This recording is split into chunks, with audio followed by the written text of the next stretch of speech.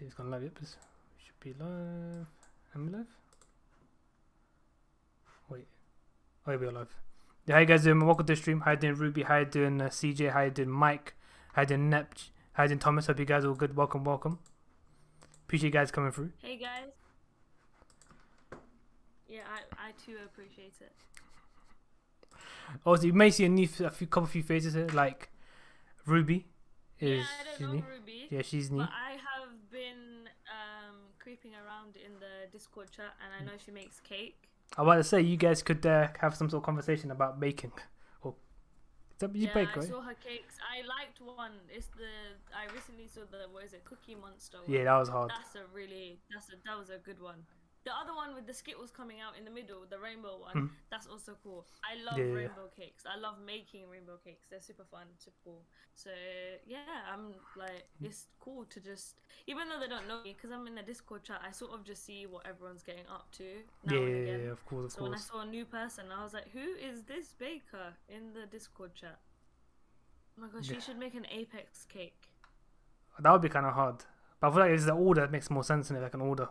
I think she did those for a nephew in it, and I think the other one was for an order as well. I think that's what it was. But what's in Creepy Man? How you doing, my guy? CJ, did you read what CJ said? Wait, now I'm still what CJ says. Yeah, I'm going for a bit by the way. Thomas, I'm good.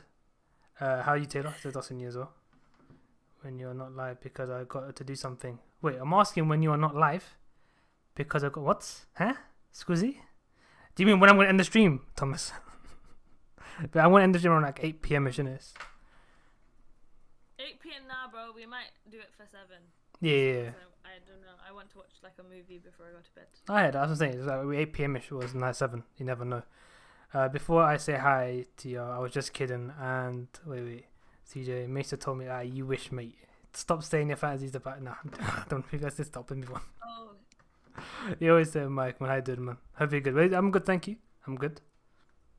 Taylor? Oh, you said he's all you. No, I'm fixing my volume. Alright, cool. How you doing, Liam? All the stream. How you doing? Appreciate you coming through. Mike, Taylor's volume's a bit low. Okay, let me increase that for you. Let me go into Discord.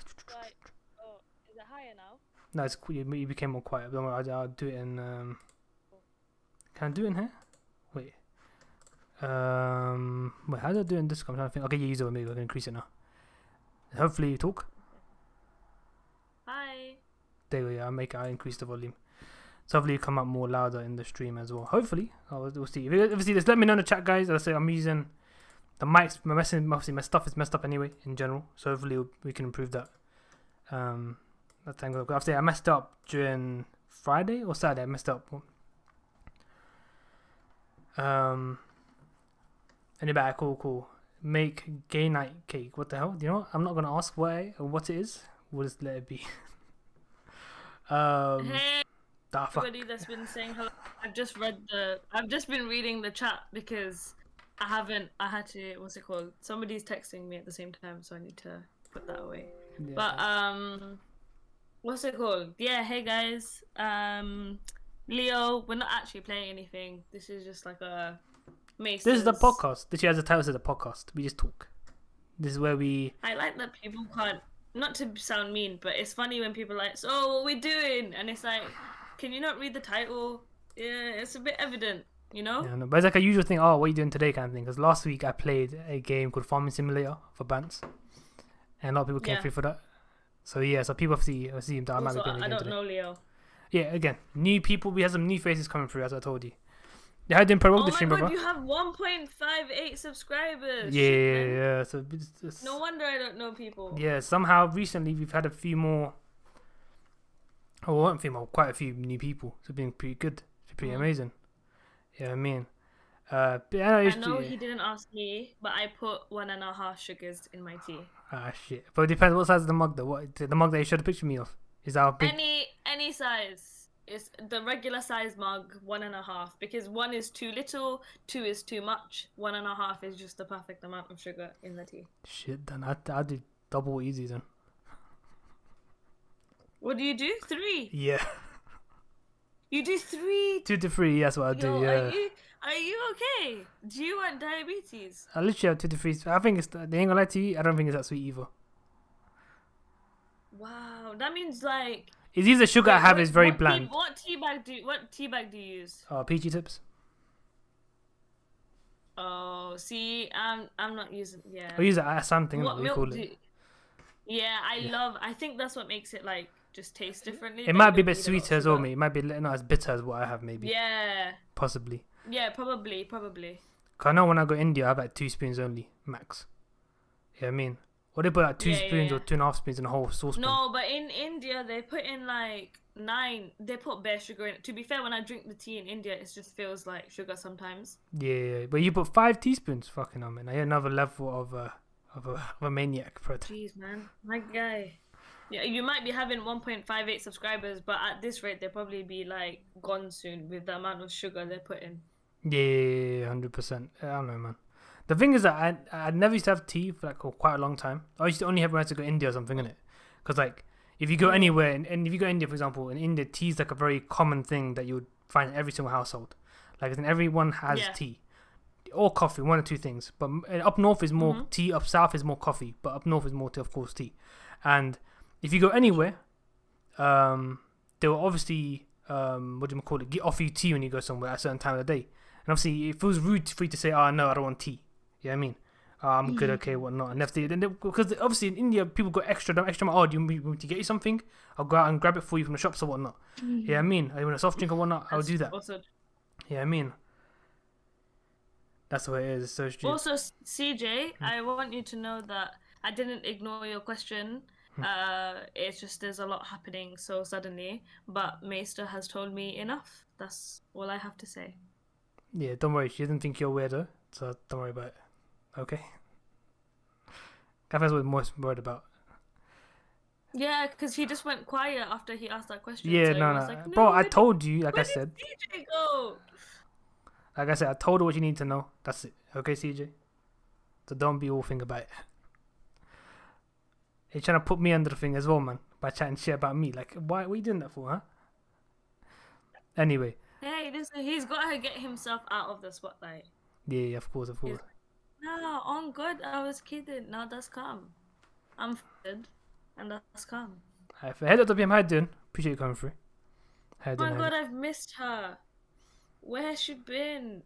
I know it's more like where have I been, but it's more just I haven't seen her even in the last few podcasts. Yeah. Leo, you gonna play? Of course, tomorrow I might be. I'm not sure. I had to do something. Tomorrow's my cousin's birthday, and I had to call him, so I don't know what time he'll be free. So I had to call him according to that. To say, oh hey, a birthday kind of thing. I don't know how long the conversation may be. Maybe long, maybe short. But we'll find out because he's got school. It may be like school, college. It's college. So whenever he finishes college, he might have some other stuff afterwards. I'm not sure. That's to make sure he's free. Would you go both for some 50, 100? If it's $150, why not? Fuck it. But I think it's that I don't tell you get upset though, because my hair's long right now. And I haven't cut it yet, of course. Did who say? CJ said he'll pay me $750. Oh, Mesa, would you go bold for Nah, CJ, listen, yeah. I'm gonna be so upset when like Mesa chops off all his hair. Like if he went the thing is, yeah, I'm a big fan of not the bold thing, but do you know that like 1 grade shave it all off haircut? Like that prison look. Yeah. If you know about that. I'm a big fan of that look, and I'm a big fan of like long hair. So unless you're doing either of those, just know that I'll be upset when you chop it off. When is that, by the way? Because we said we need a picture before you cut it, so I can just... Okay, I'll look at this week. I'll wait. I'm thinking of leaving it longish, but basically I just clean up because the back is like messy. Guys, you don't understand. He looks lovely. He looks really lovely with long hair. I don't see it. That's what I'm saying. I think he looks lovely. Oh god, but I'm thinking of keeping it long. Also, CJ, can you calm down with the whole? He's like, I just read. He's like, oh, he actually said he wanted to date you. Check the stream. I'm not I'm not check the stream, but 2, CJ, it's okay. Like, it's okay. We're me and you can still be friends. It's fine. These guys, man. Oh god. But always say, as I said, we're trying to okay, you are. How you been? Other people asking how you been. Well, yeah. Hey, I've been good. I've just been at work. Everything's alhamdulillah looking up for me. Life's pretty good. Can't. You cut this, sorry. I said I can't complain. Life's pretty good. Oh, nice. There you go. Alhamdulillah. Just yeah. Okay, cool. There you go. Yeah. No, I can't get. Okay, wait. I don't think I can get recognized now so much. Change my FPF. Perfect. Now bro. I ain't got your names the same, mate. Quippies everywhere. Do a face reveal. Like I said, at 10k subs, 1k donation, only then I'll do it. You have school tomorrow. Pain. Wait, you have school tomorrow, even though what happened today? Can you ask for like a day off or something, Dr. PM? I know obviously you don't want to, but if you could do, right? Okay, because they're like, boy, oh my god. How many times are people gonna say this? Literally everyone says that. Pred, it's not that. We're friends. That's it. Yo, what are you talking about? How you doing, brother man? I appreciate you coming through, brother man. I really appreciate you for doing that. Hey, I haven't seen Charlie in a while. Oh no, oh my god, it's like all the original OG people that I know are coming back. Yeah. A lot of them had school and stuff in it, so they've been like busy with like stuff in it. So Charlie's been busy with school most likely. Or most of the time, that's what it is. That's the issue with Charlie. CJ, okay, so he just wrote, "You sure you don't want me?" And I want to say something back, but I feel like it's... Listen, you break his arm and leave him. I'm gonna be like, CJ, I see you. It's Welcome, alright. Of course, you know. I love that as well. Wait, let me see quickly. Mister, can you say I like bread? Yeah, sure. Who likes bread? You know someone who loves bread? Taylor. Taylor loves bread. You should go check her house out. The cabinet, how much she loves bread. Why do you have to do that? Listen, I wouldn't have ever said it, but quickly brought up, I had to say it. So she has a cabinet in her house, just full of bread. Like that's a prized possession in a household. Like if you go, there's bread that you see, and wait, eggs. You got eggs as well in your house, right? If I'm not wrong, right? That you have eggs as well. Like no, we don't have loads of eggs. That's like once in a little while. But bread is the thing that you see. Yeah, fair enough. Yeah, I was about to say I thought we had eggs as well. Yeah, I mean, but yeah, no. No, it's just bread, and it's like different like bread. It's not just one like 4 loaves of bread. It's like brown bread and seeded bread and egg muffin bread and croissant and like tortilla wrap and crumpet. Like it's all different kinds of bread. It's not just one loaf. There's an array of things going on. I had it. I feel that. I mean, that's what I'm saying. Everyone has the little thing in it. Like, yeah, I mean, it's cool. But like, as I said, I'm still confused. I don't know how you guys can finish the bread off. Yeah, I mean, that's kind of crazy.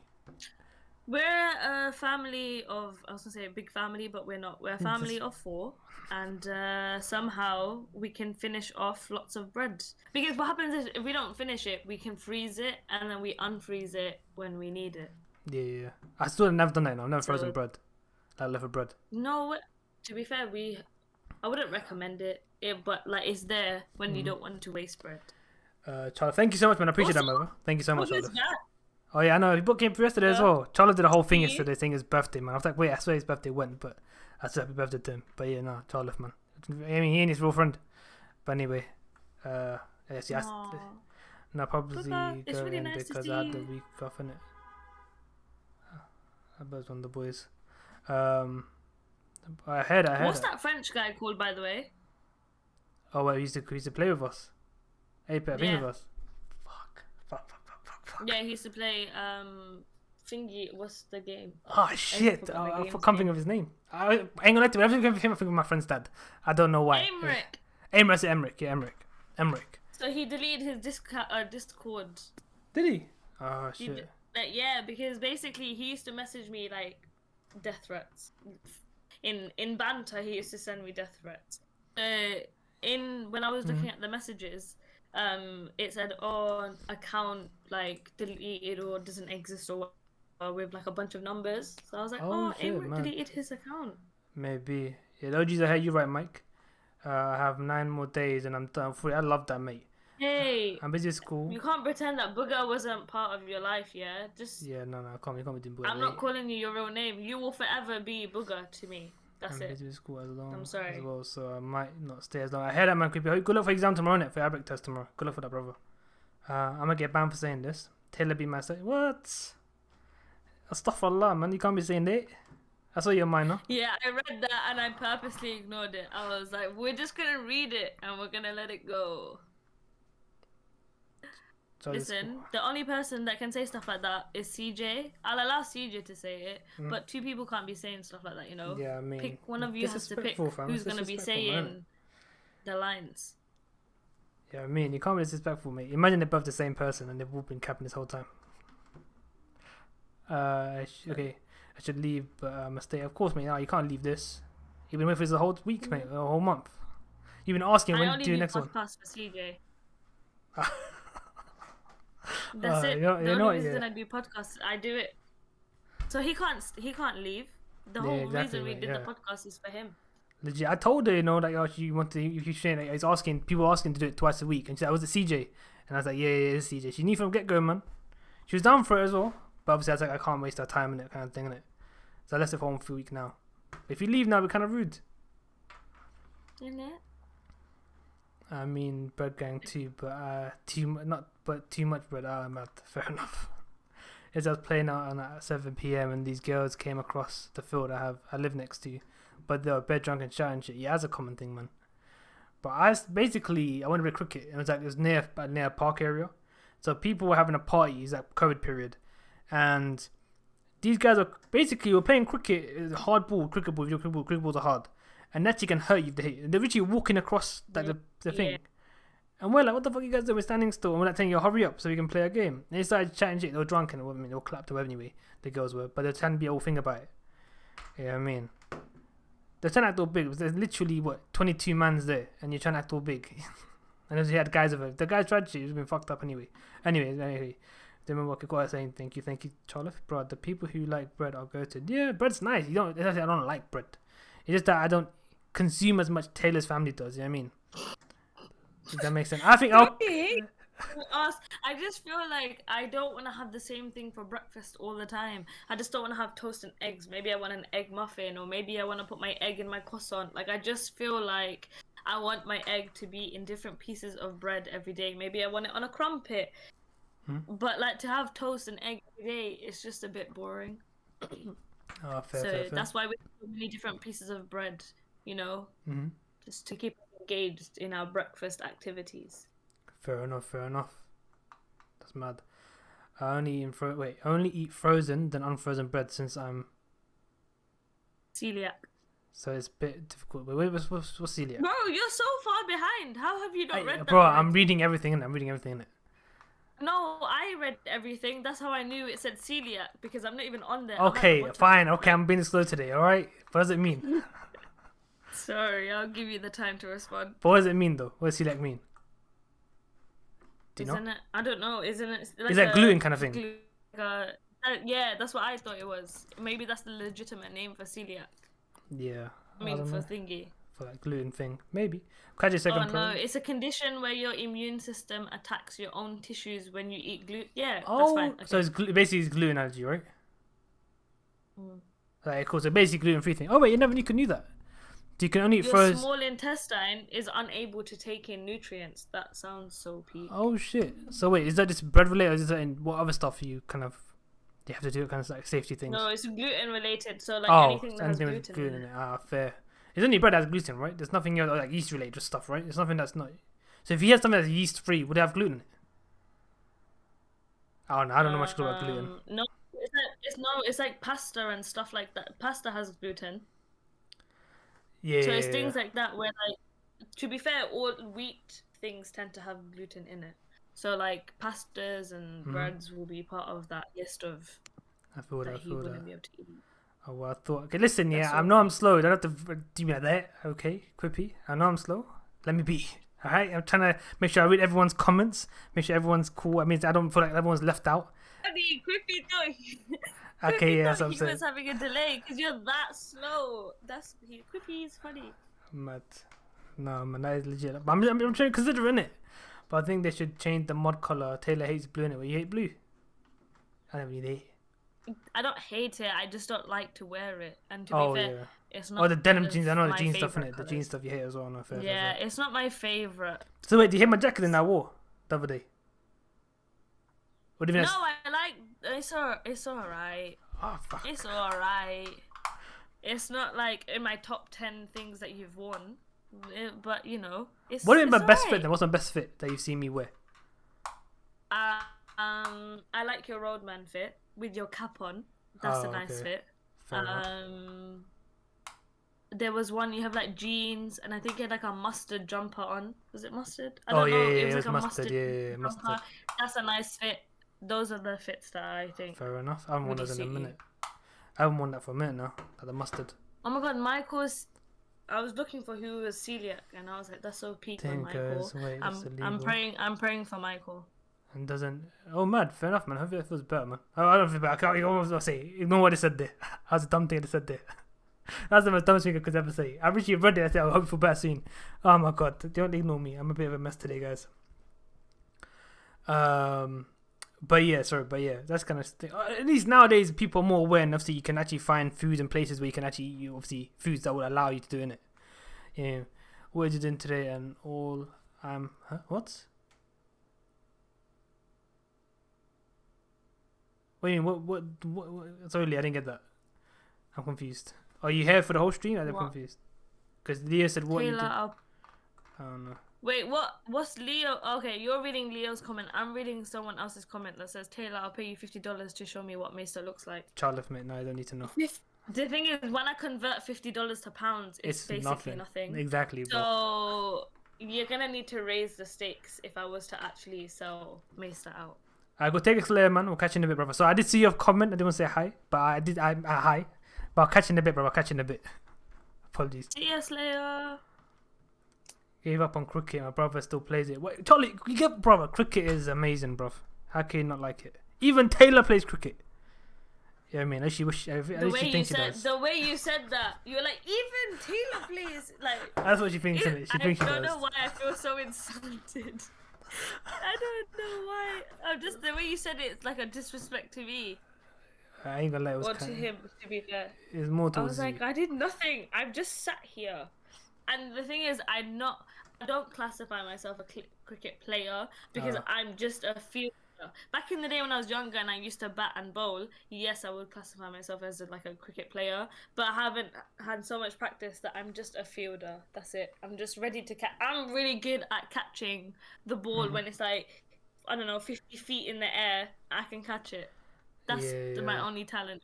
She can actually catch though. Fair plays to her. She can do. She has a really good hand, like safe hands. Yeah, I mean, I can give her that. Her throwing ability is she got decent range, but accuracy is a bit of a mess. No.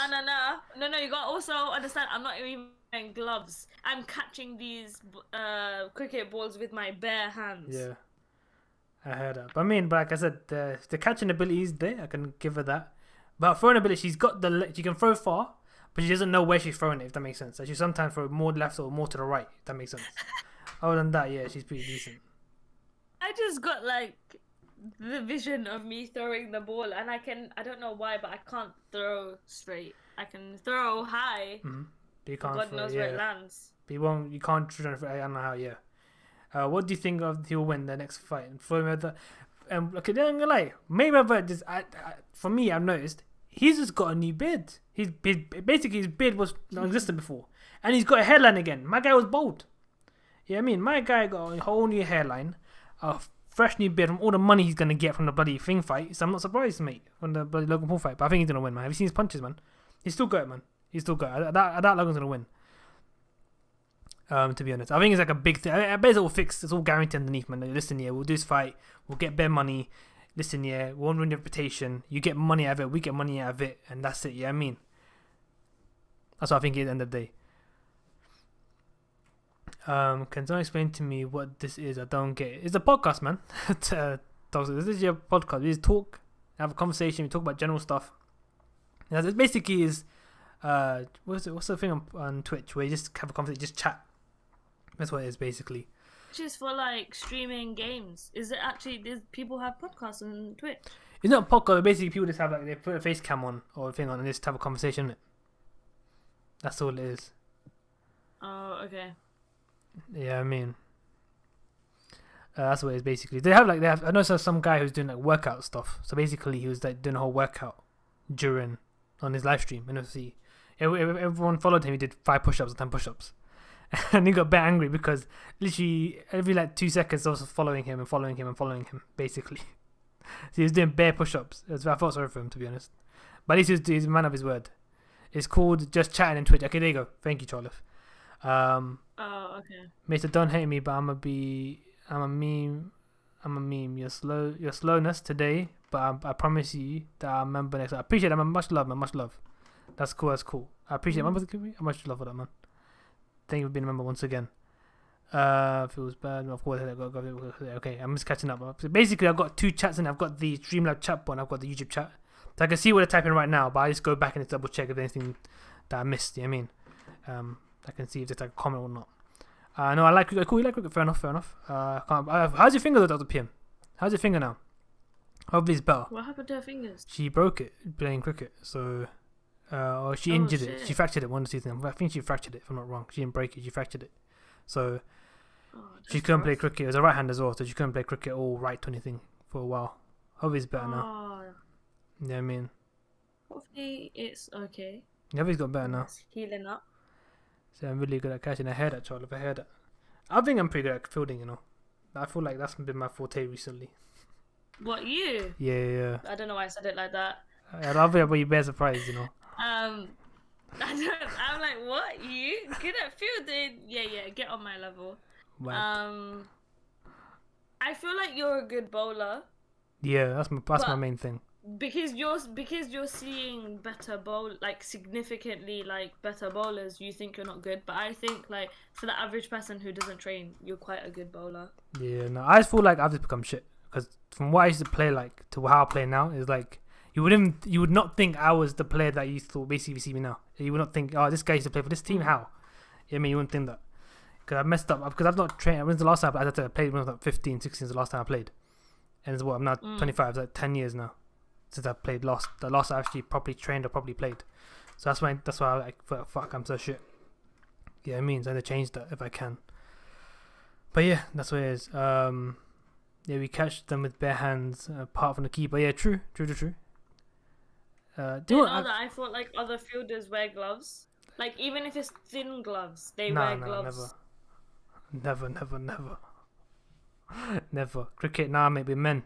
We don't use baseball gloves. We don't do that shit. We die like men. Exactly. Do you know anytime someone says something, I'm like, no, we die like men, and they're like, bruv, you're a woman, and I'm like, no, you need to roll with the quote. I don't care if it's a woman saying it. You just roll with the quote. Exactly. It's in the name. It's in the word. You know? Women, men, same thing. It's in the word. You know what I mean? Like woman. So we're all the same. Exactly. There you go. Mister, can I mention a scary statement? You are the same age as my English. Fuck off. Fuck off. Okay, you're making me sound fucking old now, Dr. PM. Why do you say that for? Yeah, I mean, you're the same age as her what? English teacher. And she apparently plays Apex. Listen, that means her. No. Listen, that means her English teacher is hella young. Yeah, no, but because the fact that yeah. But like, think of it. It's not.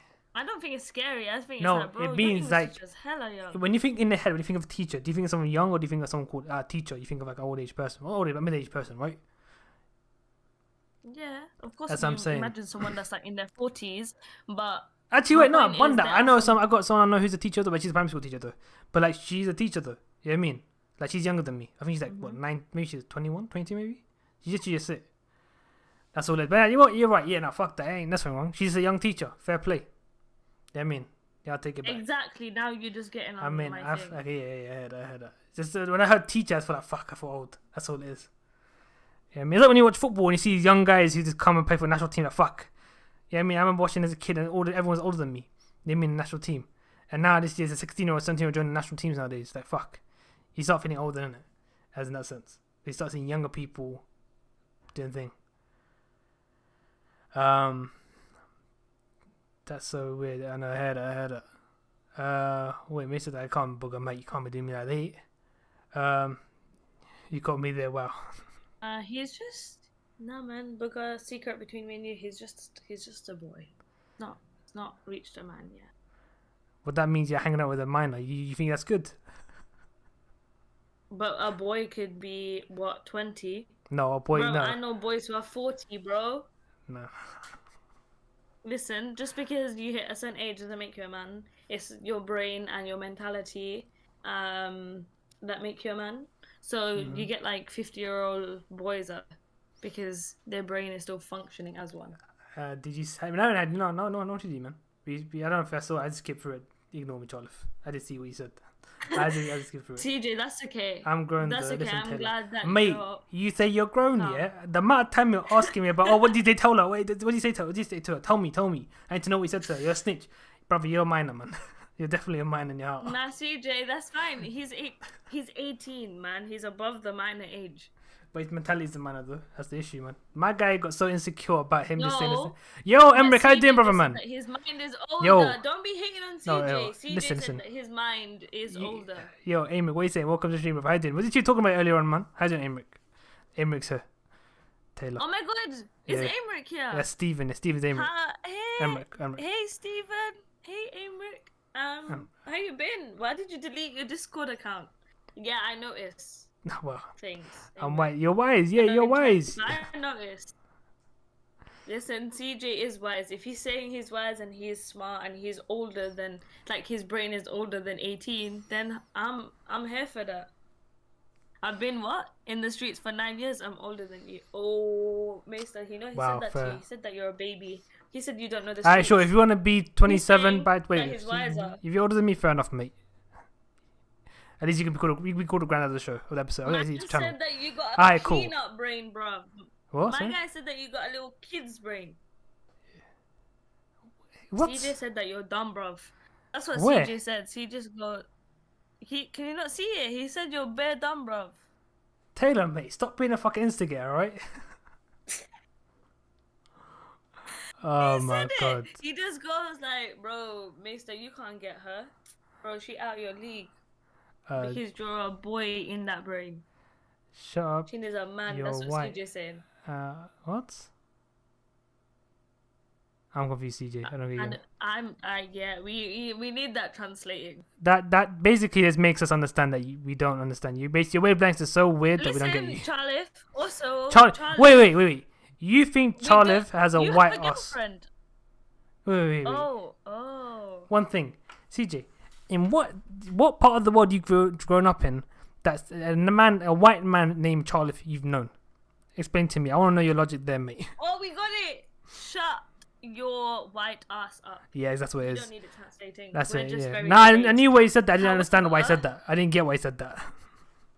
However, Charlif is like, oh yeah, I'm 15 and I got. He's the furthest thing from white, CJ. One, it's not competition, but two, I want to know who Charlif's girlfriend is. Can we have like a description of what Charlif is into? I want to know what his girl is. Wait, into. CJ, what do you mean he's acting white? Aliyah, thank you, man. I appreciate Leo, man. Much love for that. What do you mean he's acting white? Oh my god. Now we're gonna have a race convo. I can feel it coming. Do you know what? Never mind. I said it's cool because I don't know why. Fair enough, man. Is Charlif's girl even real? It might be some anime thing as well.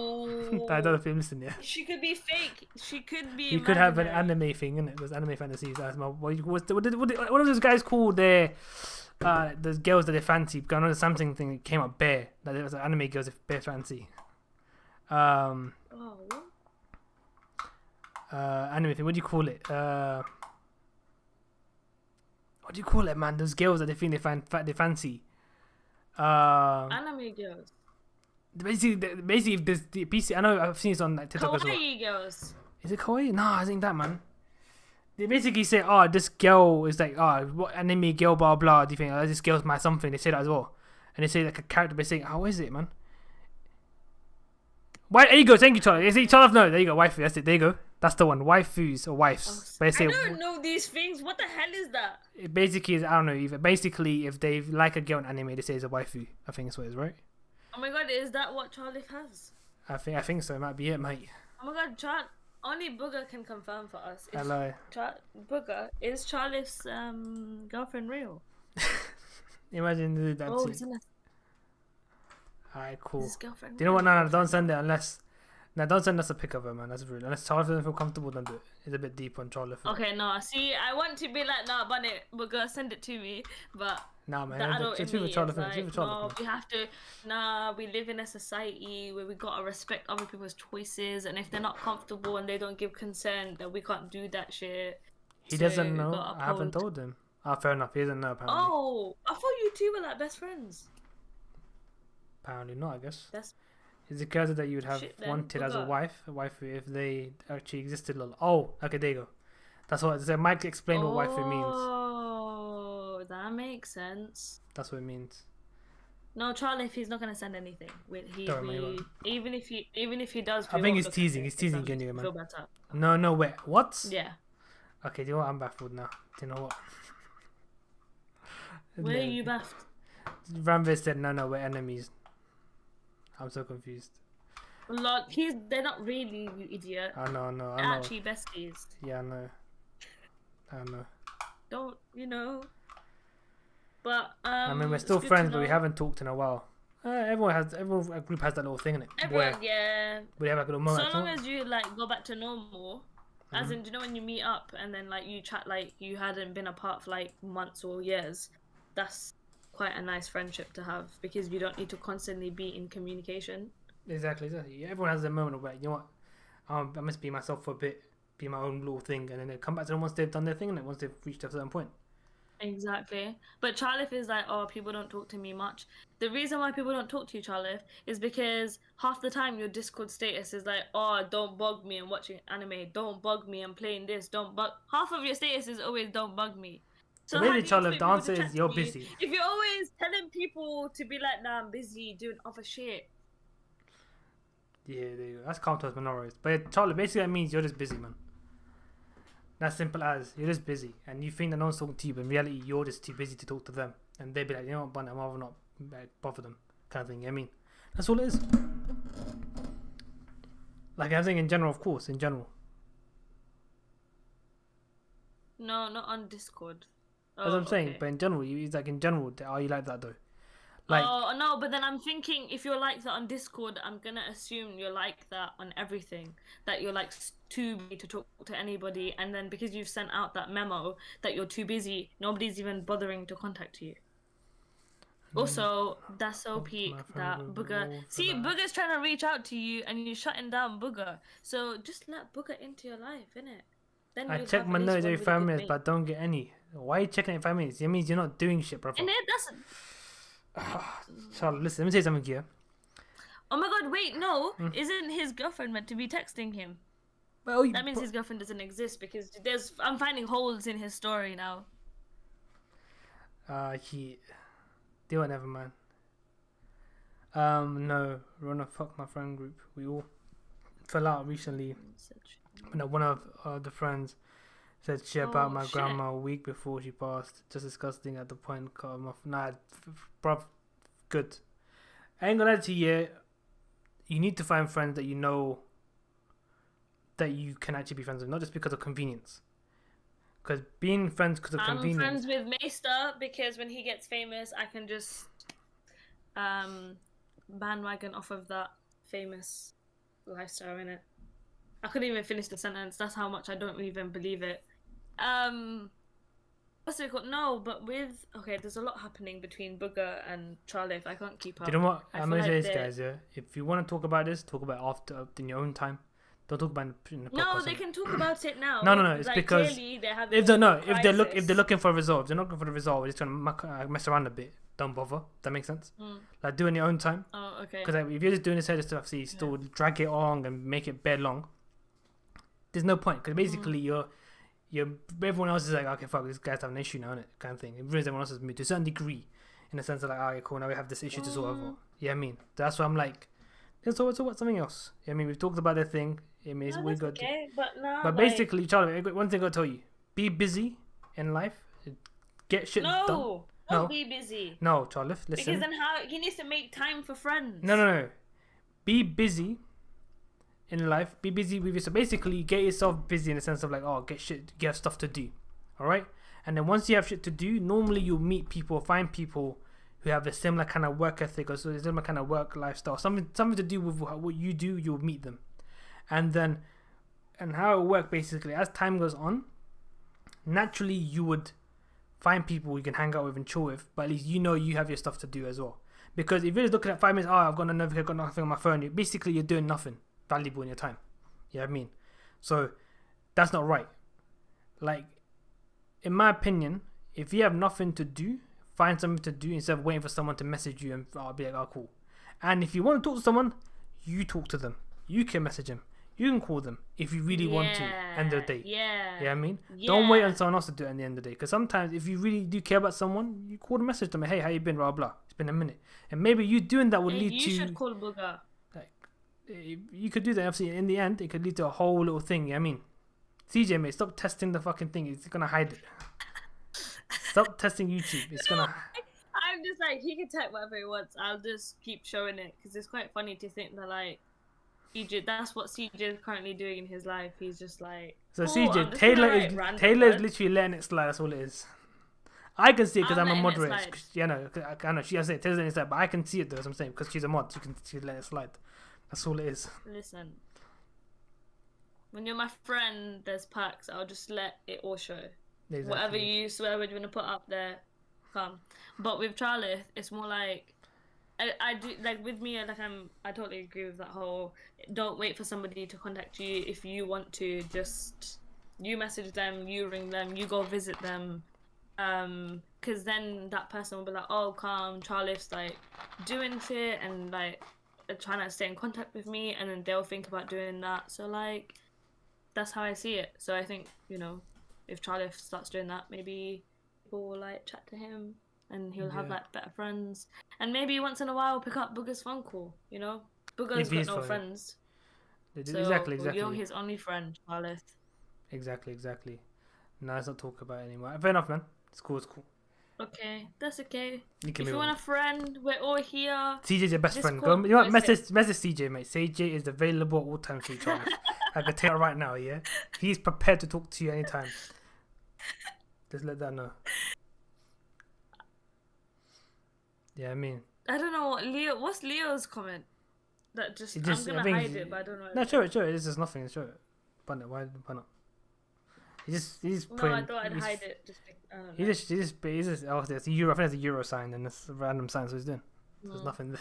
But yeah. If ever, Charlie, if you wanna chat, you know, you got the Discord fam. That's what they're called. I don't actually know what they're called. What, the Maester family or something like that. They're always ready to talk to you. So he's not, because okay, fair enough, Mike. You're right, Mike. He's not, since Charlotte, his name's not Taylor. He can change his name to Taylor. When you Charlotte?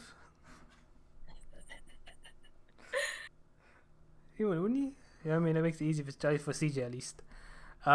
Wait, Dr. PM, about the situation about the thing, yeah. You're gonna find people come up to you and have shit where you're gonna find people in your life where you think they're amazing, but then they Sorry, you need to check Discord. Alright, let's do that. This little sidetrack. Oh my god, god. We were right. We knew it this whole time. Okay, that's funny. Okay. But back to Dr. PM. I think with her, like, it's considering because you're also quite young. Although Mesa lucked out with his friends and he made them all in secondary school, I don't have that experience. I didn't keep any of my secondary school friends, nor did I keep any of my sixth form friends. I only started making legitimate lifelong friends when I went to uni, and I feel like I hope that comforts you in some way, that you don't need to make friends at 14 or 15 or whatever and think that you have them forever, because you will grow and the things that you believe and the things that you value will change. So once you get closer to the ideal, you make friends according to that, because if your friends don't grow with you, they will leave you. So with Mesa's friends, I find that, like, they all grew up together, like, mentally as well. They grew up together, rather than just, like, being friends to be friends. So just keep that in mind when you let people go. Understand that you're growing and that you are doing it to better yourself, and that one day you'll get a lifelong, worthy bunch of friends that you can genuinely call, like, your family. And there you go. So that's what Taylor said. Having friends, you don't need friends in the sense of like, just for the need, I want friends. You find friends, you basically call friends that you actually are friends. They actually fulfill the requirements of being friends. You know what I mean? And one of them is caring about you, and basically in the sense of like more than just a simple level, on a deeper level. Yeah, I mean, otherwise it's just acquaintances in the day. Like, you know each other, you chill with each other. It's basically a convenience, nothing more than that, which is not the right thing to do, in my head.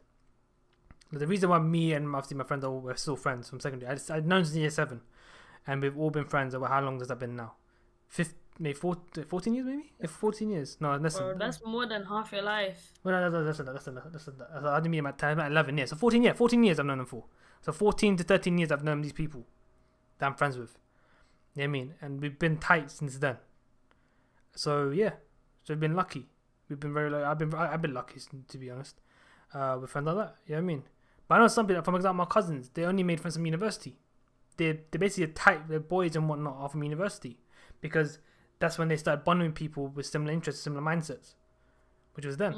So because when you're an adult, you tend to like know what the things you want in life, and you know the things that like you believe and the things that you value more than you did when you were a teenager. So it's a lot easier to make friends when you're at a really good like peak of your life, I would say, rather than being like this indecisive, insecure teenager that doesn't know what their opinion is or where they stand and stuff like that. So but it sucks when your friends, it sucks when you thought that you had friends and then they chat shit behind your back, and that's a very different kind of thing. Like when I mean like you can have really good friends and then you could grow apart just because you believe in different things and because you value different things, but the things that you've just displayed in the chat, I think that's a very different kind of thing, where it's like now your friends being a bit shit, you deserve better, you can live life without them, because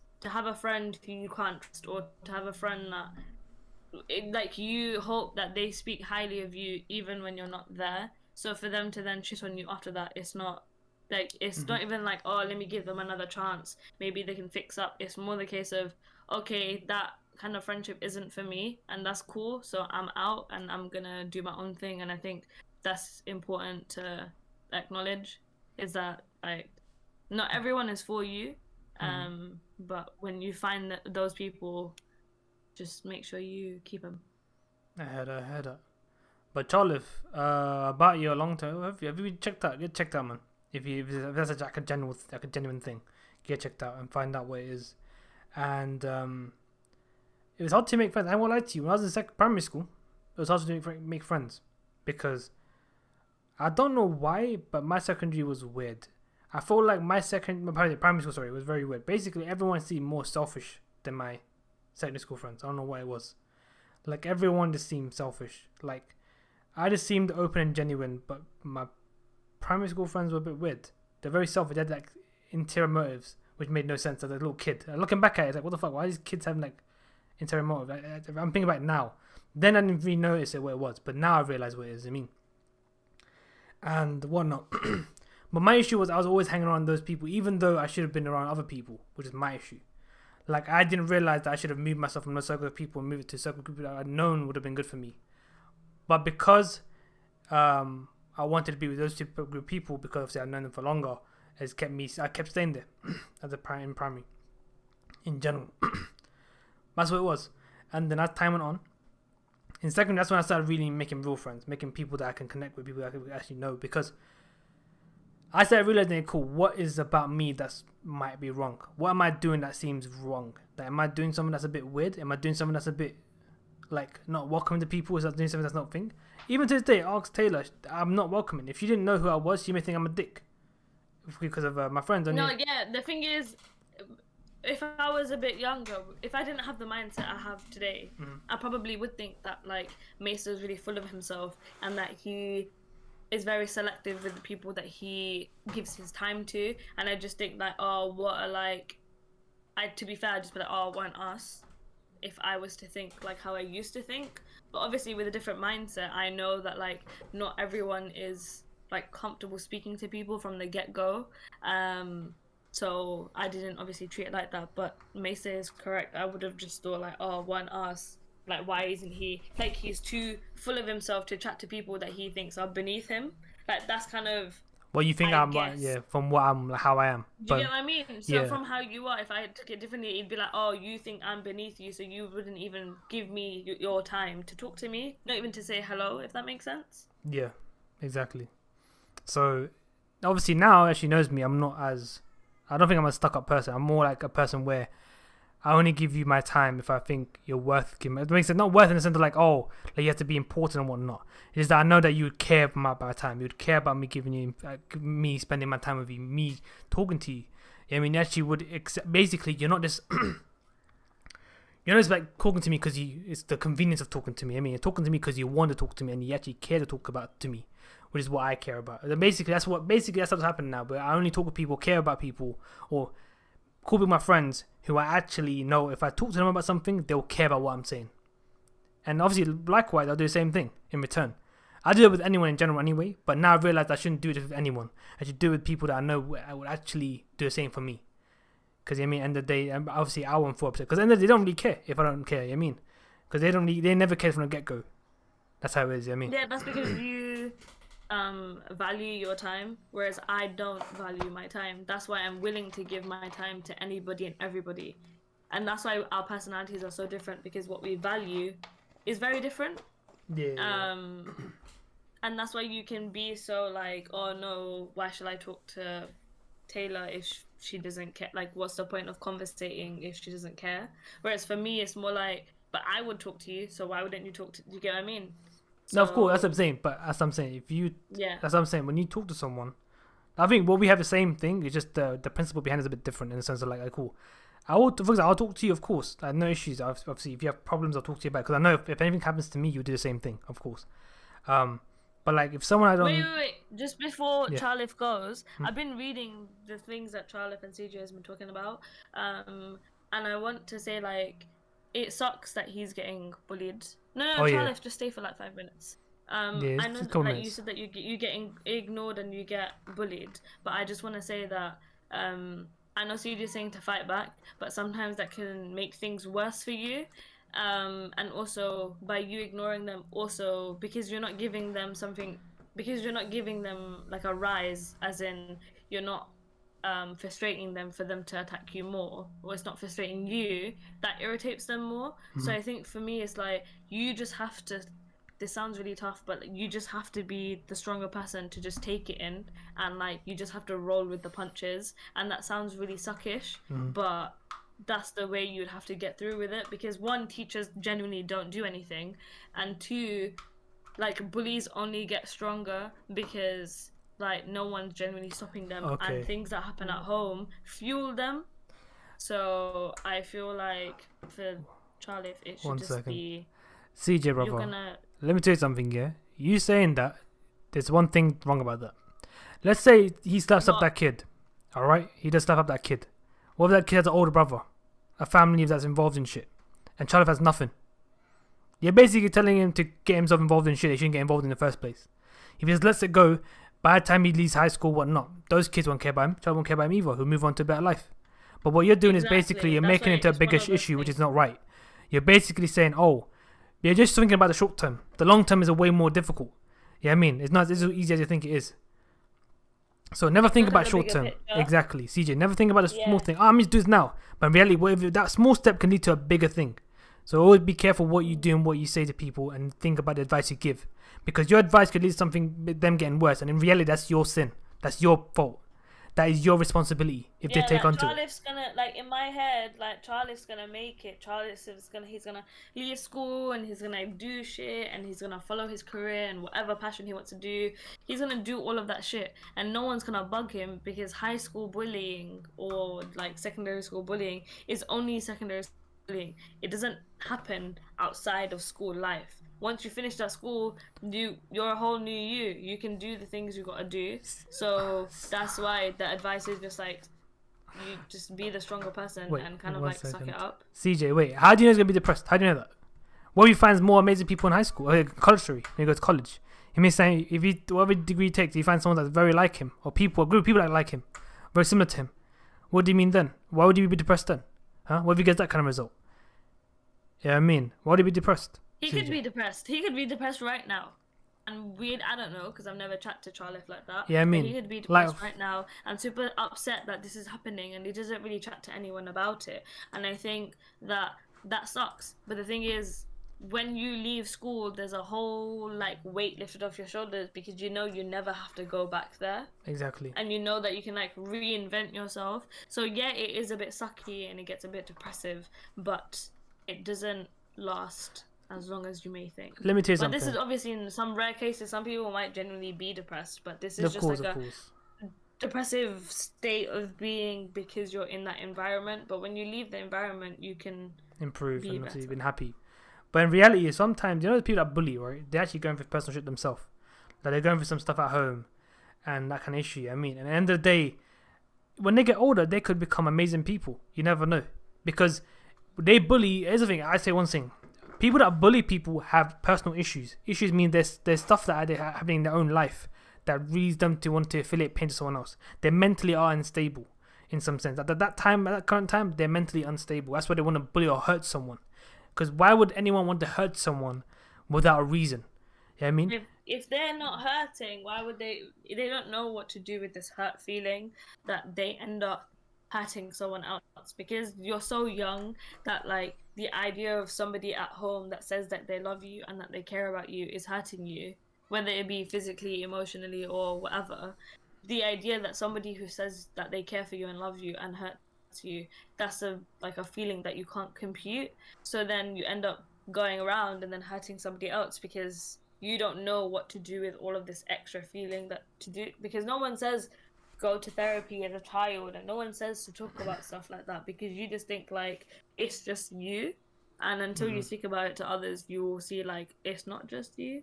But yeah, like that's where I don't know, I feel like it's very rare to meet a bully who isn't going through their own shit. I don't know stories of bullies who just bully to bully because I feel like that's a very psychotic thing to do and that's a whole different issue. But for the most part, bullies Because let me tell you tend to something. One little just thing. inflict pain that they're feeling. Let me tell you something. You know when you watch like that kids movies and stuff, right? You see the bully, and say the bully's a bad kid, right? You basically as a kid you start realizing the bully's the bad person, right? So in anything that you see, everyone knows from the get go the bully's the bad person. So why would anyone want to be a bully if that makes sense, right? You don't want to be a bully unless there's a reason for you to become a bully. It's because You don't actively wake up and then be like, yeah, I'm going to be a bully today. It just naturally happens. yeah. So And you don't even know it. It just Exactly. naturally happens. Because sometimes some people be bullies, but when they get older, they become actually great because they start realizing what they did wrong. They start realizing what they did wrong, and they start basically improve themselves as well. When they start really cool, I'm bullying, I'm doing bad. They basically improving themselves and become a whole different person, and they actually become great. Yeah, I mean, I know a lot of people. He's talking about me. Okay, not just you. Do you know Know every people, time man. you're like, no, but do you know every time you're talking about like, oh, they become great people, I just feel like, oh, Mace is complimenting me. He thinks I'm wonderful. He God. thinks I became a great person. Mhm. And for those of you who don't understand what I'm saying, it's because I used to be a former bully. That's where I'm coming from. Yeah, Just so I relay fair enough. Fair enough. some exclusive information to you all. You always say, "Damn, I do, I my guy. bet, I bet you CJ don't like me no more. You Also, wait. hello Ripper. I don't Ripper, know. I don't know man. who you are. He's someone I know as well. I didn't Ripper, man. Well, the bro. I'm good. How about you, bro? I Okay. didn't. Indian, yeah, we are Indians, yeah. Yes, I am Indian. If you ask me about me, yeah, I am Indian. Yep. India's in the bud. Represent. Yeah, we are Indian. Oh, right. I didn't know. Yeah, I knew you were Still in Indian. I the knew you were chat. Indian, man. Oh, I didn't South, know. no, People north, still north, here. north. I was like, no, Booger, don't look at me differently. Yeah, Booger, that used to, so when I was younger, I think when I was like in year 8 or something, Mm-hmm. so I was going through my own terrible shit at home, and I didn't know what to do with any of my feelings. So I used to then physically, like anyone that got in my way at school, I used to physically beat people up at school. So I used to be in constant fights, and then like teachers, they don't exclusively use the word "you're a bully." Did he say you like bully? Oh lol, he's talking to CJ. Okay. Yeah. So yeah, basically it just comes to that where like that's how I know teachers don't do anything, because I didn't get any consequences. I did get called into the office, but it wasn't to be like, oh, you're a terrible person or whatever. It used to just be like, listen, you've got anger issues, let's talk Yeah. about it. So, but there was no like genuine intense reprimand of like expel, like I didn't get expelled, I didn't get any of that. Do you get what I mean? I feel that. So, hey Charlie, if you're back. 1 second. Are Like, you gonna play? I'm not playing today now, brother. Not today, brother. Today is a podcast. They don't play today. That's good. They say ABS thing. That's good to hear, brother. I thought you were joining, but sorry, on Apex. I on ABS, but fair enough. Joining you in 15 minutes. I'm not playing today, brother. This is a podcast for me and Taylor, brother. That's all it is. I cool. Hey from North. Bless. But yeah, not. I'm not playing today, brother. I only play with subs on Saturdays. That's how I do it. And on Monday to Friday, I got a ranked team. I play with them for ranked. That's how I do it.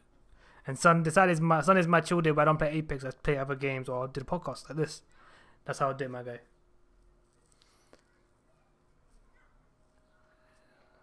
I wanna that's good. CJ, I'm still in CJ's club. Wow. Welcome back, Charlotte. Yeah, but sorry, Leo. Sorry that we're so boring that we don't. You're trying to say a boring Leo? Wow, I'm upset now. I'll let you know, innit? I can't say yes or no, Ripper. I'll let you know. Because I play ranked and I don't play PC player ranked. I'm not going to lie to you. PC lobbies are annoying. I'm not going to lie to you, Ripper. Especially with ranked. And I only play arena on the weekend. That's how I do it. That's all it is. If you're on console, different case. But because you're on thing, it's like another level of pain with PC lobbies, man. Like, I don't know how you play ranked on PC lobbies. I'm not going to lie to you. Another level. Yeah, I mean. It's just how. You're always saying, welcome back, sir. Welcome back. Yeah, sorry, I did cut you off, Taylor. Continue. I know what you're saying.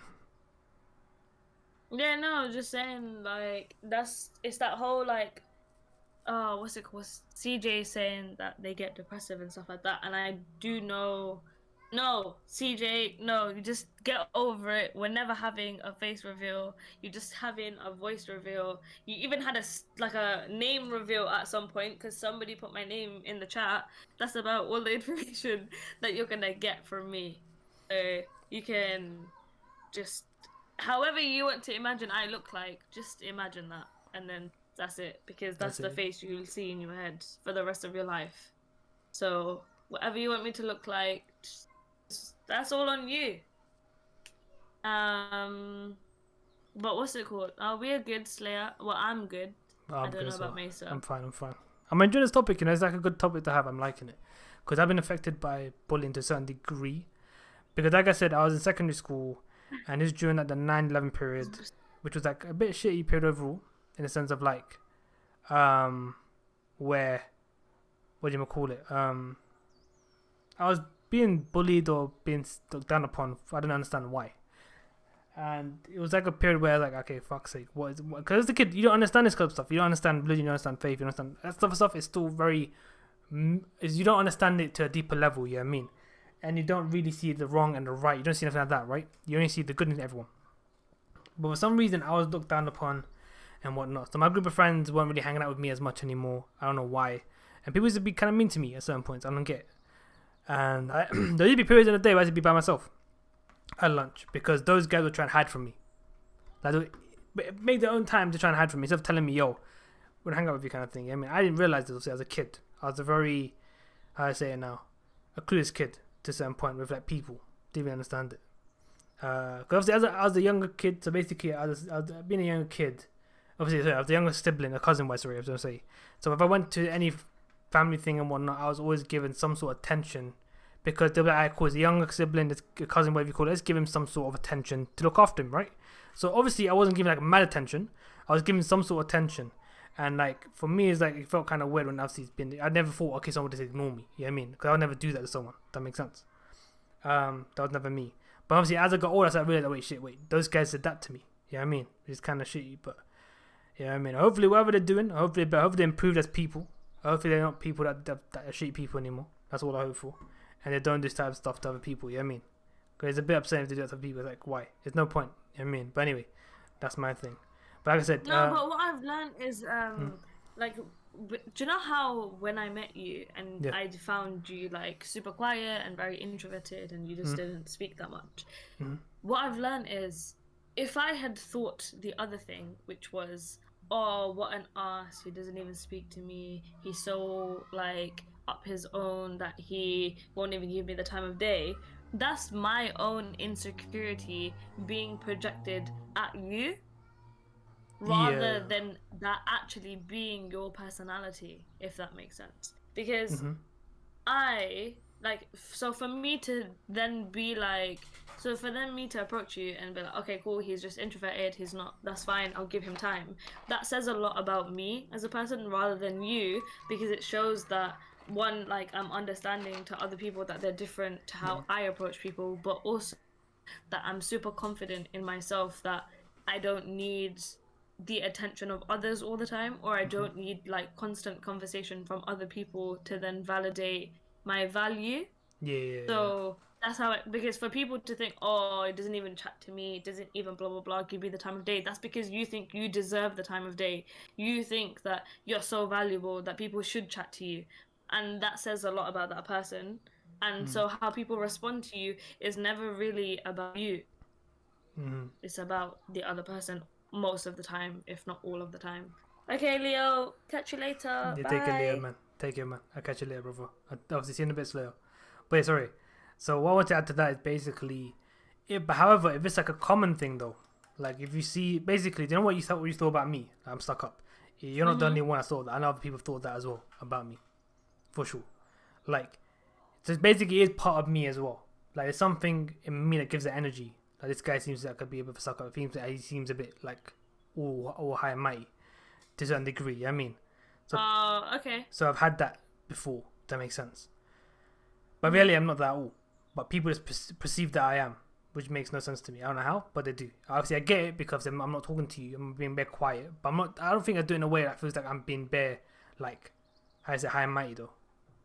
I feel like I don't know. No, but do you think that you send out a message that you value your time so much that you're not willing to give it to anybody else? I And then I don't because of think I. that, because you don't come off like a, maybe you don't come off like a shy introvert who's just too scared to chat to anybody, but you come off like a confident introvert who's just like, no, I'm not chatting to you. You're not worth my time. I have no. I see. That's the thing. I don't know. That's the. I think only if Okay. someone else could tell me from the other side of it that I'm like that. That I seem like that kind of person. Okay.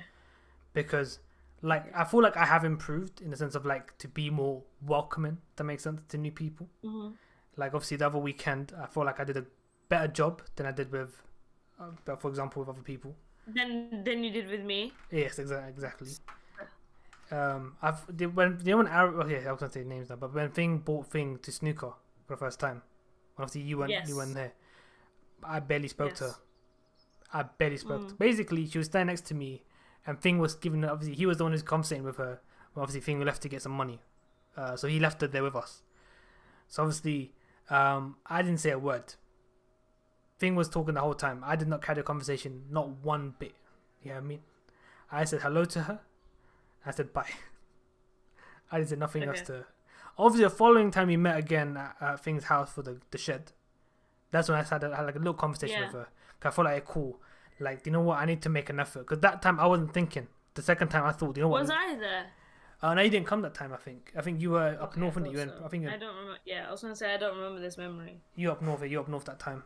So I think things said in the group chat, but you weren't here at the time. I think you were up north at the time. But yeah, basically, so I spoke to her for a bit. Even then, I'm quite out like, cool, this guy that you're talking to him quite a lot. You know what I mean? I was like, fair enough. You know what I mean? And obviously, I thought since then, like, cool, I need to make the effort, like here and there. You know what I mean? Especially people that I know are gonna be involved in our circle for a minute.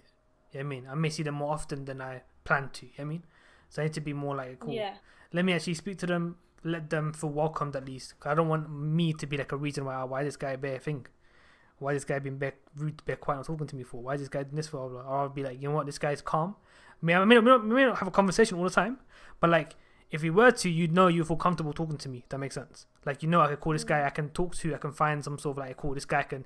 For example, we're hanging out, and like let's say the person that they came with is not there, I can still be like, cool, I know this, but I can talk to him. You know what I mean? And still feel comfortable. Mm. That's what I thought at least I could do. You know what I mean? Because I feel like they're trying to meet a whole group of people, and I'm just if I block them out, it's like they feel like shit as well to a certain degree.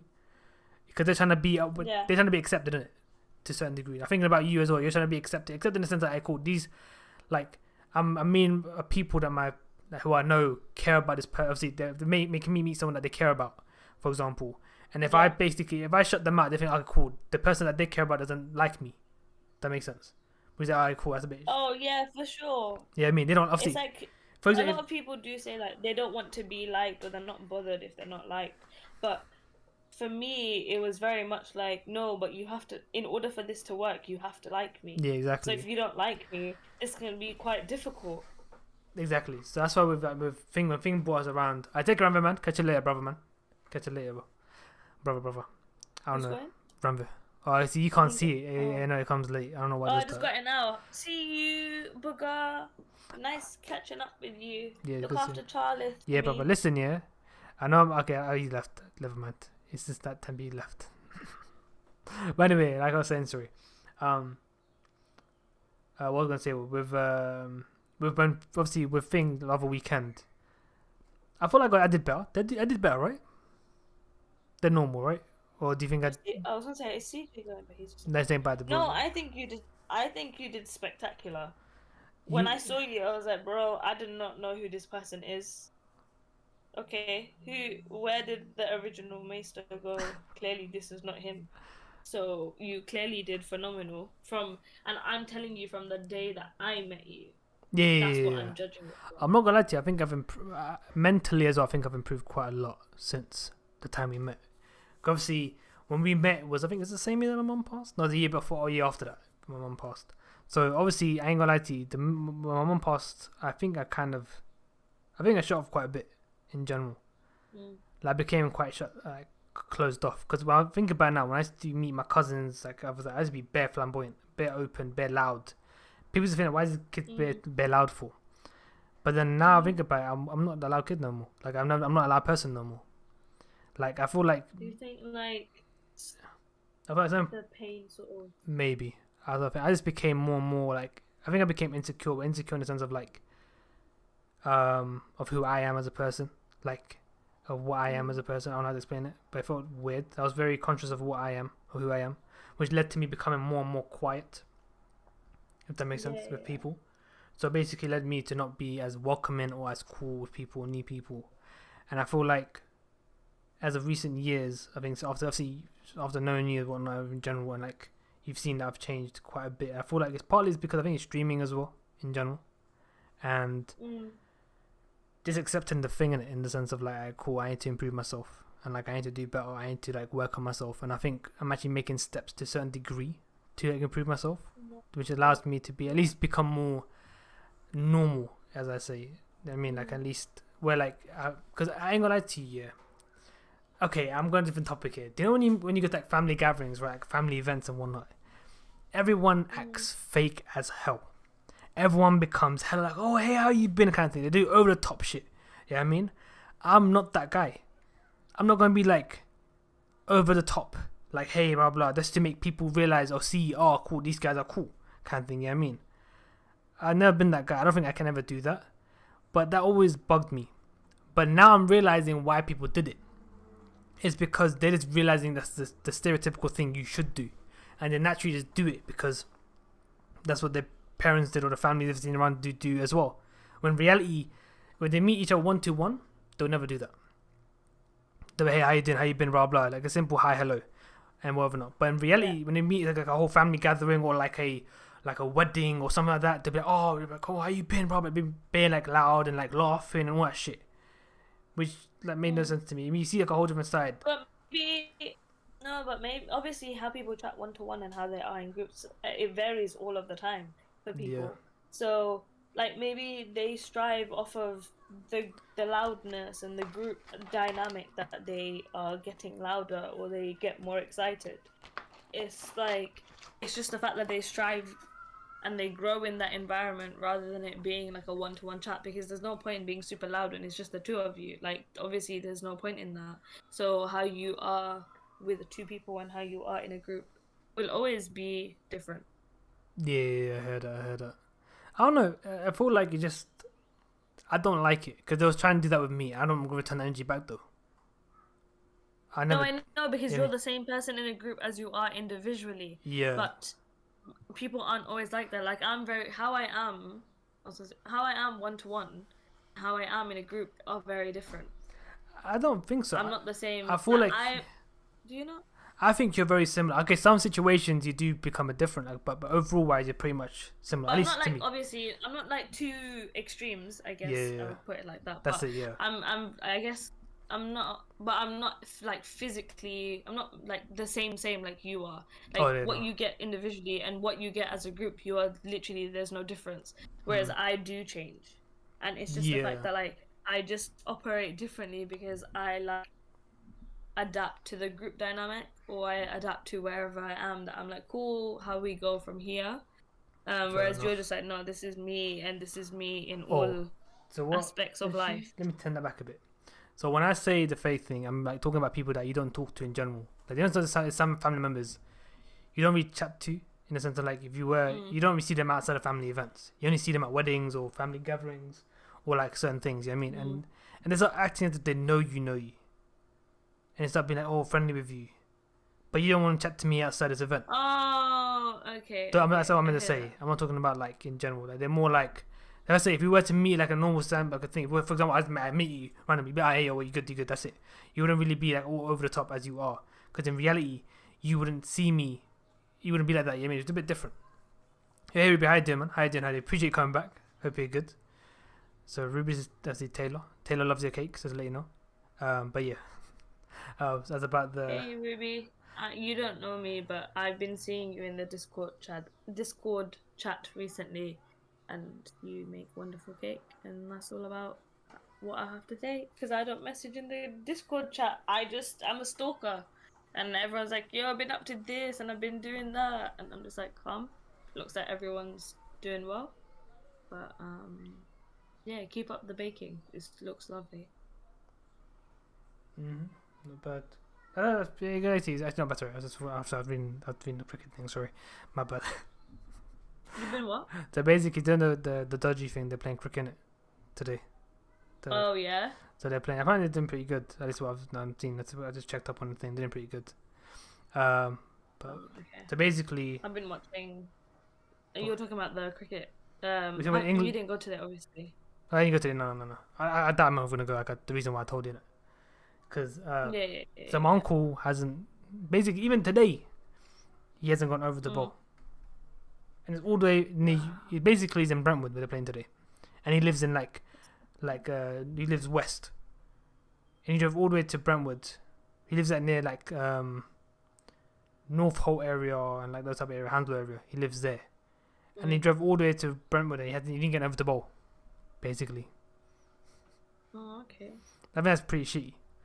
As a team, like you're making someone drive. Like you're bare far. So he drove like an hour away for him not to even get over the ball. Like I feel like batting wise, fair enough, but obviously you should get the over ball at least. You know what I mean, wait, sorry, the sound files are off. Sorry, the sound files are off. Sorry, sadly because this is a podcast, so the sound files on me make sense to have. Like obviously in game it makes sense. Files? Sound files. So basically, you can redeem certain sound files. Like you have to like certain memes that obviously online. And then obviously you have certain sounds you can just do that.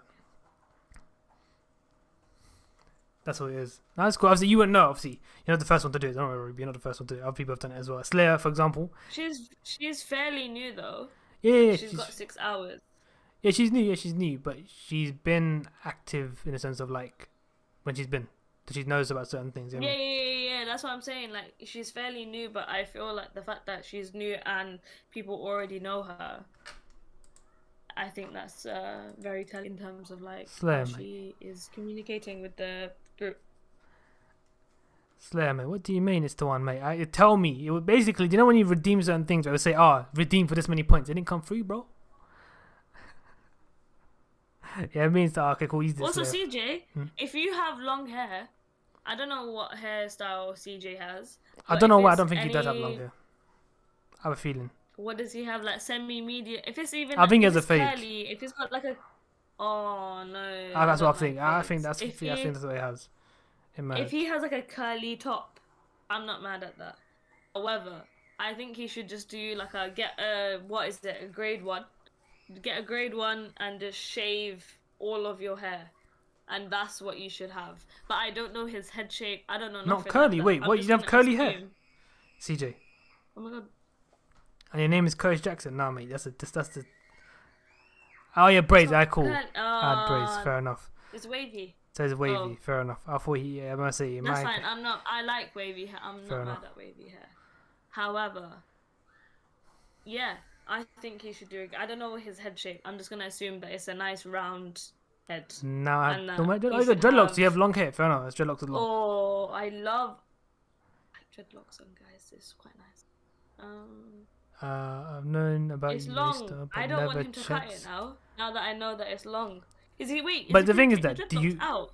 Obviously, I guess that's what he means by going bald. He might. But here's the thing: do you wash your braids, dreadlocks, brother? You need to, you know. Just make sure you put that dip in one, clean it, bruv. It's dead skin on there, that everything. Somebody knows a lot about. Listen, yeah, I just know stuff. Cool, good. I know with dreads, you don't. No, I was reading Ruby's comment. Yeah, no, I know. I've seen dreadlock videos, and like they'll wash it after like I don't know 10 years of having dreads, and the water will be like brown and muddy. Yeah, I still don't know how people do that. And I'm just like, that's a lot, because I remember when I fell off my horse and banged my head. Yeah. I couldn't wash my hair for 10 days because of my stitches. Of course, yeah. And when I got home and I washed my hair, it was disgusting. Why was in 10 days the water was muddy? So the fact that this person hasn't washed their hair for like 5 to 10 years, that's an insane amount of dirt. But no, I want CJ to keep. I want CJ to keep his I feel like with dreads, how long have you had the dreads for? That's the main thing. Like, how many years you had it for? Like, how long have you been growing out your hair for? Because that wouldn't be like a short-term thing. It will take you a few years to grow his hairs. You know what I mean? To get to a decent length. You know what I mean? You need to check. Of course, yeah, true, of course. Maybe he had to... Nah, I don't have dreadlocks, mate. My hair's not long enough to have dreadlocks. If I were to, like... I can't even get braids. Wait, can I get braids for my hair?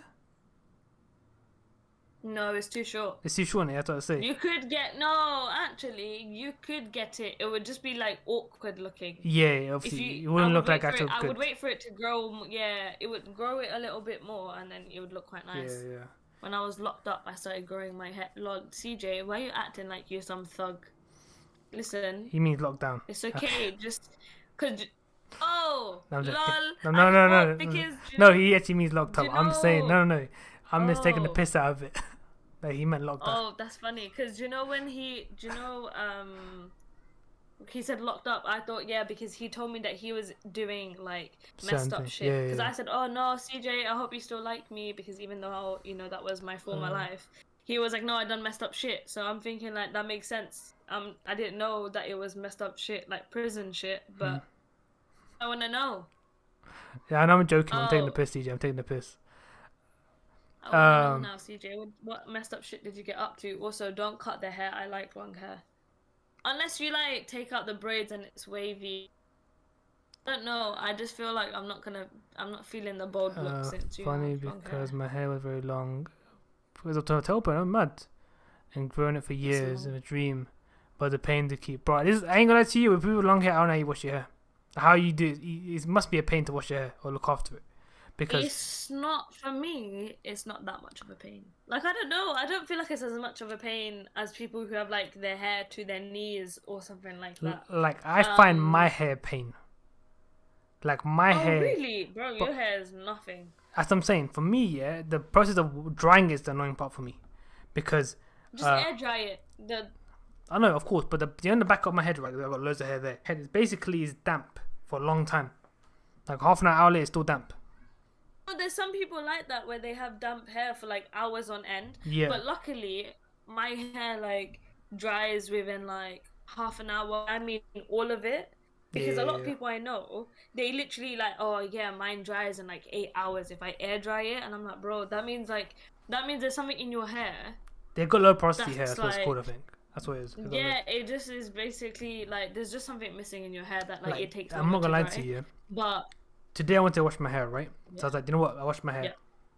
I washed my hair yesterday, but today I was like, okay, I'm going out and wash my hair again because obviously now I sweat a lot. So I mean, wash my hair like properly. Wash. I didn't use shampoo. I use conditioner. But For some weird reason today, because I don't know, because normally I wash it every like 2 days or every like 3 days, innit? I wash my hair with shampoo and stuff, innit? Otherwise, I'll just leave it or rinse it off with water. That's what I try and do. One or two things, depending if I sweat or not.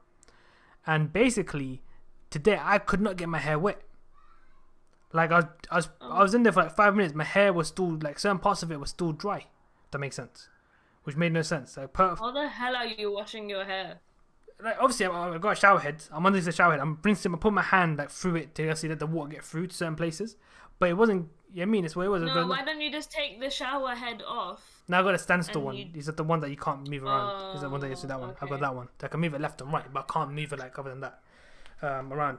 So basically, I was like, you know what? My hair looked alright. So basically, part of my hair was a bit down. Right, cool. I just put conditioner on. I put conditioner on, right, and then I was massaging it on. It would not like. See, because my hair was dry in certain areas still, which made no sense. I had to basically rinse all the conditioner off, wash my hair again for another couple more minutes for it to fully get wet, and then use the conditioner, and then put it down, which is like felt long. But normally I doesn't do that. Normally, like if I put my hair for a little bit in water, that's fine. Like I think because I washed it yesterday, and I did it the day after again. I think my hair wasn't accepting, like me getting it wet. Maybe, but CJ's right. You should add. No, I use oil. I use coconut oil, innit? Oil or different oils. I use coconut oil like twice a week. That's what I do. So I put coconut oil twice a week. That's what I do. So I put it overnight, or I put like a few hours before I have a shower. That's what I try and do. So that way, at least it gives it some sort of thing. Yeah, that's what I do. Cause I've got long hair. I've got to do it. That's the thing, because with Ruby's hair, her hair is like super long, and I remember my hair being. Is it at my tailbone?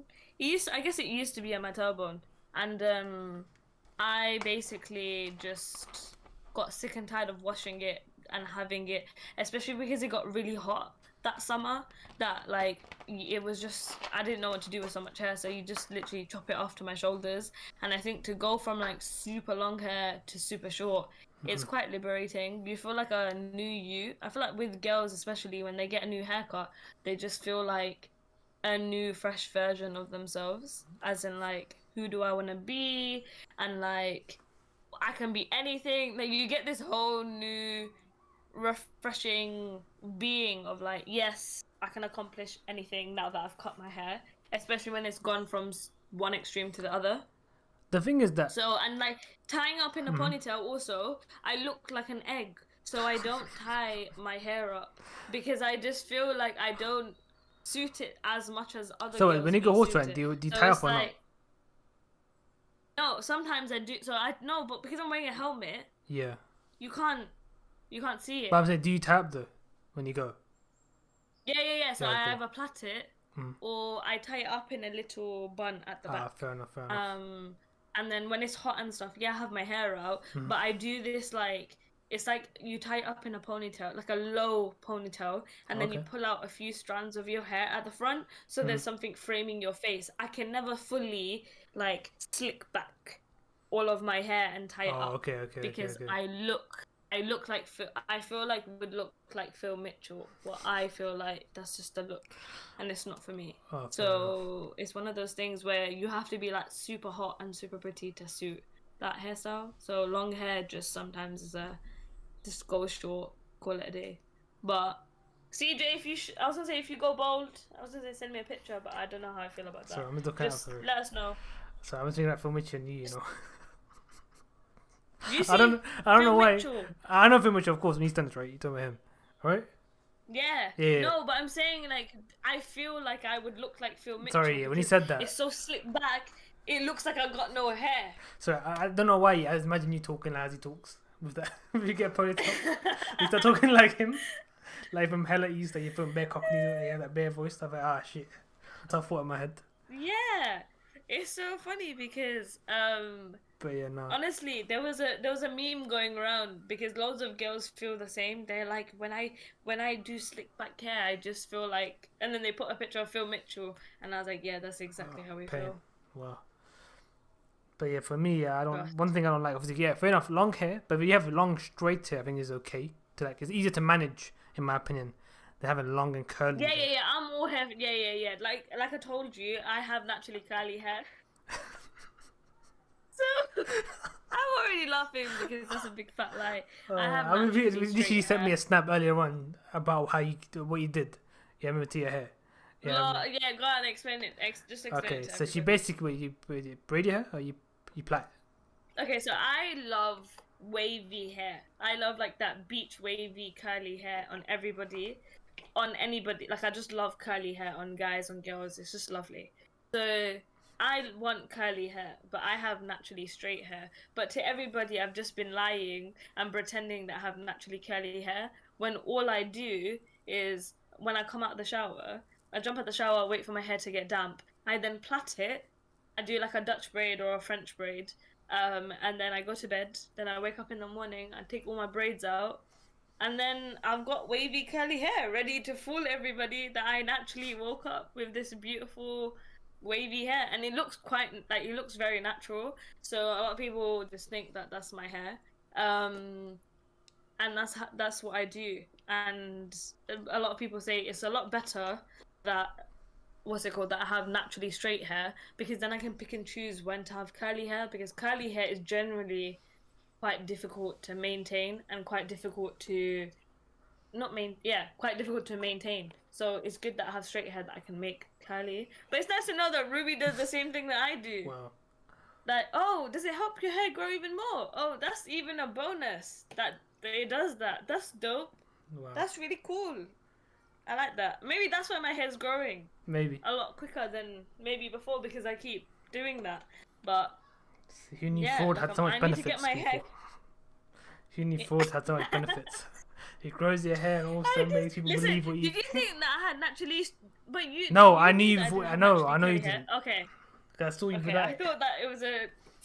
I saw you without curly hair. I know it. I remember you saying I wish I had curly that's hair. I remember you extreme, told me you wish you had curly hair. Oh yeah, that's also very true. But yeah, even at my workplace, they're like, "Oh, your hair's so lovely and curly," and I'm like, "Yeah, it is." Wow. I just like to pretend that it's naturally like that. Like I ain't gonna lie to you. I wish my hair was straight. Oh, okay. I ain't gonna lie to you. Oh, see, do you know what I've noticed? People who want curly hair, people who have curly hair want straight hair, and people who have straight hair want curly hair. So Yeah. it's weird to think. But it's because people want what they basically have. for me, it seems all over the place for me. Like my hair. Mm. That makes sense. Like I wish it was basically if I want to get certain style online, what I want to look like, they all have fucking straight hair. It's not curly-ish or wavy-ish hair. Yeah, I mean. I heard that. So I'm like, alright, cool. And for me to do that, I gotta put product in my hair to make it straight. Does that make sense? I gotta make it like straighter. I can't really make it straight. Yeah. But like I don't put product in my hair though. And what makes it work? I got low porosity. That means I don't absorb products in my hair. That makes sense. I gotta put. Oh. Because low porosity, I can't absorb water. So how am I gonna absorb products? You know what I mean, my hair won't take it in. That means it won't do well with my hair. That's another thing. Apparently. So yeah, that's why it makes sense. I don't use gel or anything. I used to use it as a kid, but it used to be so annoying because it never used to work. They used to put bare on my hair. They used to put loads of stuff on my hair to make it sit. Because obviously, normally you put a little bit, it would do okay. But because it would, my hair wouldn't take it in, they had to put way more to make it work. Because like, abundance is too much effort, so I left it.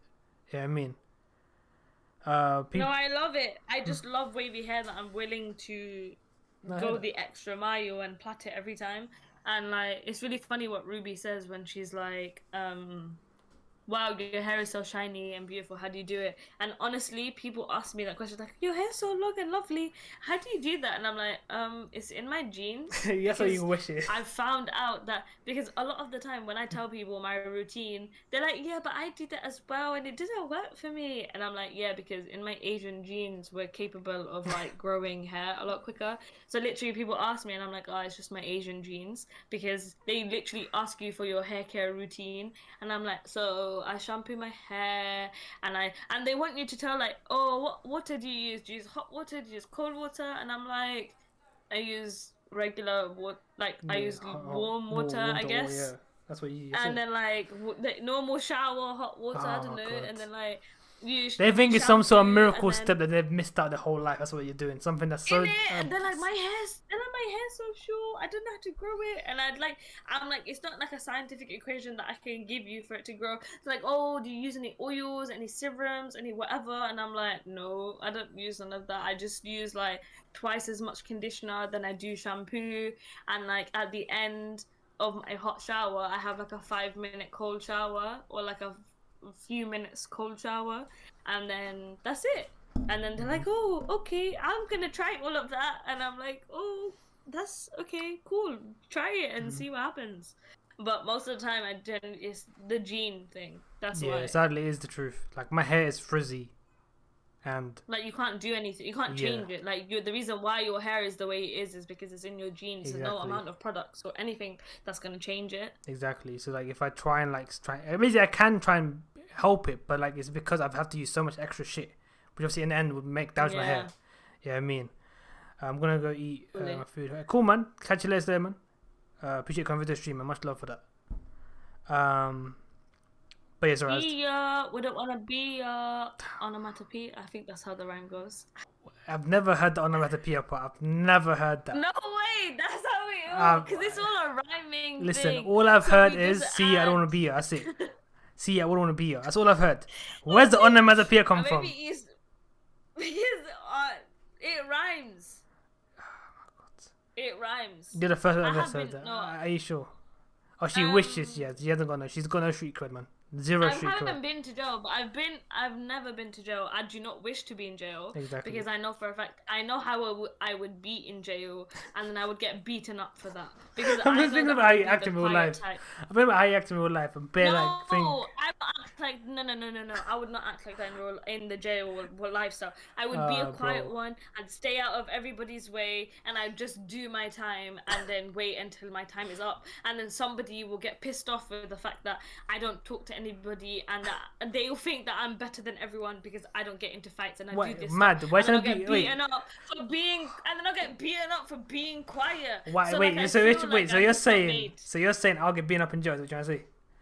Because everything you just said is about me. Yeah, you would. No, because you're sending out a vibe that you're better than other people, that you're not chatting to anybody. Listen, yeah, I would never do that. No one would ever do that to me. Simple fact. But then I also feel like, if someone beats me up, I have to establish, no, but the best way to go about it is, if I want to be the quiet type, I can then beat somebody up who's weaker than me, so then I can establish my place and be like, listen, I'm a quiet type, but I can still beat you up if I wanted to. That's it. And then no. Because at the end of the day, you beat up someone weak, they don't really care. They'll care about you beat someone more powerful, being stronger than you. No, but I don't want to beat up the boss because the not boss. The boss, no, not the boss. I don't want to be the new boss. No, you don't beat the boss, man. You beat the guys. I don't want to be no. You don't beat a boss, man. You beat the sidelings, innit? So they feel like, alright, cool, this guy's strong enough to beat one. Yeah, you beat someone you beat up somebody that you know that you can beat up. No, but I'm not gonna beat someone that I know that I'm not gonna win. See, what's the whole point? That's what I'm saying. Even if you beat someone, here's the thing: if you beat someone that basically everyone knows you're gonna beat them, no one cares. That makes sense. As a given, I said. No, but it's the line between will she, won't she? That's kind of the line you got to do. But no, CJ, I have not been to jail. I have been to the interview room. I've been questioned by some police members, but I have not actually been to jail. So she was basically called the snitch. That's what it was, CJ. So if you call someone, wasn't really. Somebody called 999 because. Let's not talk about it. Let's talk about it. I had been there. I had to be. It was there. And then that's it. Let's not talk about it. Let's not get in detail on it. Let's talk about it. No, I'm not. I just said somebody called 999, and then I just got called into the interview room, and that was fine. That. That's it. Good. It's gonna get the deal. But yeah. Let's come. But yeah, no. My life is very spectacular. I got lots of interesting life experience. I'm not gonna lie to you. She goes through the most mad. I didn't snitch, CJ. She did, CJ, man. Okay, CJ, don't look at me like that. Don't look at me. She said she doesn't, but she did, bro. You can't not like me. Listen, you can't not like me. She was called into for questioning, and she spoke. She said everything, man. She was terrified because she didn't want to go to jail. Her fear of jail led her to say everything. Snitch. I was a concerned friend. You always say Mark all the truth. And I was concerned for my friend, so I had to say what I had to say. And she indirectly snitched about her friend. See, CJ, it was all out of love and care that I had to relay the story. I apologize if you see me differently, and if you don't like me anymore, I understand, because nobody likes a snitch, if you want to call me that. But I acted in the best interest of my friend. Oh, it's not funny no more. Oh no, what's not funny? Because you basically snitched. He hates snitches, man. No, he's not finding it funny. Yeah, because he's like, no, I want to know. Yeah, he really thinks that you're a snitch. Which in reality, no, I'm not. You're not. We're taking a piss. I'm not. I'm a ride or no, CJ. I'm a ride or die. Bro, she's crazy. I don't know why I'm pitching myself to CJ. I have to go get but I'm a ride or die. Like I am literally. I have 3 hours left since now. Oh, mad shit, man. I saw in this. I thought. I'm glad that you decided to spend your 15 minutes with us. Yeah, man. Hey, things finished it. I'll have to go again. I'm finished my 15 minutes. We finished it. But take care, man. That's a bit of a pain. 12-hour shifts, man. I'll catch you another day when you're done working, hopefully. That's pain, man. See ya. See ya, man. But no, CJ, it's more. What were we saying? Listen, CJ, not getting the deal, man. Yeah, we're not getting the deal, brother. They asked you a question. Yeah, they asked me questions, and then you answer them honestly because I'm an honest person. She's a God-fearing woman. That's what she is. So she doesn't lie. Is that right, Taylor? I don't. I do lie. Bro, I lie all the time. See, the way he says it, you told them everything to protect your friend. Yes. I'm gonna put my hands up and say, yeah. What? Where at school? No, not at school. Like a genuine... Listen, CJ, man. You're asking too many questions, big man. Stop. No, I don't. She's like, I don't lie. I do...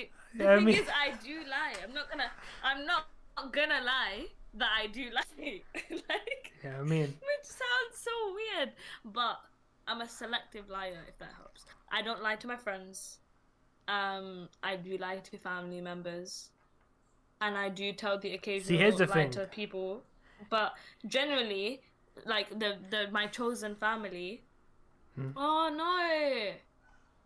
CJ, don't leave me. You can't. You have to roll with me. I'm a ride or die.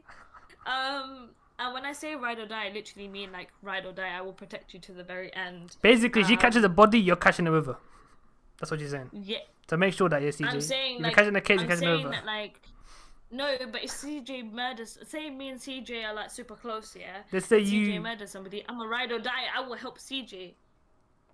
I would be the getaway driver. I will be whatever CJ needs me to be in order for him to not go to prison. Like, I will be that ride or die. Like I said, for me, yeah. Like I said before. Okay, we spoke about this. Ride or die. For me, yeah. Until you snitch to protect me, dead. That's how I say it, yeah. I would never do that, CJ. Okay, that's how I see it. See, yeah. This is a different situation. I would never listen to protect you.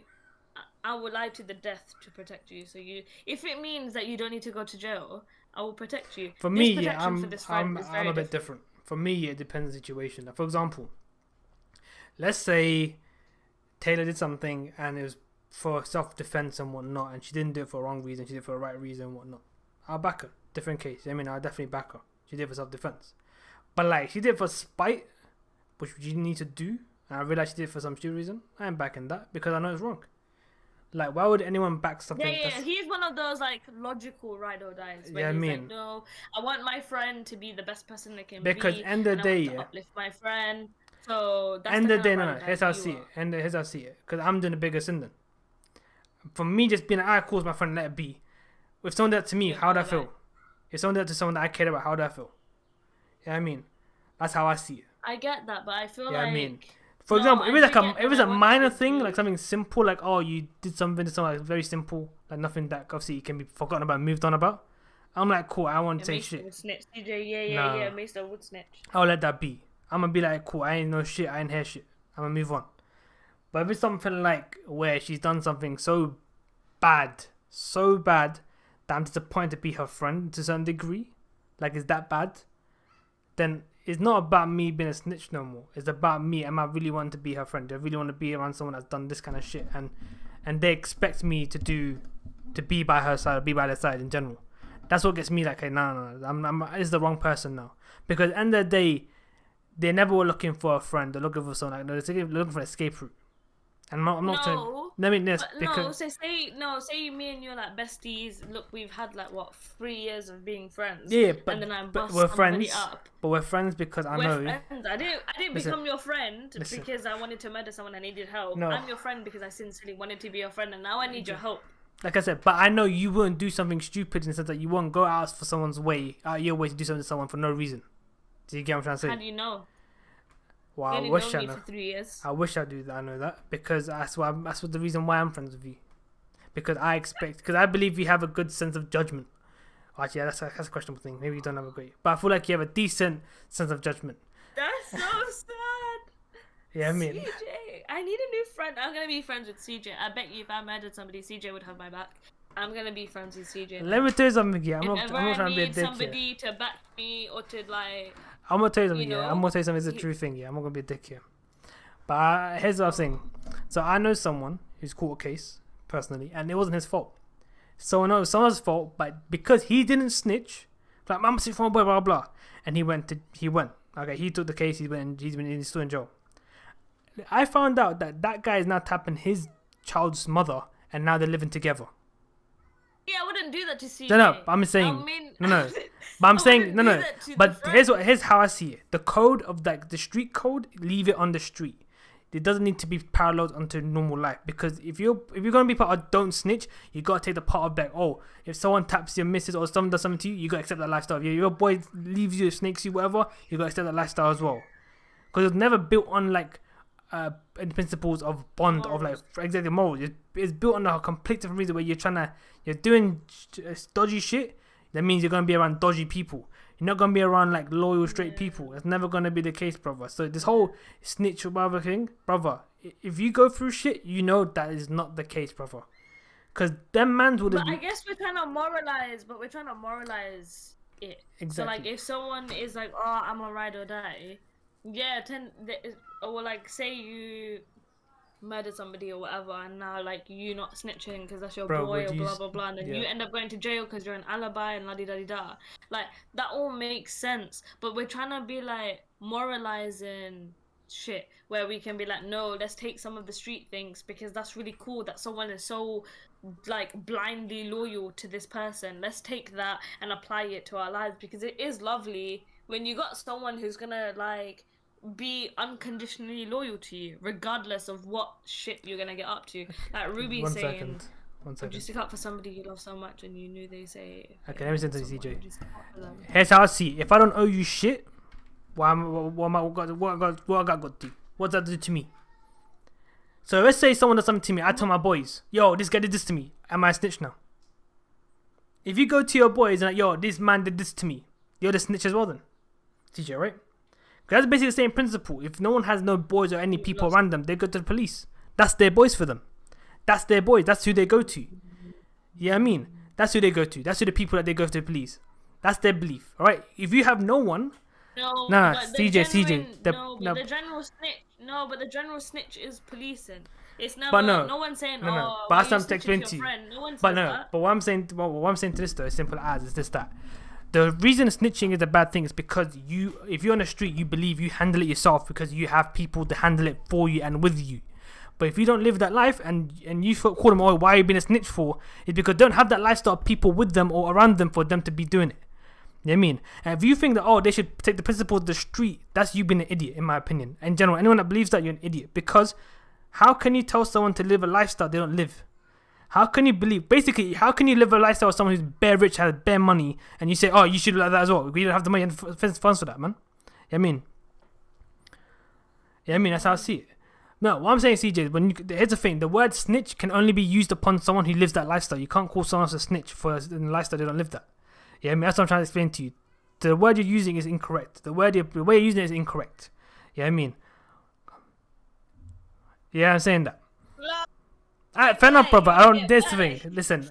No, CJ, you can't come. No, listen, man, this is how I see it, CJ. No, if you aren't able to see the reality of what I'm saying, I don't know how to say it because I dropped out of school. Here's what I'm saying, CJ, brother.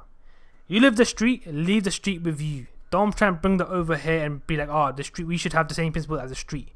Because here's what I'm telling you right now, CJ. You don't want to normalize. Let me say something, CJ. You don't want to normalize the street life into your everyday reality. Exactly. So let me tell you right now. You're young. You ain't gonna see this. When you get older, when you have kids, and if your kids are doing the same shit as you are, you're gonna be like, my kids are fucking idiots because they're taking the principles that you're believing to right now and be like, oh, nah, bro, don't snitch. And they get a case. Basically, they go to jail for life. Then what? You're saying your kid's wasting his life. Oh, at least my kid's not a snitch. Like, no. Yeah, I mean, you're the idiot for thinking that. End of the day. That's how I'm saying that. So end of the day, here's how I say it. No, CJ, you won't. CJ. Cute. No, you won't, CJ. No, you would not. No, you would not, CJ. CJ, let me tell you right now, you would not. Because you see life so differently. Because CJ, let me tell you something right now. Your life will not be for the streets, it'll be for your kid. Ask any man who has a kid, who basically has a kid. Every single man would say that. Now, a real man doesn't care about the streets. A real man cares about his family. His son. That's a real man. Yeah, no, that's right. Let me see you, CJ, brother. Yeah, Let me tell you, CJ, that a real man cares about his son before the whole street. The street comes last. Family comes first. Your kids come first. If I lie right now, God can take me that. Fair enough, brother. That's up to you. But like I'm telling you right now, brother. Here's the thing here. Let me tell you one thing, yeah. If your kid ends up being in the streets, you failed as a dad. I'm being dead straight.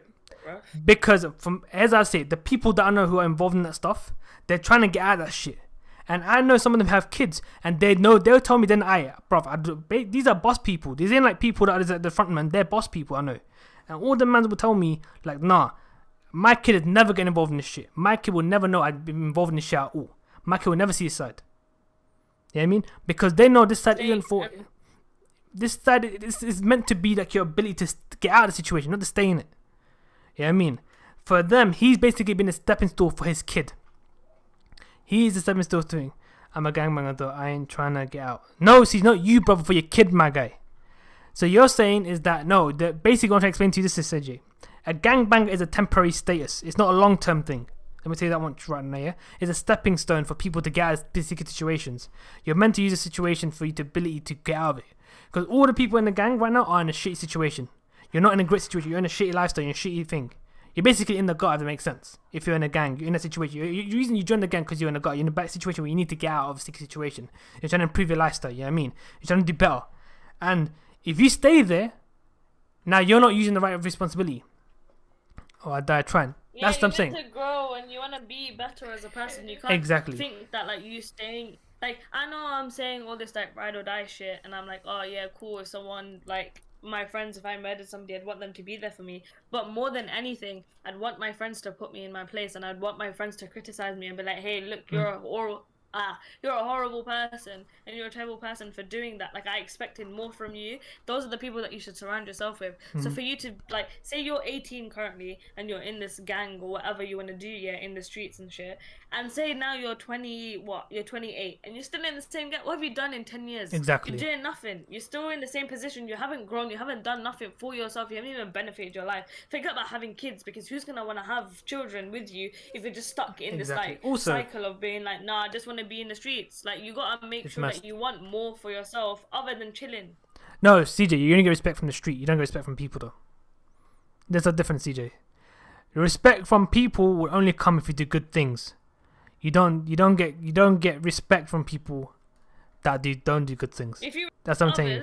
Then we will respect you. We don't respect you because of the shit that you have. We don't respect you for the status that you have. We don't give a shit about how popular you are.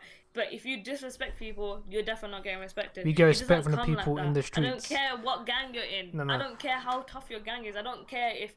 None of that shit matters. It's all about the fact that, like, I don't care what street you're from. It's literally, if you respect us and you respect people and you genuinely, like, have this, like... I don't know, compassion for people, that's how you gain the respect from others. If you're going to treat people like shit and like dirt, and you just think like this is the lifestyle that you have, then you're not going to get respect from nobody. Okay, you say the street, that's because people don't respect you. No. Like, wholeheartedly, lovingly. No. When you're in the streets, yeah, we only respect you out of fear. They don't genuinely respect you. They just respect you so they don't get beaten up and so they don't die. They don't actually respect you. They probably chat shit about you when they get home, or they chat shit about you afterwards because they're too shit scared to say it to your face. Let me say something. One thing. Now, CJ, you say the streets, right? See, here's how I say the reason why you know you're not fully respected. Because if you're respected, you're respected outside the streets as well. That's how you know you're respected. Yeah, I mean, you respect. I'll tell you something, right? I know bare mans who are involved in both shit, but they're respected nonetheless in both things. Because they know what they're doing. They know what they're doing. They're not there for like, oh, I'm here for the gangbang, whatnot. They're here for the opportunity to improve themselves. This is my opportunity to get out of the situation. I'm doing this to get out. Once I'm out of my situation, I'm leaving this shit. This shit ain't for me no more. You always saying that, man. I mean, I'm out of this shit. This stuff isn't for me. This stuff is just for me to use. The street is for people to use. Like, you walk on it and you move on. You don't stay on the streets, brother. The streets weren't made for you to stay in it for 5 No, years. CJ, let me see. They're there for you. CJ, like I said, you win the game when you get what you need. You don't stay in the game and keep on playing the game. Yeah. That's the difference. Yeah. The reason is for you to leave the game because you got what you wanted. That's the game. Yeah. You don't stay in it more than you should. I mean. Or more than you have to. Yeah, I mean. And if you're unable to leave, brother, people around here dying. I hear that, brother. That's why when people join gangs, in my head, I feel like, listen, not respect to your dad, right? Because I know how his situation was and how he was and whatnot. But for me, I feel like... Do you know CJ's story? He's in a gang, so I know, obviously, I get a certain idea from that. So I don't know his dad. Obviously, I've never spoken to him. How would I know his dad, right? But for me, as a parent, if I was to be a dad, if I heard my kid was in a gang, bro, that would basically lead to... Obviously, for me, I fucked up. I fucked up as a parent. Because I wasn't able to provide for my kid. Or even let them live a life where they feel like, nah, I don't mean a gang. I'd rather do my thing on a different way and find a different path to get better and do better in life. You know what I mean? Because at the end of the day, the gangbang life isn't the life that you should go towards. It should only go there the last resort. You know what I mean? Ah, shit. And also, if you wanna get rich and you wanna get money and Fair you enough. wanna have this like lifestyle that you're looking for, then find something. Shit. Fair enough then. I read mine. God have mercy upon But that. my Fair enough, point- man. Okay, sorry about that. So what I'm trying to say is, one second thing. See, here's another thing for me. Yeah, a lot of people around, like in the streets and whatnot. Sometimes the dads aren't around. It could be because they passed on or they've left. One or two things, right? And this may be a thing of where I feel like I've seen this too much. Where I've seen people where with, like, men are way more toxic or way more like messed up in the head with a single parent, especially if the mother is a single mother. I feel like, because most of the time the mum is more, how it is when the dad is there, the dad has a responsibility. Oh, I've got to look after the kids, I've got to provide for my kids and whatnot. When the mum has to do both, sometimes the mum can become very, very toxic with the sense of like showing the responsibility. Oh, I'm doing this for you, blah blah. And sometimes you start seeing it. And sometimes that leads the kids to become like, nah, I had to go and do shit out of the house. I had to do stuff out of the house. Because I know a lot of guys who who are single parents, single dads and whatnot for a long time. And they don't end up doing the stuff that most guys who have single mothers do. Which is purely because I feel like, obviously I know some single mothers myself, I've seen them. And you could tell that the way they are as people, they basically made themselves into men. And because they're not naturally men, they give a toxic or very thing type of vibe from them. Which is the thing which men will naturally, obviously it's not them naturally doing it. They're not doing it because it's unnatural for them at the end of the day. For a single mother, it's not a natural thing to be a single mother, of course, because you're now grown up men. They have, as I said, if you're basically, every person needs a role model or some sort of figure in their life to teach them certain things. A father needs to teach something, a mother needs to teach something. A mother can rarely teach both. Same with the father. A father can't teach both. If you want the love and care and whatnot, sometimes fathers can't do that. Because that's not their responsibility sometimes. Because when they've been grew up in households, they never taught that. They never had to do that. They never saw a father doing that. So they all expect it from the mother. And the father will be the one that, gives responsibilities, gives them that basically provides and cares and whatnot in that sense. Right? But when someone has to do both, the person changes.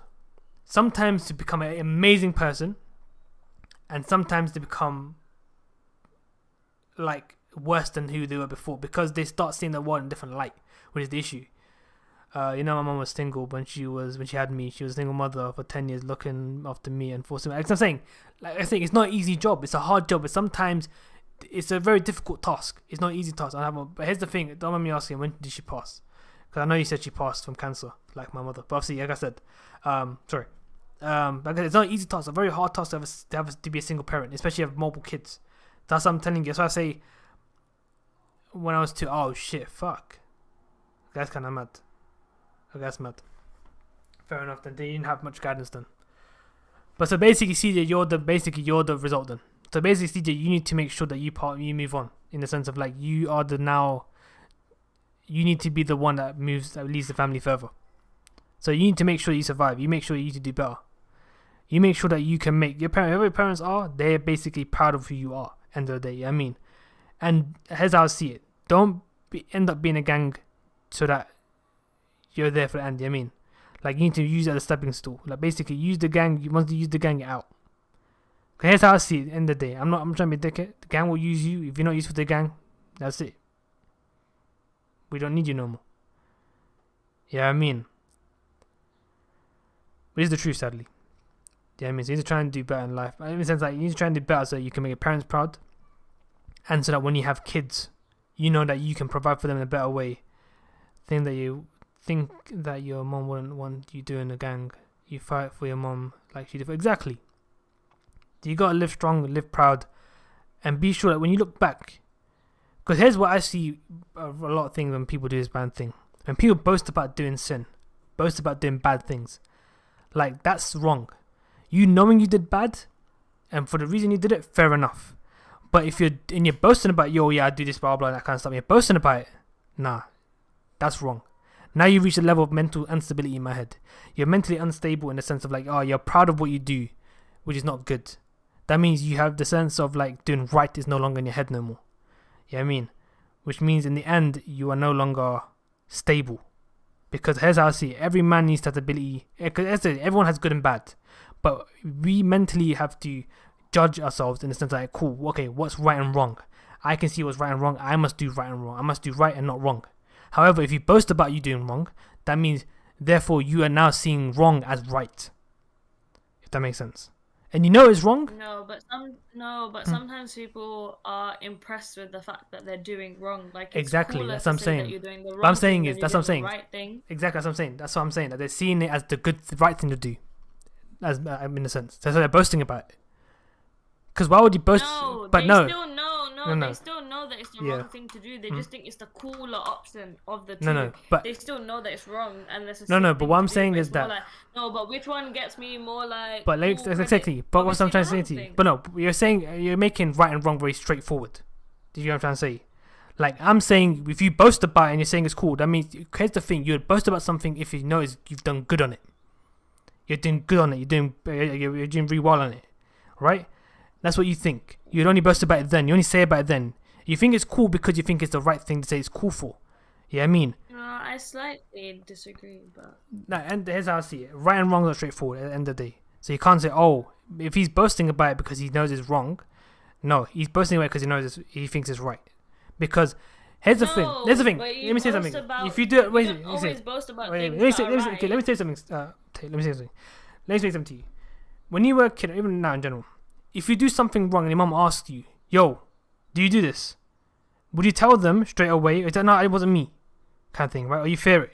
Like, it wasn't me, no, it wasn't me, I didn't do it. If you broke something and you know it's you, but you don't want to get in trouble, you say, no, I didn't do it, no, it's not me, I didn't do it. You say, yeah, I broke it, it's me, I broke it. Now, would you do that? No, I'm saying. You're not saying that out, no, but you don't say, oh, no, I didn't break the vase because you're not bragging about it. You say you didn't break the vase because you know for a fact that your mom's going to shout at you and you don't want to hear the shouting. Exactly, that's what I'm saying. I didn't have to shout, if I didn't get shouted at or reprimanded, listen. I'd be like, yeah, I broke the vase, and what are you going to do about it? That's what I'm saying. So, we know what's a sin and what's a deed. And if you're boasting about you doing a sin, then how will you earn your deed? Do you get what I'm trying to say? So you need to see what you're seeing. As I'm saying, it's that sin is, at the end of the day, it's gonna come back to you at some point. Sin is gonna come back to you at some point in your life. It's not like you're gonna go, I've done nothing, I'm cool, I'm done. It's gonna come back to you at some point. When you're dead or when you're alive, it's coming back to you. You know what I mean? And you boasting about it is basically saying you're denying what is right and wrong. You're denying what you believe. If for example, you're Muslim, right? You're basically saying that you don't care about your deen no more. That's the whole aim of you as a thing is to obviously make your deen, and so that when your judgment day comes by, you can tell God whether these are your deeds, right? Is what you've done good and what you've done wrong. But make sure whatever you do is right. So if you're boasting about you doing wrong, you're gonna keep on doing wrong. That's what I'm trying to say to you. That's the thing I'm saying. Like, if you're boasting about it's cool, but it means basically you're in the wrong people. You're in the wrong situation. Why are you somewhere where it's cool for it to do wrong? Why is that cool? Huh? You're in the wrong people. You're in the wrong circle. That means you're somewhere where being cool doesn't mean you have to do bad things to be cool. You can be cool by doing good things. You know what I mean? But you want to be cool in a circle of people that do bad deeds or bad things. You know what I mean? So that's the issue there.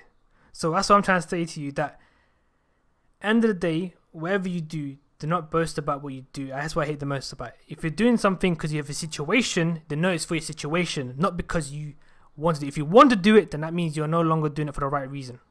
You're no longer doing it because you want to improve the situation. You're doing it because you like doing it, which is even worse, in my opinion, than if you were to do it just because, whatever. Is this bad? It's the worst thing you could do. If you're doing something because you enjoy it. Because there's mentally something there, in my opinion, that you're enjoying doing bad. There's something wrong, stable. It could be like a small thing from childhood, anything. It's mentally you are unstable. That's how I see it, CJ. And that means you need to go see help. You need to go see therapy. You need to go see someone to help clear your mind, to help you see right and wrong again. Because if you like doing wrong, you know what I mean, and you boast about you doing wrong, you know what I mean, therefore you have something wrong. That's what I'm saying. It. Boasting, liking it, same thing. I mean, in the sense, in my opinion. That's what I'm trying to say.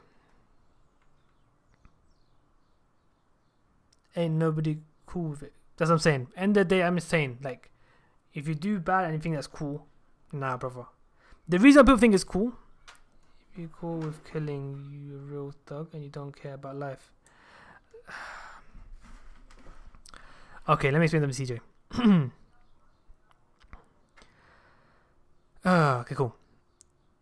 You don't care about life. There you go. That means they no longer care about themselves. They don't care about their self. Basically, the soul is no longer in. Their soul is no longer. You're basically a tool now, if that makes sense, CJ. If you're cool with killing and you don't care about life, that means you're now a tool for people. Because you are now doing other people's deeds or other things. Because at the end of the day, whatever you do is not going to help you. End of the day, you're doing it because if you enjoy it, that means basically you're doing it for other people. Because you do it no matter what. And then if you're doing it out of a situation, then obviously that's different because there's a reason behind it. But if you're doing it for another situation, just doing it and you still enjoy it, they messed. That's messed up. That means they've gone so far that they cannot go back no more. Mace is very passionate about this topic, so I just let him have. Because that's I ain't gonna lie to you. Sorry, I've lost a friend to this. That's the reason why. It's because CJ is asking me to talk, and I think for me it's more like, yes, I have things to say. I approach this very differently to how Mace is currently approaching the topic, and you can tell from his arguments and the way he speaks about it that he's very passionate about this topic. So I rather him just let it out before I even jump in with whatever I have to say. Probably. Well, no, it's fine because I understand that, like, you know people. That's what it is. And there is when I see someone saying it's a calm, whatever, it's a calm thing to do. No, it's not. End of the day, it's not, brother. You know what I mean? You use it and you leave it. You don't stay there. Because I've lost a friend. They dashed him somewhere and that's it. Cool. Basically, the police didn't even care. End of the day. Because they knew he had records. They dashed him and that's it. Bun. Okay, cool. Whatever. His parents looked for justice. They couldn't get it. He was trying to prove himself in life. You know what I mean? But he couldn't fully leave it. Because at a certain stage, he enjoyed doing it. We ended in copped him. It got to him. End of the day. You know what I mean? It got to him end of the day. So that's what I'm trying to tell to you, that if you ever feel like you enjoy doing bad, you need to go see help. Because at the end of the day, it's going to get back to you. Sooner or later, it will get back to you. And don't get it wrong, it will come back to you. I'm telling you this right here. Because everything, any good you do will come back to you. Any bad you do will come back to you as well. And remember this, it will come back tenfold. The good and the bad. So whatever good you do, you get tenfold back. Any bad you do will come tenfold back towards you. That's all I got to say. So Mesa will never say this out loud just because he's not a very emotionally expressive person.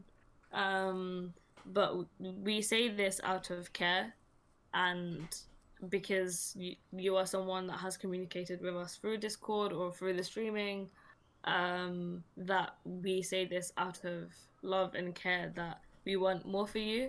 And like, I'm here to say that I care and I wouldn't want you to be in this position like 5 years from now. I don't even want you to be in this position 1 minute from now. But if this is a situation that you're in, that you have to be in, understand that you have to figure out an exit plan, and how you go about that is very important. So I'm here to say that, like, you're very young and you've got a lot of life to live, So don't waste it on people that don't genuinely care for you. They will say that they're family and they say like we got you till the end, but the moment you wrong them, that's it, it's game over. And that's not what a true friend is. A true friend is someone that you have to unconditionally love and care, and even if they make mistakes, you still love them and want them to be better. And that's not what gang life is about. They like to portray it as this whole outcast sort of, we're here, like we love you, nobody loves you like we do, and we care for you, but like literally the moment you do something wrong, you're gone. So what's that? The love in a gang is very conditional. So we're here to say that you're so young, you've got so much more to do in your life, whether I don't know what that is to do, like whether it be education or career or whatever, but there's things you need to find out about yourself and your passion in order for you to be the best CJ you can possibly be, because right now you're not even near the peak of where you can be. So I hope that the next time we chat, there's some sort of progress, even if it's like one tiny step forward. At least it's something forward. But yeah, no, for me, like I said, sorry about your lost Okubi, man. Sorry about that. Yeah, I'm just reading. Sorry about that. Yeah. But yeah, like I said, exactly. If you enjoy doing something that's bad, is not the right. Basically, you know something's not right, because basically that means, for example, for me, you don't see empathy in people no more. If it's, especially if you do bad to other people, like. No, and I get that, because I'm speaking from experience of the whole former bully thing. Mm-hmm. It gets to a point where you first did it because you were going through your own shit at home, but then it gets to a point of, wow, this is quite enjoyable in terms, and it frightens you because you never thought that like genuinely hurting other people was something that you could enjoy. But you get so wrapped up in it, and you get so engulfed in that lifestyle that you enjoy it, and you forget about like the right there's no right or wrong. It's just you enjoying the fact that you can hurt others, that you even have the power to hurt others so badly. And it's true that you genuinely, when you get to that stage, you do need somebody to talk to, whether that be a friend or genuine professional help. But you need to understand that when you get to that line, it's not too late, but it's still like early enough where you can sort your shit out. So if you're getting to that stage, you might want to chat to somebody. Like, we're all here.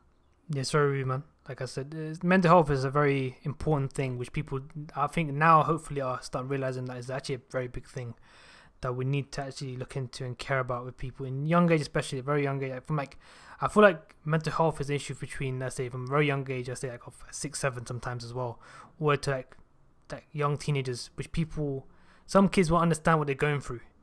I mean, because mental health isn't like a thing that you can understand. That makes sense, unless you can express yourself, which is difficult. And I feel like young teenagers, or like even like teenagers, like obviously for like 16, 17 years old, won't be able to understand, express themselves in a good way, which will allow them to come through. In a gang, and she got out of it, and then people got to her so much, she turned to drugs. She got clean and went downhill again. Yeah, still. Here's the thing with drugs. Yeah, sometimes it's. I know it depends on drugs. Certain drugs, once you get on it, you're on it.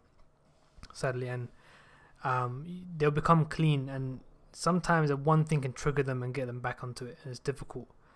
And yeah, you can lose them sometimes in that process. Sorry.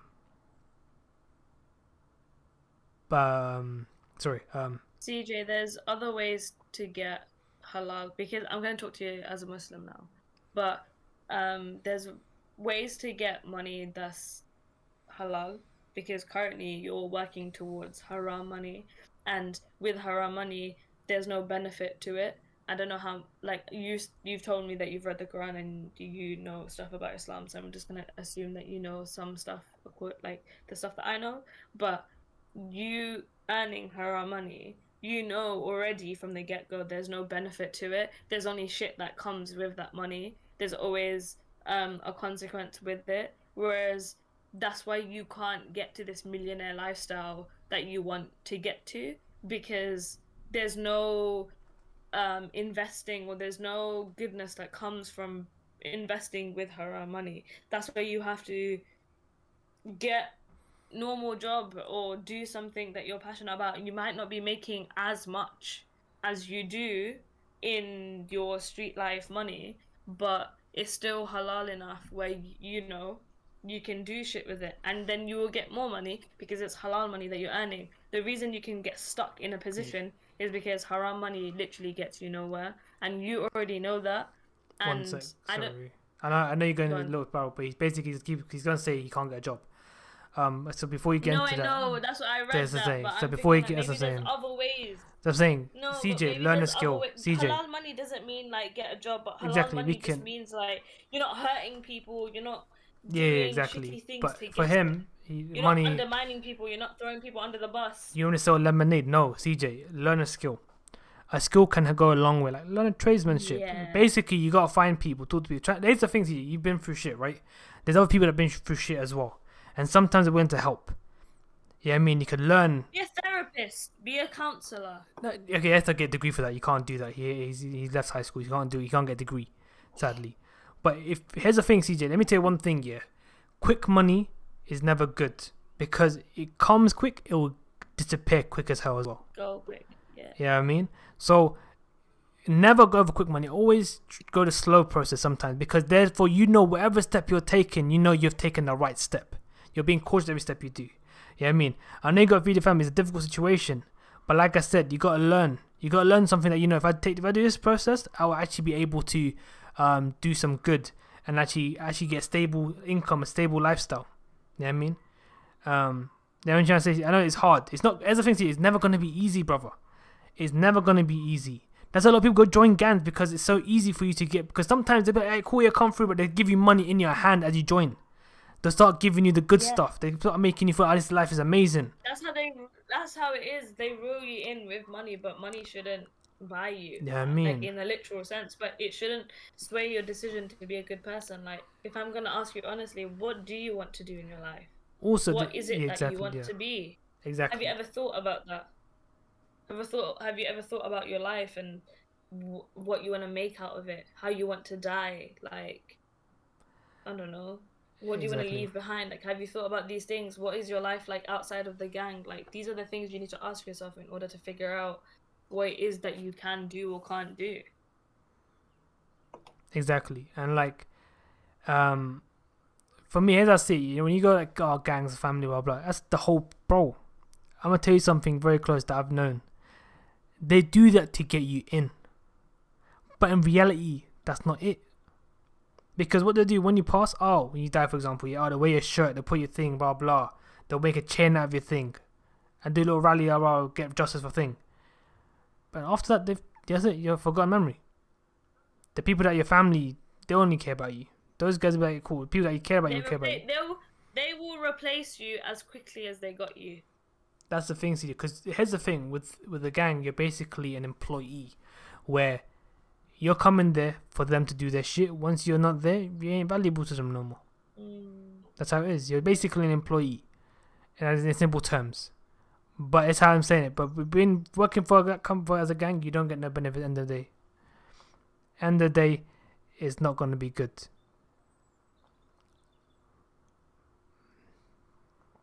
That ain't how it works. Brother, it does.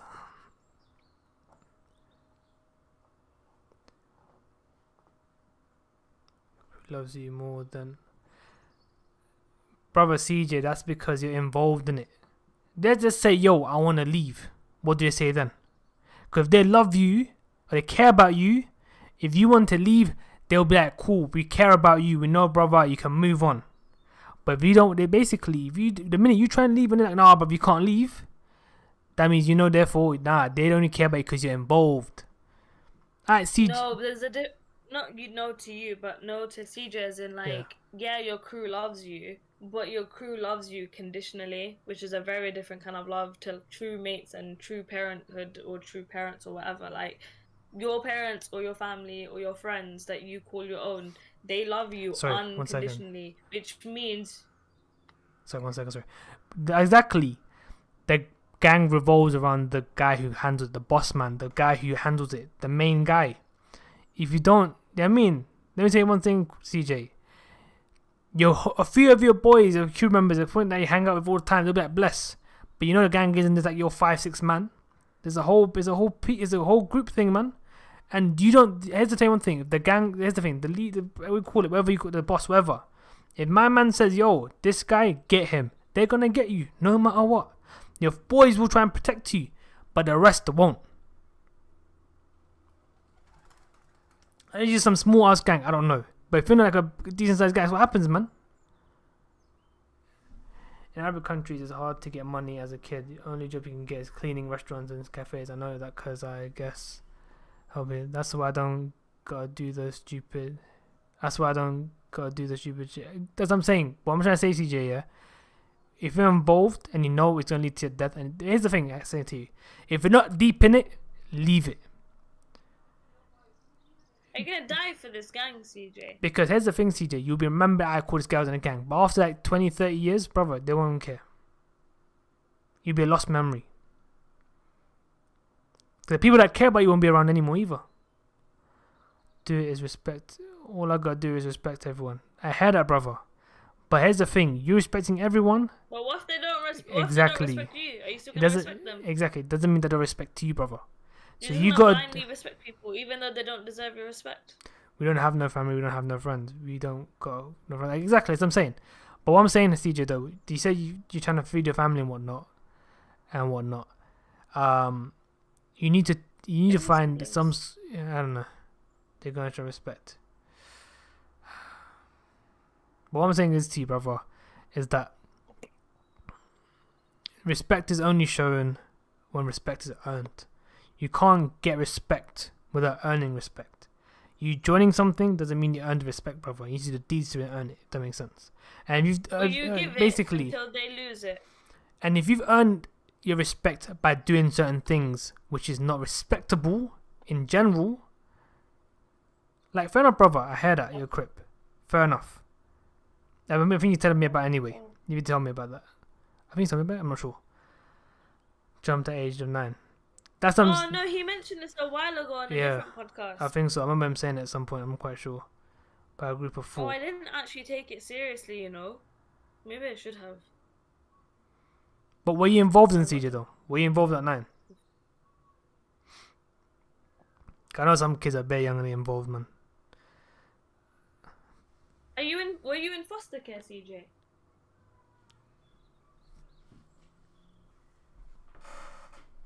And then not really like that, cool. But yeah, I was a crip. There you go. So you was involved.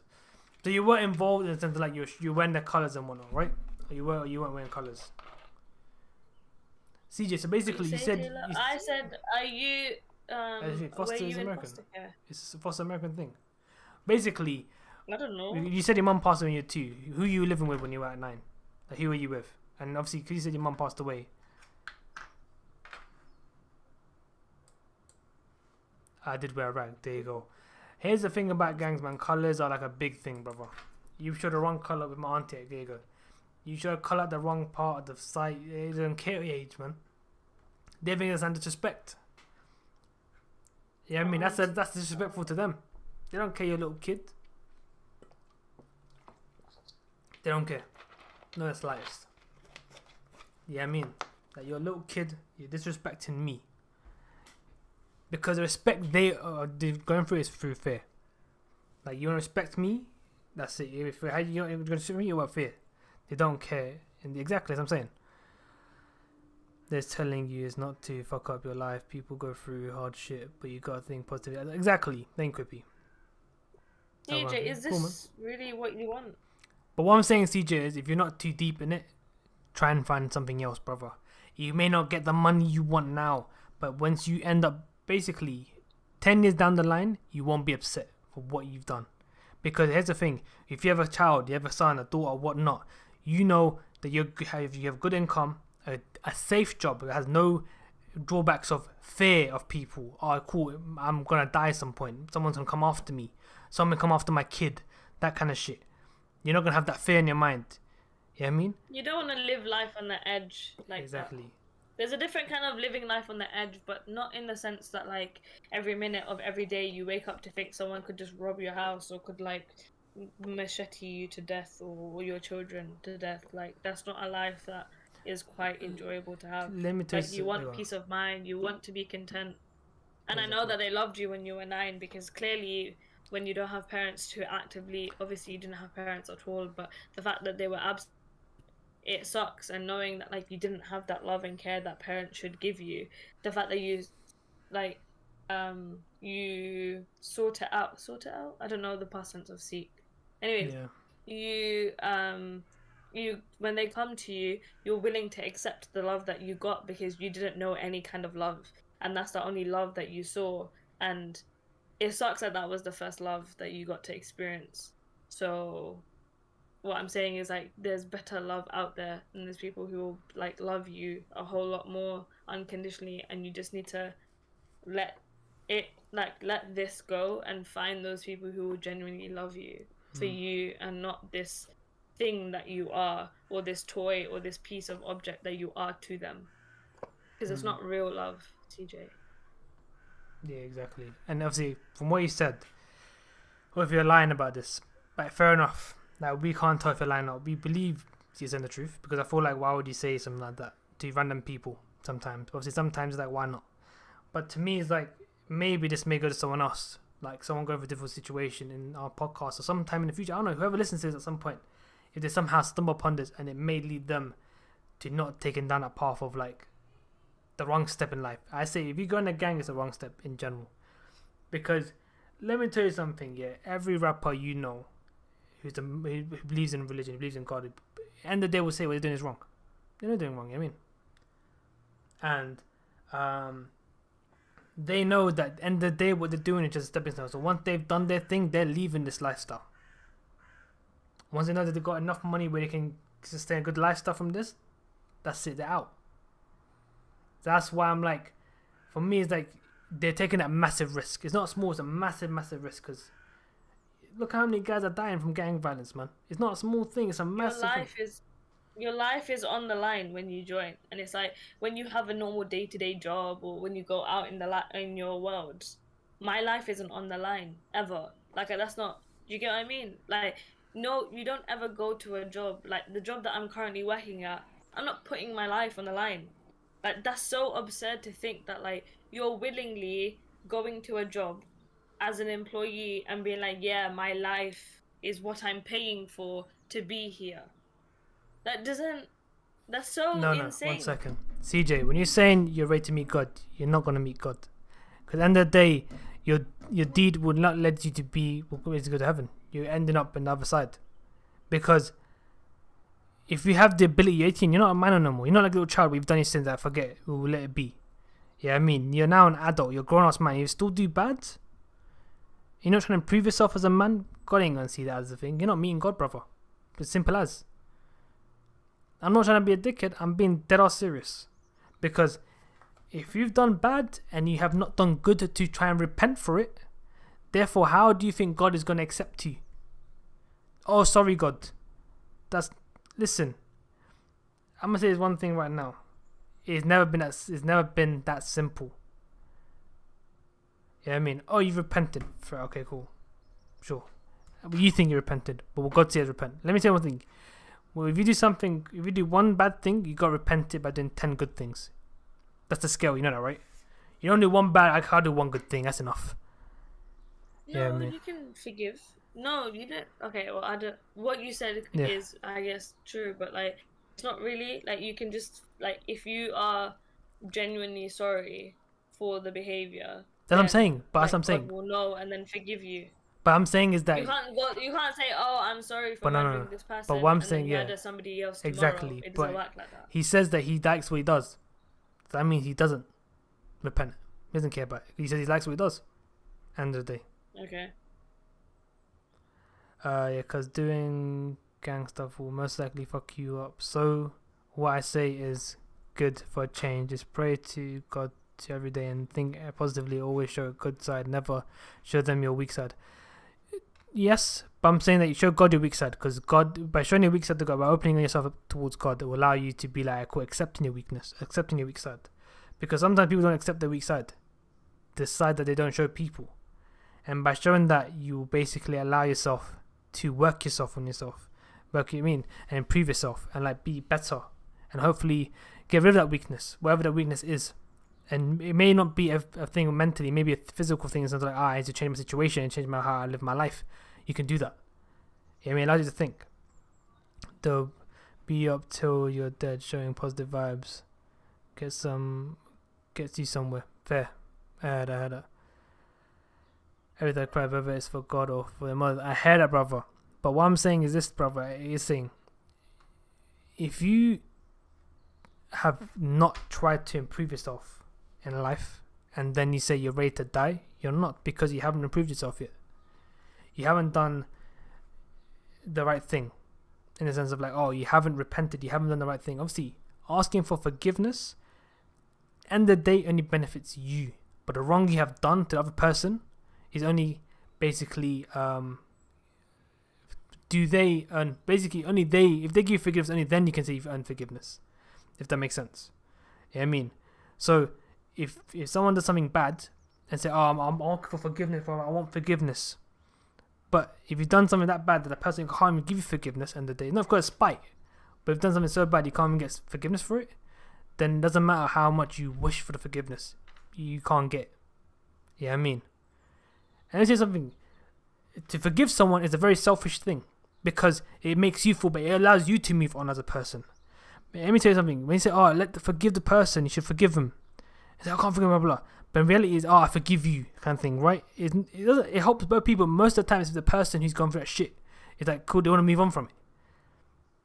Because, okay, I've forgiven them, I'm moving on now. That's a life thing, how happened to me, I'm moving on from that, I'm going on to the next thing now. Alright? Because they want to stick around onto it. But because obviously it's most of the time, if you don't forgive the person, yes, that's with you your whole life. That whole thing is with you for your whole life. That's going to come up every single time. But the minute you forgive someone, it allows you to be like, cool, I've forgiven them, I can move on from it. Yeah, I mean, that's the truth. So forgiveness is a very selfish thing to forgive someone, sorry. And to seek forgiveness is also a selfish thing, in the sense of like, you're trying to earn someone's forgiveness because that you can feel better about yourself. End of the day, yeah, I mean. So let me tell you something. That's why I say, never seek for forgiveness, repent for what you've done. Because if you, basically by asking for forgiveness, I forgive me, and then they say, cool, I forgive you, and that's it. You go, cool, whatever I've done, that's it, it's even out now. No, you need to do some things for what you have done. Because this forgiveness is a selfish thing. End of the day, it makes you feel better as a person. It makes the other person feel better. There's nothing there. Also, if somebody doesn't forgive you, that shouldn't stop you from changing. Because the best way you can apologize is change your behavior. You don't need to say sorry, and you don't need to ask for forgiveness, and you don't need to like beg this person to forgive you. If you honestly change your behavior and become a better person, you can forgive yourself more than anything, because that person will come to their own terms to forgive you. But like, you shouldn't, I personally would never ask somebody to forgive me. I change my behavior, and then I forgive myself for the behavior I did, and then when that person is ready, they can forgive me whenever.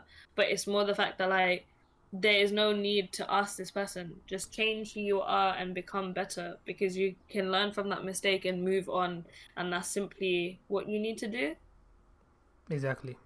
Because that's the best way you can say sorry. Because so it's by action, it's like, not by not just saying it. Move on, because you actually need to move you on, not from what you say. Because if you're gonna keep on doing something, if you keep on doing something, end of the day, you're not actually, you're just saying you want forgiveness for the namesake. You're not actually doing it because you want it.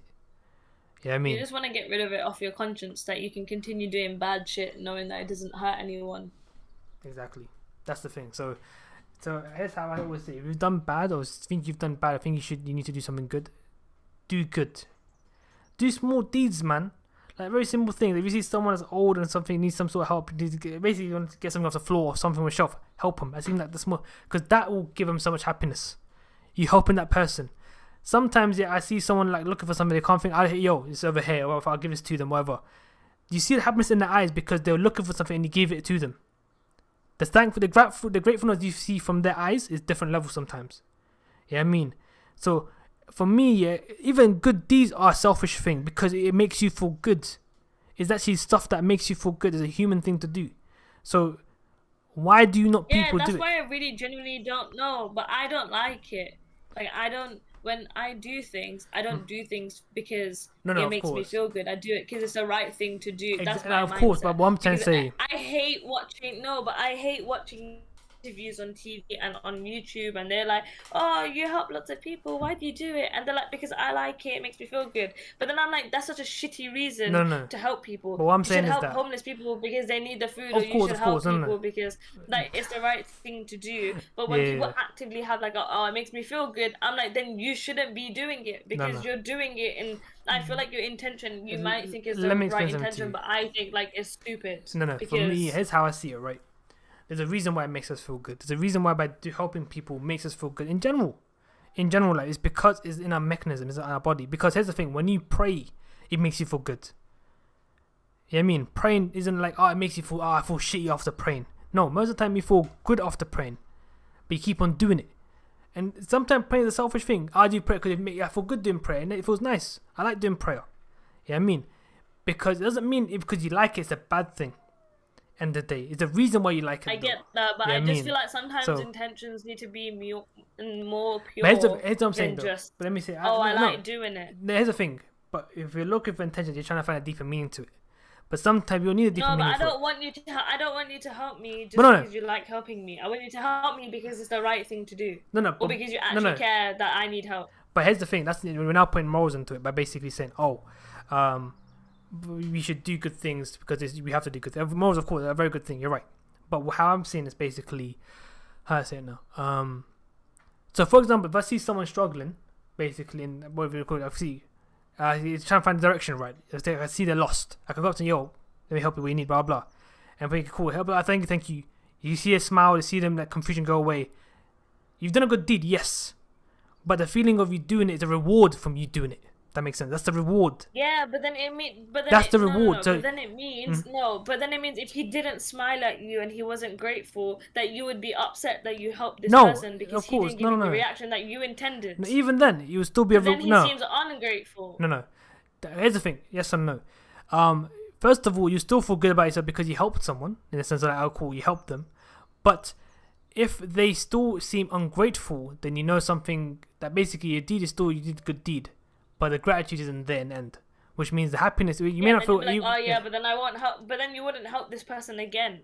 Do you get what I mean? Yes and no, because you would help them again. If you help them one more time and you didn't see the gratitude in their eyes, that means they're not looking for help. Does that make sense? The help is they're not looking for help, and you helping someone that's not looking for help is basically you're basically doing nothing at the end of the day. You're doing wrong in my eyes, because helping someone who's looking for help, you're basically giving them guide, you're giving help, you're basically helping them. But if you're guiding someone that's not looking for guidance at all, you're basically taking them to a spot where they're gonna end up in like a dead end, because they're not looking to go anywhere, and the end result is that. You know what I mean? That's what you're gonna say.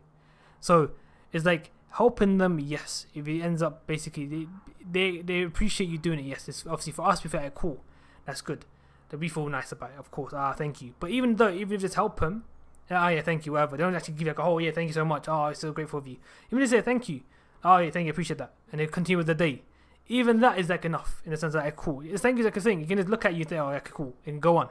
Yeah, I mean, but if you don't see that gratitude in their eye, in them, that means in the end they're not looking for guidance. You helped someone that wasn't looking for help. You're helping someone that didn't value help. So at the end of the day, when they really are seeking for help, help won't come their way. That makes sense. Until they're able to understand, oh, if help comes my way, I should be able to appreciate the help I'm getting. That makes sense. That's how I see it. Yeah, I mean, because everyone. No, here's the thing: if you give someone money all the time, would they care about money? No, because I'm getting money all the time. Why do I care? Yeah, I mean, but if you give someone money that doesn't get money at all, and here you go, here's money. Oh, they'll think you're amazing, right? Because they think. So, it's the value that's important in that situation, yeah, I mean. So, I'm still doing a good deed, yes. I may not feel great about it at the end of the day. But, if I'm realizing that this person is now given energy where they don't really respect it, they need to understand to respect it. They need to understand helping. Again, help is not a bad thing. It's not a thing. It's not like a guaranteed thing. You need to appreciate when someone gives you help. Because then that will allow them to feel good as well, in the sense of like, hey, cool, yeah, I helped this person, nice. They understood, appreciated my help, they helped them, good, whatever.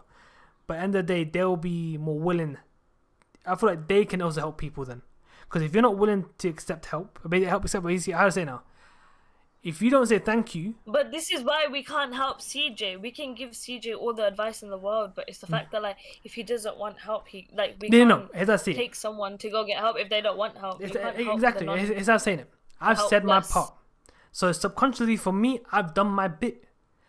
If the brother doesn't want to listen, that's the brother's. You've done your bit, and if you don't want to listen, he can't. That's his own prerogative because he don't want to take on that advice. For me, the reason why he's here, the reason why I said for me, there must be a reason. That's how I see it. There's why he's in the stream. Exactly. As in, there's a reason why he's chatting to us in the stream. Like, here's how I see it. There's a reason why he's here. The reason why we're talking about this. That's how I see it. And you think that we're here to help him? Yes, and maybe not to help him, just to guide him, maybe. Just to take him to the right path. We may not be helping him a lot. We may just give him like a little sign. We don't know. But I feel like just me saying it may lead him to think into a different avenue of light. It may not lead him to completely change his mind, but allow him to. No, but I think my problem with this isn't the fact that like he's in a gang. I think for me it's the fact that I thought you were born Muslim. Okay. Hey, that means is the gang Muslim? Because I'm all for him being in a gang if that made him Muslim. No, but for real, I think. Listen, Islam is the one true religion. Alright, calm down. Continue. But honestly, I think don't take it too seriously. Okay, you're still gonna go to heaven. Oh my god. But honestly, I genuinely think that. With CJ, I genuinely believe that with him, it's the fact that these people found him at such a vulnerable stage of his life. So if CJ goes on this journey of self-love and self-care, then because if I ask CJ, oh yeah, do you love yourself? Do you even care about yourself? Most likely the answer is going to be no. And it's the fact that he's getting love from somewhere else when he should actually be giving himself this love in order for him to not seek it or be validated for it by others. And only until he starts going on this process of loving who CJ is and loving stuff like that, then he's not going to be able to move forward, because the reason he's in this gang is because they validate him or they give him the love that he doesn't have for himself. Oh, fair. Because they took him in. That's basically it. They took him in at such a young age that, for him to have that kind of love and not know anything else. That's the reason why you're staying in it. Because the moment you leave it, nobody else is gonna love you, and your own love should stick. Your own love is enough, but he doesn't even love himself. So when he leaves the gang, why would you want to be in a loveless life?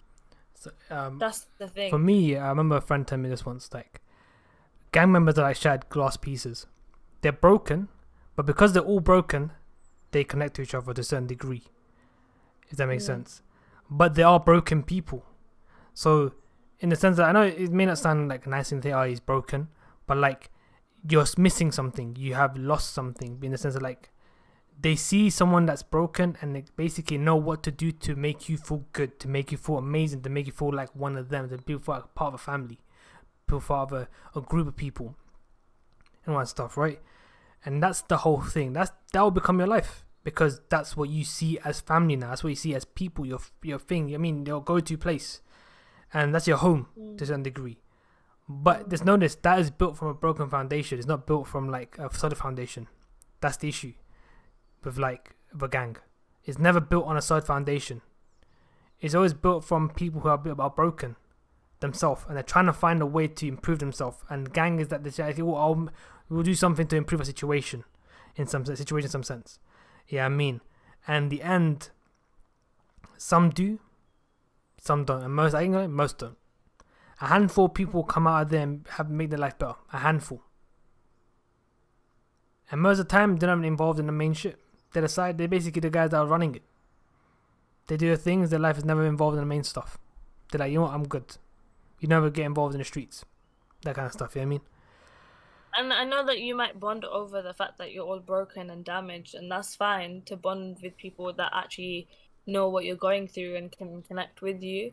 And there is sometimes true love in that, in terms of you understand that connection, but for the most part, the thing with broken people or damaged people is they can drop you in a heartbeat, because to cut people off or to leave people is something that they're used to.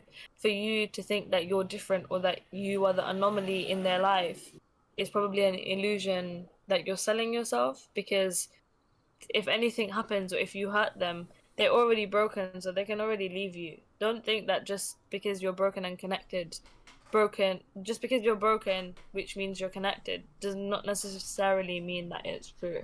They can drop you where's that quote? They can drop you at the drop of a hat. I've never heard that quote. What is that quote? I don't know what that quote is. But they can drop you real quick because they are damaged. At the end of the day, you're standing on broken glass. They've got nothing to lose. You're basically standing on broken glass. They've got nothing to lose. They're already they're so hurt already. What more can you add? Nothing. So, yeah. The thing is, you all make some bonds. Don't sell yourself a dream. Yeah, you all make some bonds with people. Some bonds in the group. Yeah. That people that actually care about you, people that you can relate to, people that actually, have like a close bond with. But the majority, nah. Because, let me say something, yeah. No one cares about the individual except themselves, or the family, or the blood and whatnot. And the day, once that's the main thing's not there, they don't care. And sometimes the bond's what creates you together. The bond's not there, they don't care about you. Even if you're in the same group, I don't care about you. Is that this, if you're part of the same ethnic group, why would I care about someone else from another ethnic group? I've got no relation to you. Even though we're from the same circle, we're from the same cultural thing, we're from the same thing, you don't care about them in reality. Because why? You have nothing to relate to them. Except for you are the same ethnic group. You're the same cultural group, whatever. Yeah, I mean, the gang's the same thing. It's just another name for it. You relate through something because you have difficulties of life. You come from struggle. Your gang is a way for you to improve your life. Yeah, I mean, that's all it is. Above the Mafia's another level, mate, Mike. Mafia, oh, nah. Okay, I have nothing to say about the Mafia. You do you guys. They're another level I will not want to mess with. But yeah.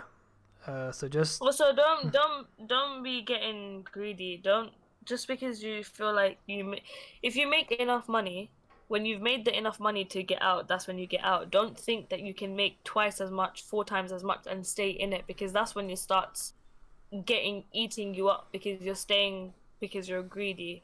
Don't do that.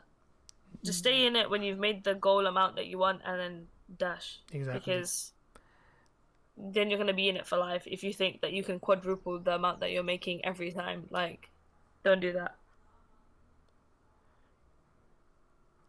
Come on, if you want this, you can't just get out of the game. Listen. No, I know I'm saying it as easy as in you can drop out today and tomorrow or whatever. Oh no. I understand that it's quite difficult, but you need to have like an exit plan.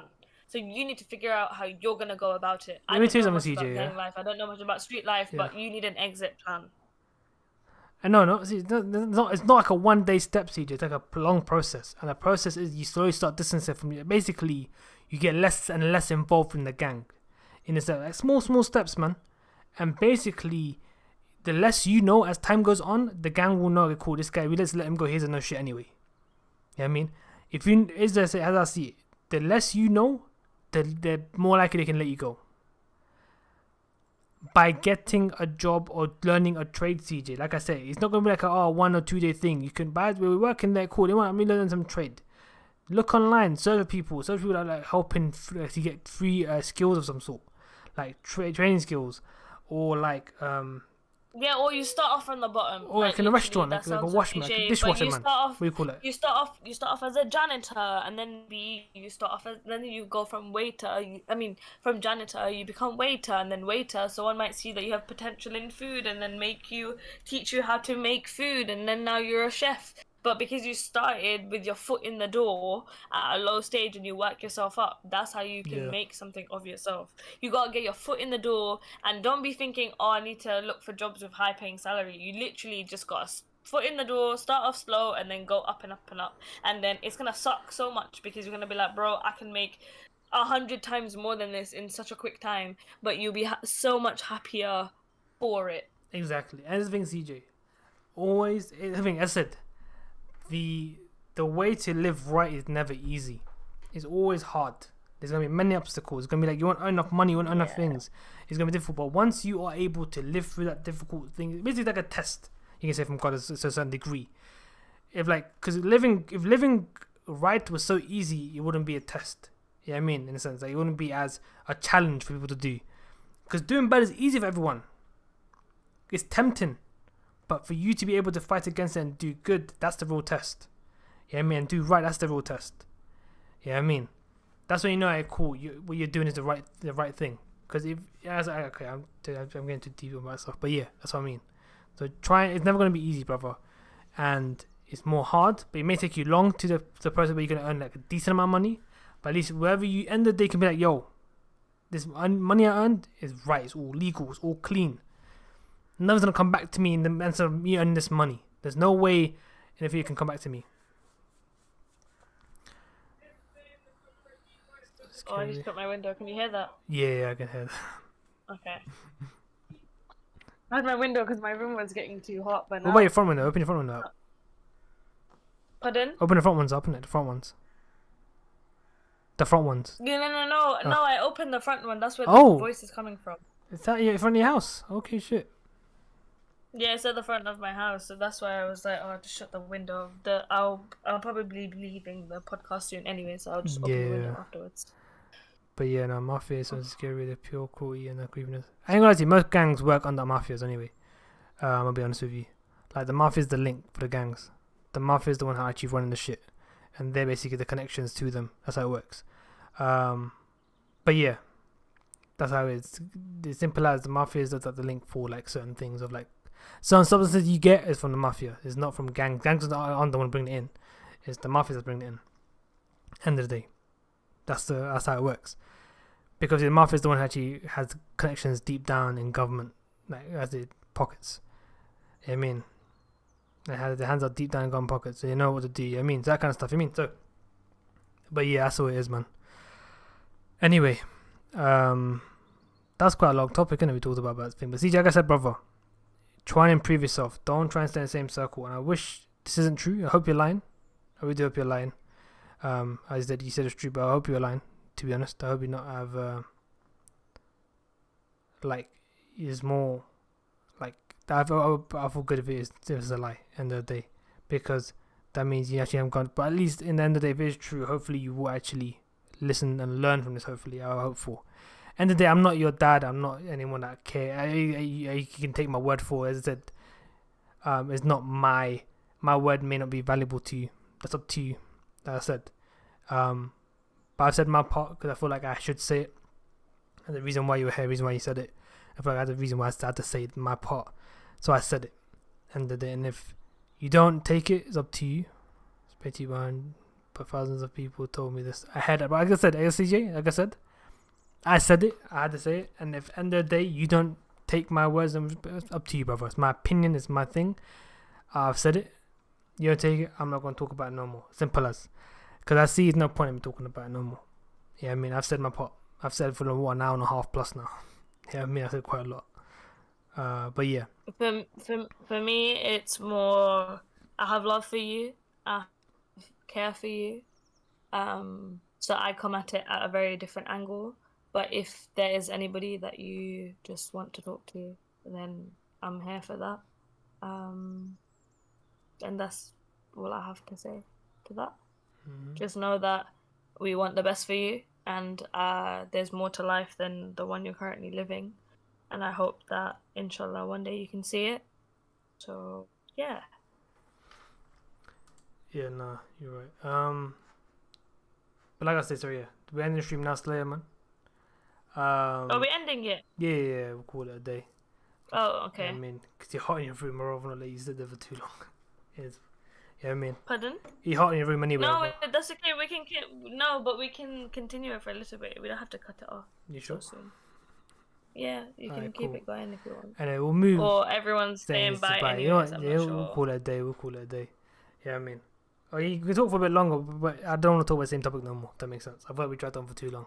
You know what I'm trying to say? Oh, okay. But also, I wanted to answer Ruby's question. She said one a while ago where she was like, "Oh, if somebody came to you and they said they murdered somebody, what would how are you responding to that?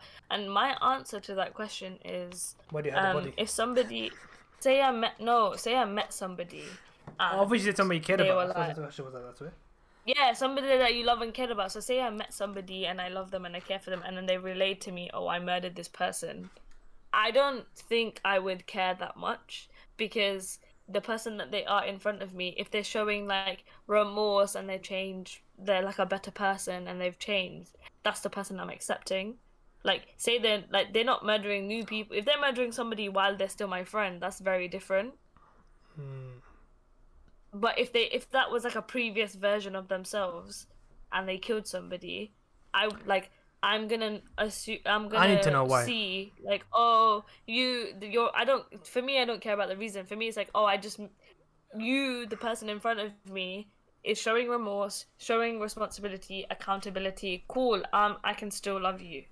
For me, I need to know why. Purely because, Okay. like I said, if it's like a good reason behind it, it's like, alright, cool, self-defense, or you were involved in shit which led to you to do that, fair enough. Like, that kind of stuff, I can understand. If you kill someone, it's because I felt like killing someone. That kind of weird, like, shit.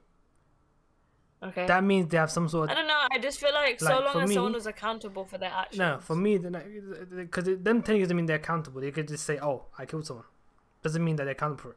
No, but it's not just like, oh, I killed somebody. They obviously we would chat about it, Yeah. and then they would be like, oh no, but like I went to jail for it, and I'm Oh, no, like, but super they didn't- regretful, for example, and I'm yeah. like, it sucks that I handled it that way. We have a chat about it. We all No, just I'm ended it assuming, at, oh, I killed assuming somebody. that they didn't go to jail. I'm assuming it's something that they've done and no one knows about it.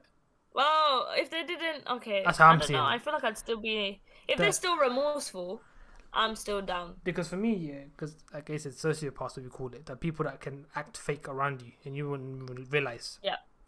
So that's why I'm like, I need to know why. End of the day.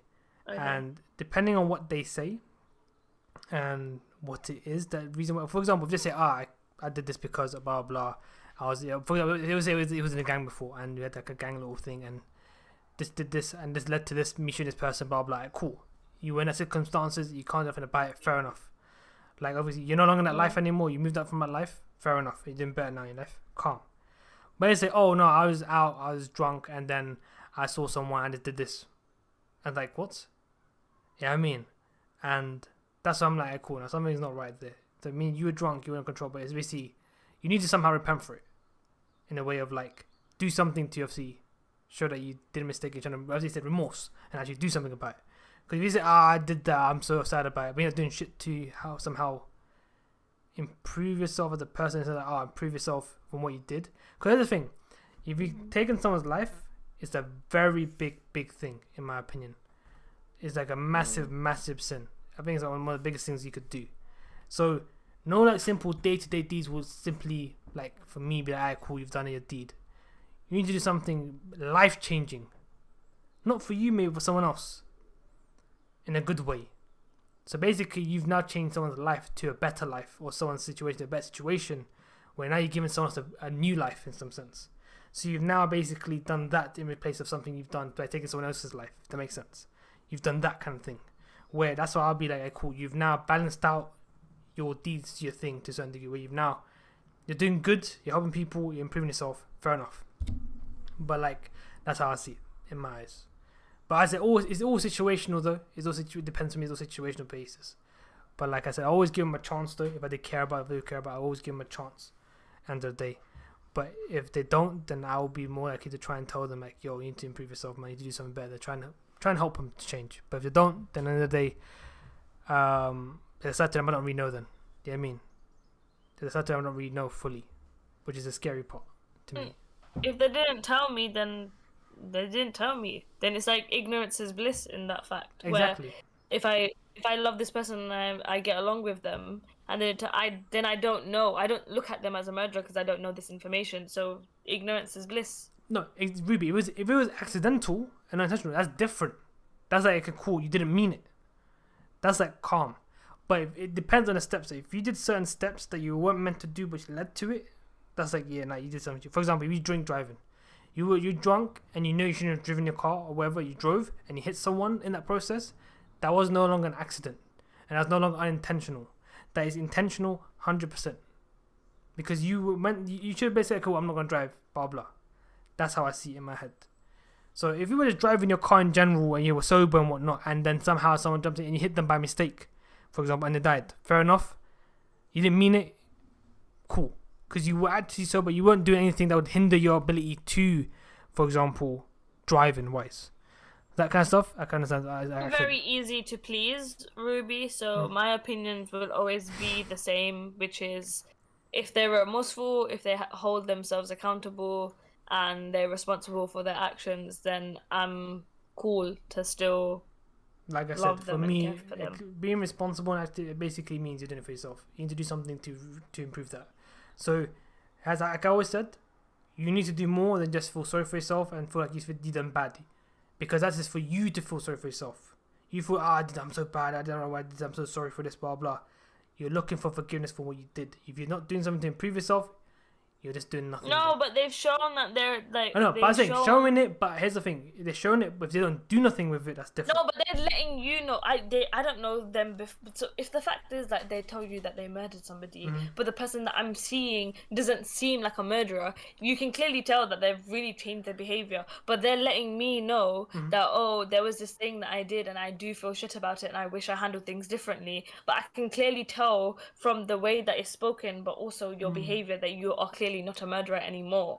Like I said, they've done something to allow them to do that. If I'm trying to say to you, but what I'm trying to say is that if they haven't done those steps, they haven't done nothing to do that. That's what I'm saying. Do you get what I'm trying to say now? So you're saying about basically now they've become an amazing person. They're no longer bad. You won't expect them to do it. That's what I'm trying to say. But what I'm saying is that if you see them doing good in life in general, and you say it'll be like a massive shock to you, that means, of course, yes, they have improved or whatever they've done. They've done something where you no longer think this person does. However, you are with someone that they said to you, and you don't see the remorse in them, or you don't see them, not remorse, but you don't see them that they've done good. Because if you know them personally, then you would know that, okay, cool, what they've done in their life to a certain degree, right? In the sense of like the goods and most of the time, people tell you the goods they've done. They'll never tell you the bads they've done most of the time, right? So you would hear certain things they've done, or even people in general tell you about what they've done. That you know sometimes. And if nothing relates to them showing that they've done good in the sense of like to show that they actually have remorse and what they've done is bad and trying to improve themselves or whatever, then that shows to me that this person they're feeling sorry for themselves, but actually not doing nothing about it to show that, okay, cool, they truly are sorry and trying to improve themselves. That's what I'm trying to say. Yeah, I mean, that's what I'm trying to say. When I say, oh. And also, CJ, if it was a secret and then I find out later, I'm not so quick to judge them. I'm more of a conversation person, so I would just bring it up and I would say, "Can we discuss it?" And then if they want to tell me, they can tell me. For me, because the thing is, people like to think that you can, because you're together or like you're friends or whatever, that people instinctively like to just say like, "I'm gonna tell you all these deep things about myself," but you gotta understand, like, being a murderer is a very big thing. It's really heavy. So for you to relay that to somebody, it's got to be somebody that you can actually be comfortable in telling. So if that person doesn't feel comfortable telling me, then I can understand that. And then when they're ready, they can tell me. But I just want them to know that I know this thing now. And when they're ready to explain, then I'm here for that. But like, if I would say I killed someone, what would you do? Because you barely know. I wouldn't do anything. I literally would just be like, I don't know. I wouldn't do anything. For me, I barely know you. I would just. Yeah, but let's say it was me, for example. Let's say I did kill someone, for example. How would you react to it? Because you don't see me doing it. You mean you wouldn't see me doing this? No. Yeah, exactly. But for me. But I have this rapport with you now that I love you unconditionally. So if you went out and murdered somebody, yes, I would be like, okay, I expected better from you. Like, this is not how I envisioned things to go. But however, I still love you regardless. That's kind of how I would go about it. And for somebody that I don't know, like CJ, I still, like, I know him a little bit, but for me, it's more the case of I don't know you, but I'm not going to judge you. Like, you don't need to justify yourself to me. You don't need to explain yourself to me, because we don't have a relationship that it needs to be justified. That's a thing that you did. And yes, I'm going to think, listen, not even next time, just don't act on your act. Like, it just be like weirdly enough, I just don't think I would like even judge this person. I'd just be like, okay, so you did this thing. Now, how are we gonna figure this shit out, and how are we gonna make you better, and how are we gonna come back from this? That's kind of where my mind goes. Yeah. Fair enough. And it's understandable. Obviously, that he's someone you don't know personally.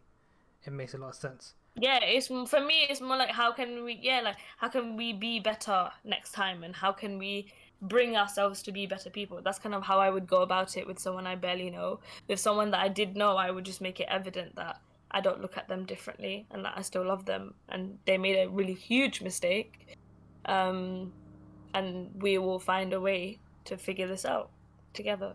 And that's kind of how I would go about Fair enough.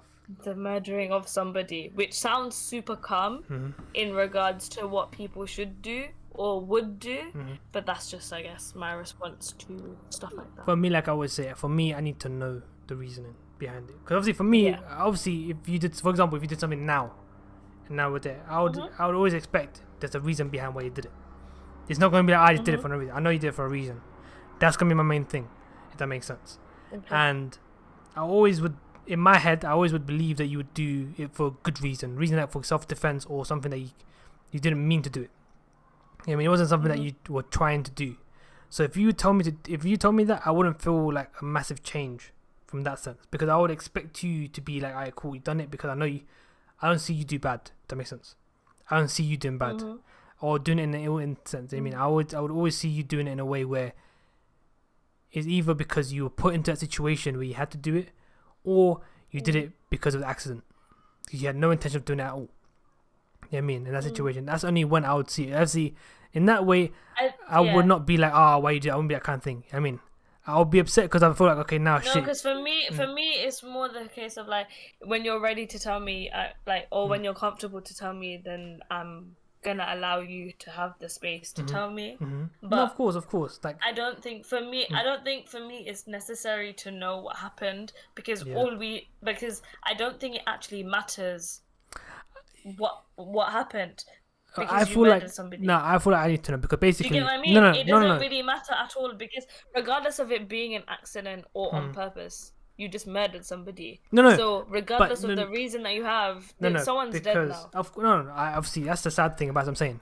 So that's what I was going to say. The only thing I'll be upset about is the fact that someone had to lose their life in this situation, and you had to do something about it. That's the sad thing. Or you had involvement in it. That's the sad thing about it. You were involved in it, yeah. That's what I'm upset about in the end. But for me, if I know you did it because you had to do it, or because you did it intentionally, whatever kind of thing, for me that would be like, cool. My friend, I know she's an amazing person. She's still an amazing person, and I can support her 100%, and know that this person is right. That makes sense, right?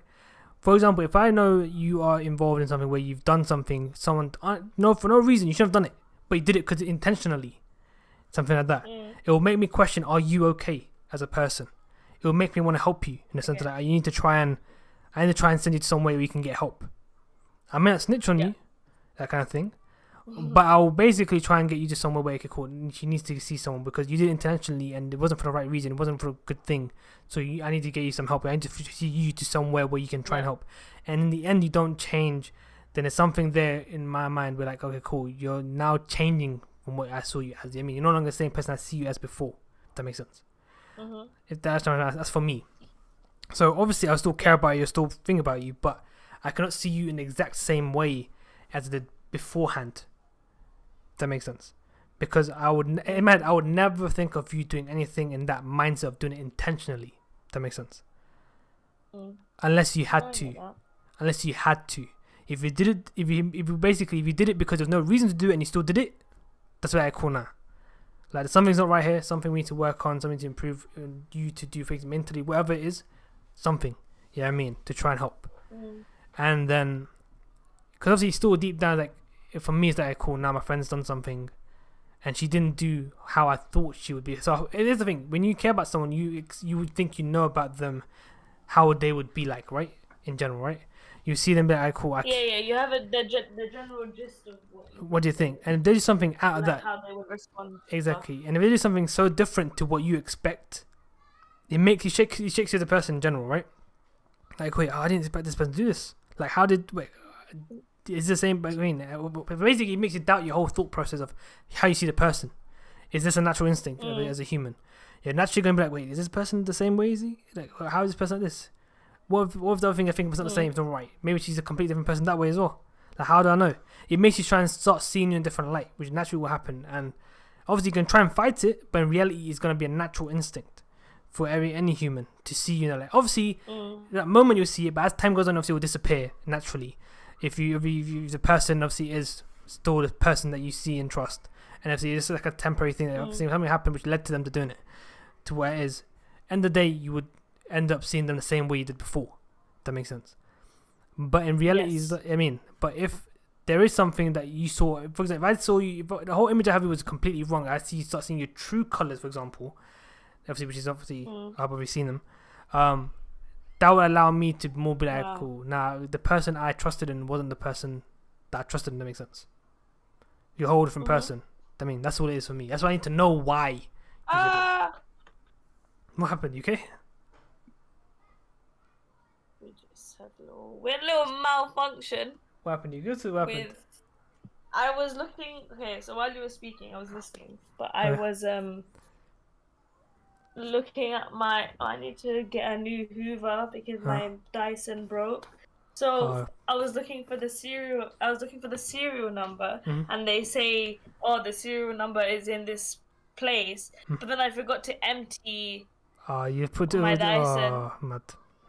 So I opened it, not realizing that some things would fall out. Luckily, it's not a lot, but it's still. So you can't hoover up, can you? Sadly. No, but I have a Henry. Oh, fair enough. Oh yeah, I've seen it. I'm rich. Since I'm rich. No, I'm kidding. I'm privileged enough to. Really? Haven't Henry? Did she get murdered? Did she get murdered? Lol. No. I have a Henry as well. I have 2 Henrys, so I'm privileged to have more than one Hoover. That's a privileged thing. All I have to say. Is that privileged? Yeah, because because normally people have one Hoover. Yeah, but I have. Oh yeah, fair 3. enough. Yeah, but because you have a handheld, I think it's a bit different. Wait, you said 3. Sorry, what? Yeah, so I have 2 Henrys. One for upstairs, one for downstairs, and the Dyson is for my room. Wait, well, why do you have? What? I just don't understand that. So Henry, the first Henry is for ground floor. The second Henry is for the first floor, and then the Dyson is for my room. So you're saying that Henry is incapable of doing the whole 3 floors? That one Henry is incapable of doing that? Is that what you're trying to tell me? No, it's too long to lug the Henry about, so we just have one Hoover per floor. What? You only have how many flights of stairs? So what? Okay, there's 14 steps, sorry, per flight, average. Like I said, I'm privileged to have so many Hoovers. Nah, bro, that's not privilege. That's just called basically unnecessary needs. That's how I see it. That's not privilege. Sorry? That's not privilege. That's just called unnecessary expenses. That means where do you store all the Henrys then? That means you're wasting space as well in your house. So one Henry goes under in staircase. the pantry. Oh wait, and then the other pantry Henry, under the staircase, right? Under cool. the staircase. Yeah. So one goes in there, and then the other one in the spare bedroom. And then my Dyson is chilling in my bedroom. You got too much money, man. Your family has too much money to spend. No wonder. What, 2 Hoovers and... Oh my god, CJ, are you still here? I don't know. I think I might be lurking. CJ, can you respond if you're still here? I have a question for you. If you're like, I got... What, 2 Hoovers? That's too much. I have 1. Oh, you still here? 1. What, 2 Hoovers? And that's too much. I have 1. 2 Hoovers are more hard. You're like, off I go getting my Henry, doing first floor done, now getting my other one. No, so basically... My mum will hoover the first floor, and I can simultaneously hoover the other floor as well. Do you get what I mean? So we can hoover at the same time. So so she can hoover while I can hoover because we have 2 separate hoovers. But then why does it take you that long to hoover though? Wouldn't it be easy for you? Wait, what? I hoover my house. So I've got 3 floors. It takes me 1 hour max. Oh my god. So she can hoover downstairs, and at the same time she's hoovering downstairs, I can hoover upstairs, so things can just. But I'm saying is that you don't have to do it at the same time though. You could wait after she's done it. You could do it after an hour. I can do half an hour after half an hour, 1 hour after. You can still do it. right? No, okay, we just somehow managed to have 3 Hoovers. I don't know how this came about, but it happened. You're talking about Dyson because you opened And it. sometimes we do yeah, 1 second, CJ, I'll come back to you. With the Hoover, like we do use the Hoover, and then say like in what's it called? We have a new house in it. So Yeah. sometimes we take the extra Henry to the other house so we can Hoover the other No, house. that's fine. I'm saying if you have 2 You know what I Hoovers, mean? So at least we got like I said, at least we got like a spare like I Hoover said, that we can lug around. like I said, Like if a friend, no. my Hoover broke, we can give a spare Hoover away. Like I said, I've got 2 Hoovers as well. Okay, one is just we don't use it at all. One we use. Okay, so like if something happens to the other, we can use that one straight away. That's what we do in my household. We don't start using it. Oh, if someone else needs it, you can give it to them, kind of thing, right? Or you need to obviously take it somewhere else. You can do that. I don't use them both. You get what I'm trying to say? Okay. That's what I'm trying to say. That's all it is. That's how I'm confused. The only 2 Hoovers we use the most is the Dyson, because the Dyson is for my bedroom, and then the Henry is for the house. That's the 2 that we constantly use. The other one is just like Wait, you said you use a it for the first. spare. Wait. No, we do. It's stuck on the first floor. So if we just want to Hoover the first floor, we don't need to lug Henry from ground floor upwards. We just need to keep him on the. We just What got if one you on the just first, use- so we what- can just do a quick Hoover. Well, wouldn't the Dyson be sufficient enough to do both your floor and the middle floor? No, that's just for my bedroom. It's a bedroom Hoover. It's just for me. This I know. She's too much, man. They always move on. Doesn't ask her this question. The Dyson is just for me. What do you mean? I'm not hoovering other people's rooms. It's my Hoover. Imagine having your own personal Hoover. You know what? Let's move on. Let's just move on. Also, CJ, my question was, hey, because you're making so much money, I have my eye on a £549 chair. Oh, and bro, it's the most dumbest thing ever. How are you gonna make this in here? I know you. I was wondering, CJ, if you're making lots of money, can you buy me the chair? Also, if you've got money, why you not member yet, bro? No, I'm joking. I'm joking. That's so peak. No, I'm joking. You'll be like, yeah, stay in the gang as long as it funds me. Yeah, say Ruby, basically, it's a nice, beautiful blue color. She wants a reading chair. Everyone. She wants a chair in the corner of her room so she can read. I'm like, you can buy a sofa with that much money, man. So CJ, I want a £549 chair. Which would be like around $700. You have lots of money because you got bare money. I thought maybe you could gift me this chair. But also, it's a lovely chair. It's a rocking chair. I want a reading corner. My room is big enough where I can have a reading corner. So I thought, oh, maybe I'll get a chair, maybe a footstool, and then I can read because I don't like reading on my bed because then I'll fall asleep.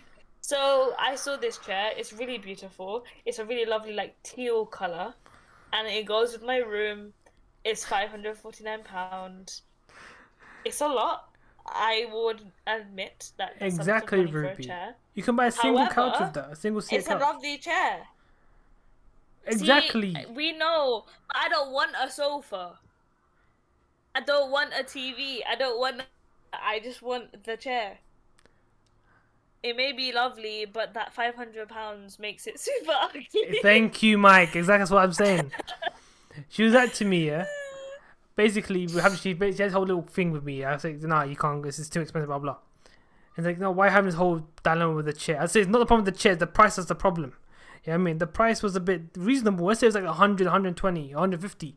Yeah, And then cool. he started asking all these questions about the chair, and I'm like, bro, how are we just arguing about a chair? Why can't I just simply say, oh, yes, a nice chair, get it? Why can't I have a friend who's just like, yeah, get the chair? No, because we're not yes men. CJ, you're rich. That's why I'm telling you, you should get it for So me. CJ, she's asking you for some money. She's asking you to send some paper her way. I'm asking you, yeah, we can be a team. I'll happily saying, endorse bro. your gang movement if you can buy me the chair. He's not rich, sadly. I'll be alright. I'll be what? He's not But he rich. said. He's part of the gang where he's trying to get money. He ain't rich though. That's what he said, sadly. Oh, But can you afford me a £549 chair? Well, $700 because you're in America. Can you afford me that much Oh for a my chair? god. How much do it cost? It cost, as you had Slayer, 500 something, man. Bro, I just saw that chair. Yeah, Slayer. I said I either get rich or die trying. Okay, well you're gonna Oh, we cut there. die trying getting me this chair. The Also, what? oh, I said he can die trying to get me this chair. Wow. Yeah, Slayer, 500 is a lot for a chair. We have established that. And, but a lot of... I bought a Rolls... Oh, shit, then. Can you sell your Rolls Royce and buy me the chair? Also, why would I Rolls Royce? How I much? swear it's like that depreciates. In it. And today, yes, she is. Like, Also, why would you not get like a sports car?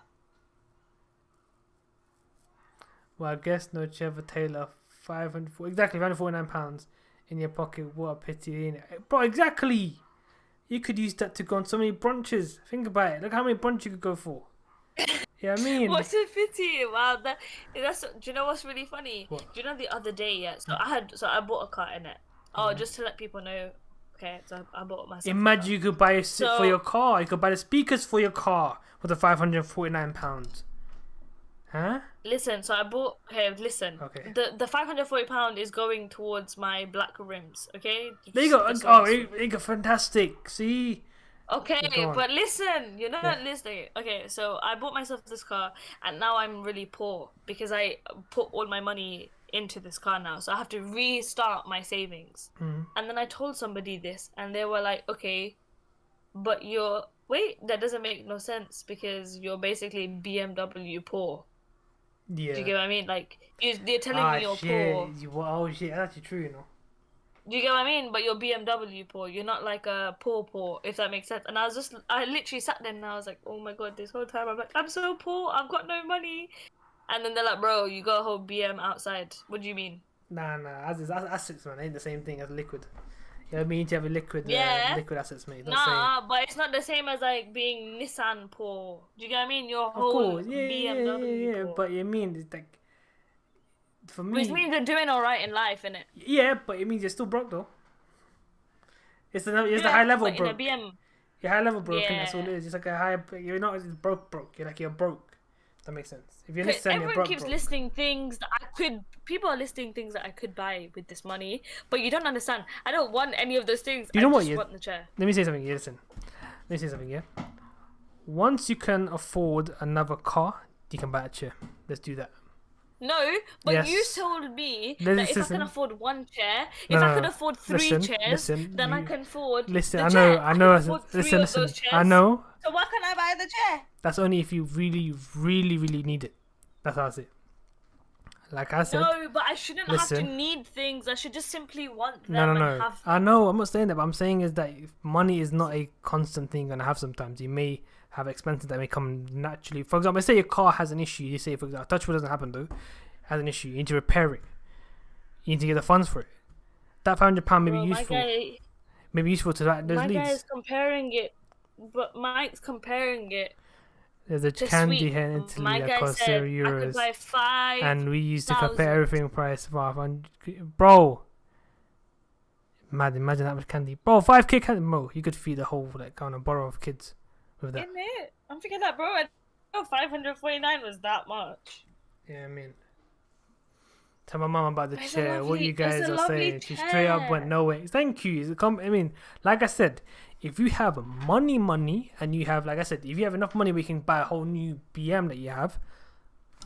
Go and get the chair, because you have enough money. To be fair, my mum also said the same.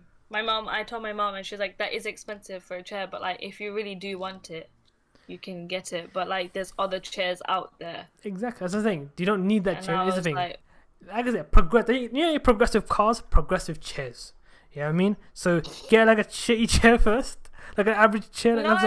I want a nice one from the get-go. Why can't I just live a nice life? No, it's because we were telling you this because we know that if something happens, why do I always? No, but we're thinking now. Listen, all of our mentality is poor people mentality. Why can't we just be like, it's not poor people mentality. That's a nice thing. I want it. Okay, cool. I will be happy with my chair. Can I say something? Do you know how like our luck is in general? Isn't the greatest luck? We know that, right? Our luck isn't that great. I think I have great luck. You sure? No, I disagree with you there because I think I'm quite a lucky person. From what you've told me about your life, it doesn't seem like that sometimes. See, I don't see it like that. I see where you're coming from. I do. So for But me, weirdly enough, I feel like I'm quite lucky. For me, I've always been that guy. Like, cool. Even if I can afford to get something, I'm gonna wait a bit, cause something will happen and we're like, okay, cool. Shit, I need this money now. You know what I mean? So that's why I'm like, in my head, I don't spend, even if, for example, if I said 3 times the money, fair enough. But in my head, I'm like, I'd rather wait a little bit longer. Because let's say, for example, the chair gets on sale at some point. It may Keeping in mind, I'm not one of those like impulsive buyers. I put things in my bookmark. Say course. it's like a suit that I want, or a chair that I want, or anything that I want, I put it in my bookmark. And then I leave it in my bookmark, and then when I next check it in a couple of days or a week, and if I still want that product, then I will be like, okay, cool, I'll buy it. But when it comes to like expensive things, so when it comes to like sitting on it and it costs me like what £40 or whatever, that's fine. But if something is like above a couple £100, it's gonna sit in the bookmark for a while, and then I'm gonna sit and be like, oh, do I really want this thing? And I do answer those questions like, do I need it? Will I use it? And because I'm making a reading corner, I know for a fact that I don't just throw them out. The way I talk about this chair seems like I just throw around Let me my tell you money, something. But I don't. I actually do put it in my bookmark. And it's been sitting in my bookmark for a long time. But then because I got paid the other day or the other week, I was like, cool, I have the money, enough money to buy the chair. So I can get the chair if I wanted to. But I didn't want to make a dumb mistake to get the chair. I just knew that I could afford the chair. I heard it. But like I said, you know what I mean? Let me tell you something. Okay, I told you to tell this multiple times as well. But I'm gonna tell you this one as well. So if you're ever like undecisive and don't know what to do and what not to do, yeah, everyone has any coin. Just have a coin, and just basically say heads is like buy the chair and tails is like don't buy the chair, right? So imagine you're tossing that coin. Before you toss it, your mind will instinctively say heads or tails. That's what you really want. Because you would always wish for it to end on something. And that's how you know if you truly want the thing or don't want the thing. And until please be heads doesn't come to your mind straight away, don't get it. Because I mean there's some sort of doubt in your mind at the end of the day. Do you know what I'm trying to say? So that's how I see it in any situation. Always make sure that what you're trying to do, you don't forget yourself, you're fully happy with what you do, and kind of any decision you're making. That's how you do it. You know what I mean? Because sometimes you want to go somewhere, I don't want to go there, blah blah, should I go there or not, I don't know, what should I do? Do a little coin toss. And like, whatever feeling you get from the mindset, okay, that's your true feelings, whether you want to go or not to go kind of thing. I mean, that's how you do it. And you know, when you asked me about the coin toss with my car, whether I wanted a grey one or an orange one, you did that, right? I didn't do the coin toss. Why not? I knew I didn't do the coin toss. I knew from the get-go I wanted orange, but because everyone around me was telling me that I should get the grey one, that's why I was indecisive, because I wanted the orange one, but everyone was like, no, make the sensible decision and get the grey one. For me, I was always like, whatever, as I said, whatever you wanted, you can get. Both colours weren't bad, in my opinion. Obviously, the other colour you have was a bit. No, I know, but you out. and McCall was more against it. Like, McCall, make the like sensible decision. You don't want to be stuck in like 3 years time and with like an orange car. Do you get what I mean? I didn't really say that to McCall said that. For me, it was more like, because you said I don't see myself driving that kind of car. You said that yourself to me. Because I don't know if I suit it. Exactly, that's what it is. So I said to you, as I said, simple as you, go and check it out yourself personally. You know what I mean? And see what you feel like, because this is the thing. Once you see it in person, it's a whole different vibe sometimes. And obviously, and the day you bought the car. No, of course. Why I said like I saw it and I got the car because I was like, no, this is a really nice color. There you go. And like I told you, whole idea of like, exactly. I just felt like you guys. The reason why I didn't do the coin toss was from the get go when I saw the picture. Fair I enough. was like, yo, you know the them. car that I want. You know them. But it was more just like I just felt like everyone was like, oh, make the sensible decision, make the adult decision, da da da da da. And I was like, oh, okay. Like I said, if I want to make a sensible decision, why would I drive a 2-door car? Like I don't be like, no, 2 doors is too small. How's it practical? You get 4-door car, it's more practical for like adult purposes. You know what I mean? I would do that. You know what I mean? No, but I can't imagine you buying like a green car, can I now? Oh, that's personal one. That's a bit different, isn't it? That's personal. You know what I mean? I can't imagine you buying it because you can't imagine that's not yourself like in a that's green like car. that's like an adult thing though. That's more like my characteristics as a person though, right? That's me as a person. That's not me being an adult or being mature. I think that's more being my characteristics. You don't really see me wearing this type of colours in general anyway, so you wouldn't really see me driving that kind of car. That makes sense, right? I guess so. I think like the more adult, I don't know. I just felt like that the adult thing to do was to get the sensible color. But here's the thing, as I said, For me, it was always like, cool. The reason I say the coin thing is only if you don't really know what you want to do. Because if you question yourself, you question what you're thinking, and you don't really know what you want to do, you do this little test thing.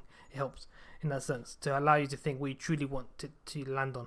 That makes sense, or what you truly want to do.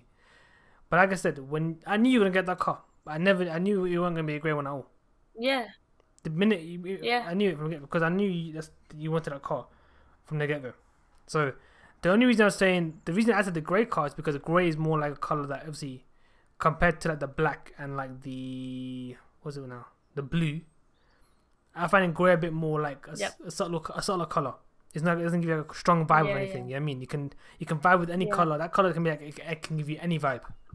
You know what I mean, black is more like I say it now.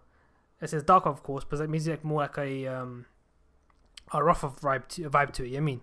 Because I do like I don't like any of the black ones that I've seen, but I would like a matte black.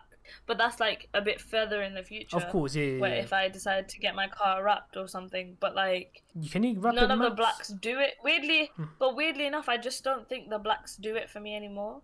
Just the car, like I just feel like there's something missing. I heard that because some like for me, a black car would look. It doesn't look bad. A matte black car would look alright, but I think it's such a common thing to a certain degree. It wouldn't seem as like an amazing thing for me. Like I've seen so many matte black like BMs or like what do you call it, Lamborghinis or those like Ferraris that basically almost get done. Like it seems pretty common. You know what I mean? That doesn't seem that great, sadly. So for me, if I were to get, I don't know. Personalizing is like something that I've really thought about, so I don't really know what I would get. Yeah, that makes sense. But for me, if I were to personalize, but I'm not gonna No, go on. I was gonna say if I was to personalize, I would only do it in a car that I know it's like it would suit getting personalized. You know what I mean, it'd be worth me getting it personalized. That makes sense. Like my car, I see no point in personalizing it in that sense. I see there's no point. It seems more like it's a car I have for like a couple more years maybe, and I'll get rid of it. So why would I want to personalize it in that way? You know what I mean? Yeah. That's how I see it. But yeah, go on. No, that makes sense. I'm not gonna like spend dumb money on a chair, but I just think that like there's a lot of times where I just think like, but what if I just want to get the chair in it? Like, it's this thing that whenever we make big, I know we're not money wasters, but whenever we make big money investments or big money purchases, I feel like we do this whole obstacle course of thought when I simply one day just want to be like, okay, I like this thing, I'm going to get it. It won't be like an everyday often thing, but I want it to be where one day I can just look at something expensive, like it, and just be like, okay, cool, I want to get it, and not go through an obstacle course of like, no, of course, but this and this and this. I had that. Yeah, take care, man. I appreciate you coming through. Hope you enjoy it, Dominus. We just said we do it once a month at the moment, so hopefully we'll see you again on the podcast in a month's time. Yeah, I mean, but take care, everybody. It was nice meeting you. See you. Well, see, as I was saying, sorry, with the chair thing, like I said, because you only bought the car, I thought you should wait a bit because you already made like a massive expense. That's what it is for me. You know what I mean? Yeah. It's a massive expense, and obviously, if you need money, because that's the thing, cars ain't cheap in general. You know that. You know yourself personally, petrol wise, other stuff wise. It's a bit expensive. Like it's not a cheap thing. You know what I mean? That's what it is. So for me, I always try and make sure that if I buy something, I know I've got that side covered completely. You know what I mean? That's all it is. And for example, if I've not made any big cost or expensive with it, I've not spent any money, massive money, and I want to get something. Sorry about that. What happened? I thought you had the sound, the hoover. No, did you turn it on or something? Is CJ saying? No one's CJ question mark me. Is he talking to Ruby? No, I think he's I don't know. Take care, me. Well, no. when I said, "Oh, nice to meet you, Ruby." It is Ruby, not you, man. It was nice meeting you. No, I said, "Oh, it was nice meeting you, Ruby." So I thought maybe he's asking, "Oh, but what about me?" Oh, she said you. Yeah, she said you. Take care, me. No, I'm confused. I don't know. CJ confusing us. Anyway, what I was saying was basically is that you can go, of course, but like I said, you need to see a situation. I know it shouldn't be. We can all wish to be in a situation where you don't have to think about a situation. You can just take it. But like in reality, we need to be a bit more like We need to think about the long term, and that's all it is. Yeah, I mean, No, CJ. So we're talking about the car. So I bought myself a car. That's what that is. You don't need to buy me the car. I've already bought. No, the but car. I think he's talking about his car. To clear that up, just to clear it up. I think he's talking about his car. I think he's about to talk about a new car. Oh. You bought a BM1 series. That's what you got. It was dirty as hell when I saw it because she hadn't cleaned it since she bought the car. But luckily yesterday. I don't know why he's acting. She cleaned it at least. I don't know why you're acting like it's the dirtiest car ever. Bro, you could type wash me. You type wash me on it. It's cleaner than my previous car. Yeah, but you've driven a BM, mate. You gotta clean it. Sorry. Yeah, Sorry. I mean, didn't know there were standards now. Well, it is. You're part of the BM group, man. You gotta wash it, man. You gotta look after it. Make sure your inside's not dirty. I see a lot of people that it's not.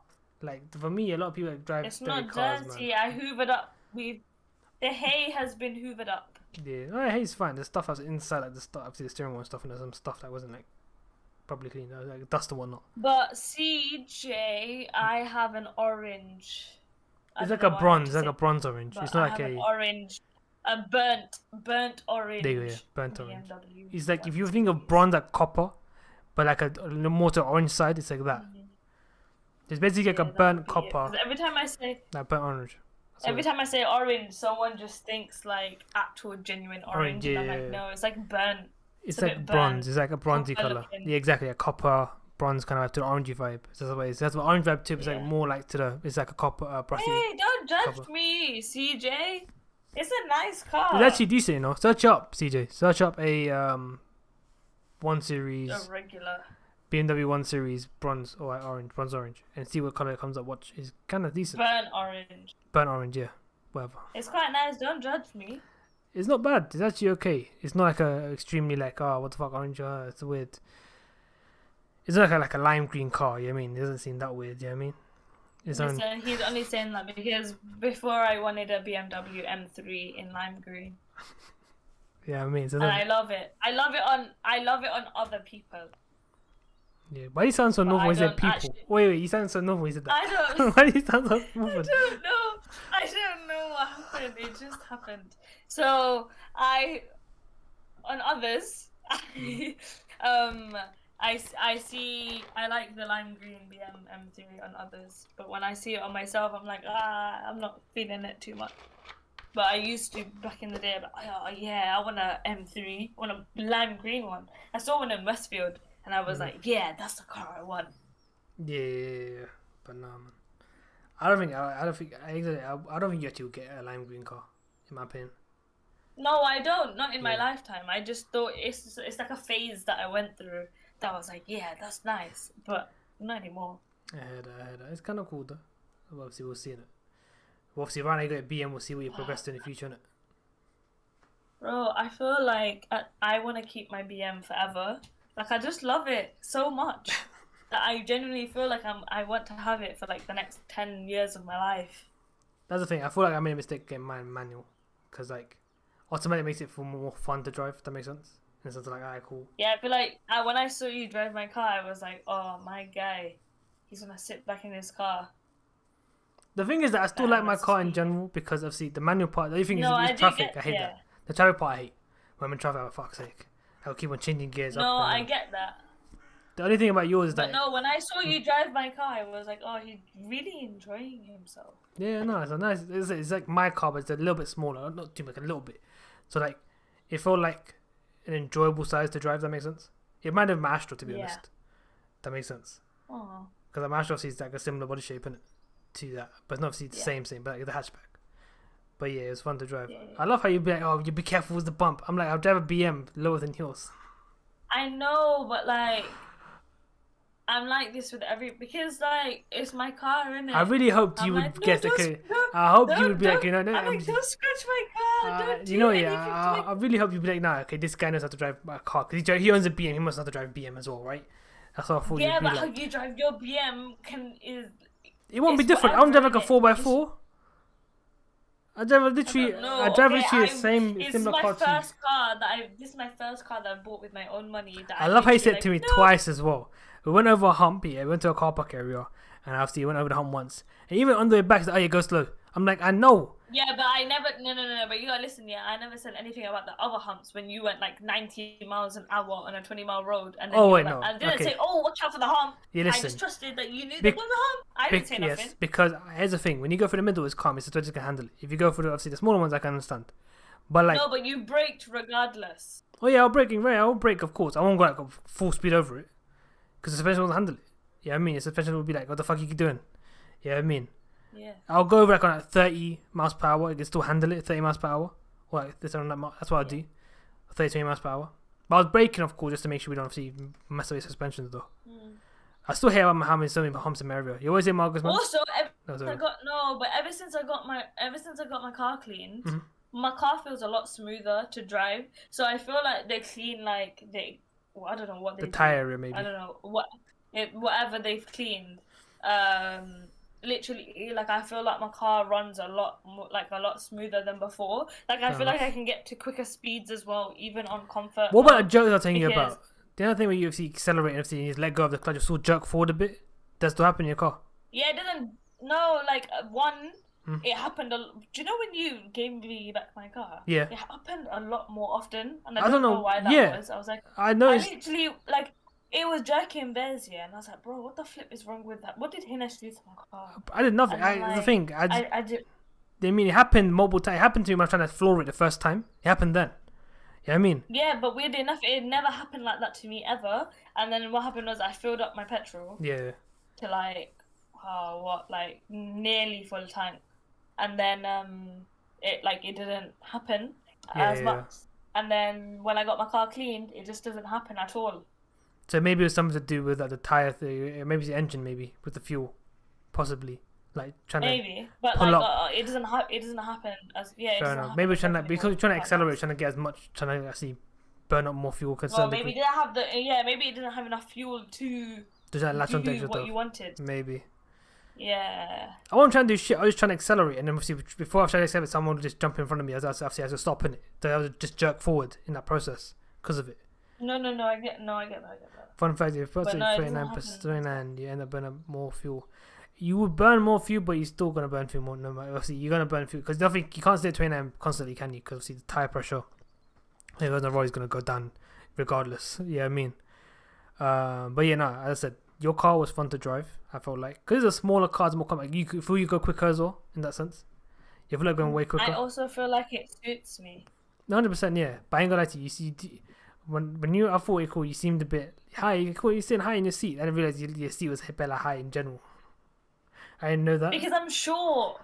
Yeah, no, I didn't realize that. Oh no, I'm a short person, so Yeah, I no. don't want to be one of those awkward people. Do you know when you see them driving, all you see is their like nose and up, Yeah. or you just see like their chin and up. You don't see the rest of their body because they're too short for the car. I don't want for me, one, I don't want to be like that, but two, I can't see above a certain thing. So Oh, for yeah, me, it's yeah, like I need to lift my. How did you I drive can't my car see. then? You must have seen fuck all then. Yeah, so I literally had to tiptoe, like I literally had to put my spine a bit up, so I couldn't slouch down in your car. I had to go a bit up, so then I can physically, like I had to sit upright and then like tiptoe. I with still my love I couldn't spine sit in your car because because how I close. couldn't- Yeah, I know, fair enough. I still remember the time I was Yeah, so trying to sit in your car and I couldn't actually get my leg around the steering wheel until I had to pull your seat back first. Before you Yeah, get like in. with my thing is my seat is generally quite forward because Yeah. my legs obviously aren't as long as yours. Yeah. But also my seat is up because I am short, so I need to be able to see Hmm. over the bumper. So it'd be dumb if like I just kept it low. So for me, it's like Fair the enough, seat yeah, is yeah, yeah. positioned to me. Yeah, do it once a week. I don't really do it once a week. I just do it whenever I go back on a long journey. That's how I do it. Little boy, he died? Who died? Lil Durk's brother, the artist. I don't know who that is. Lil Durk? Okay, no, never mind. He's an artist. Bro, there's bare littles. How am I meant to keep Yeah, track? I think he had an album recently called with Little Baby as well, if I'm not wrong. Oh, I know Little Baby. He had an album with him recently, if I'm not wrong. Oh, okay. But, Anyways, but yeah, no, as I said, I think lovely car. I'm gonna call it. That's it. Thank you. I'm gonna quite there as well. Lovely car. It was fun driving it, like I said before. Thank- Glad you cleaned it. That Thank was nice to see in its prime condition, in a photo at least. Yeah, and I was so baffed. I was like, bro, why does my car look darker now? Yeah. It looks. That's what I said. It's a nice, if you clean it, it looks amazing. It has like a shine to it as well. Like a little certain areas have Don't shines to it worry, as well. When we and the boys hang again, Mhm. I'll make sure that I've cleaned it before we hang out again so it can sparkle. Yeah, I heard that. But yeah, anyway, guys, we'll call it a day though. I said it, CJ. Yeah. Okay. Call it a day. It was nice chatting to you, CJ. Yeah. It was like a one-to-one therapy session with CJ. If you want somebody to talk to, my Discord is always open. That goes for anybody going through shit, I guess. But more so CJ, just because we talked about it If you today. want to talk about Endo, then. But yeah. Obviously in general as well. Discord, everyone knows the situation. They can talk to them on Discord. They're done talking it. But in stream with 10 viewers. And she ain't got a server, man. She don't need a server. 1-to-1, but in the stream with 10 views. What? But the thing is that What CJ, server? like a Discord server, like I have.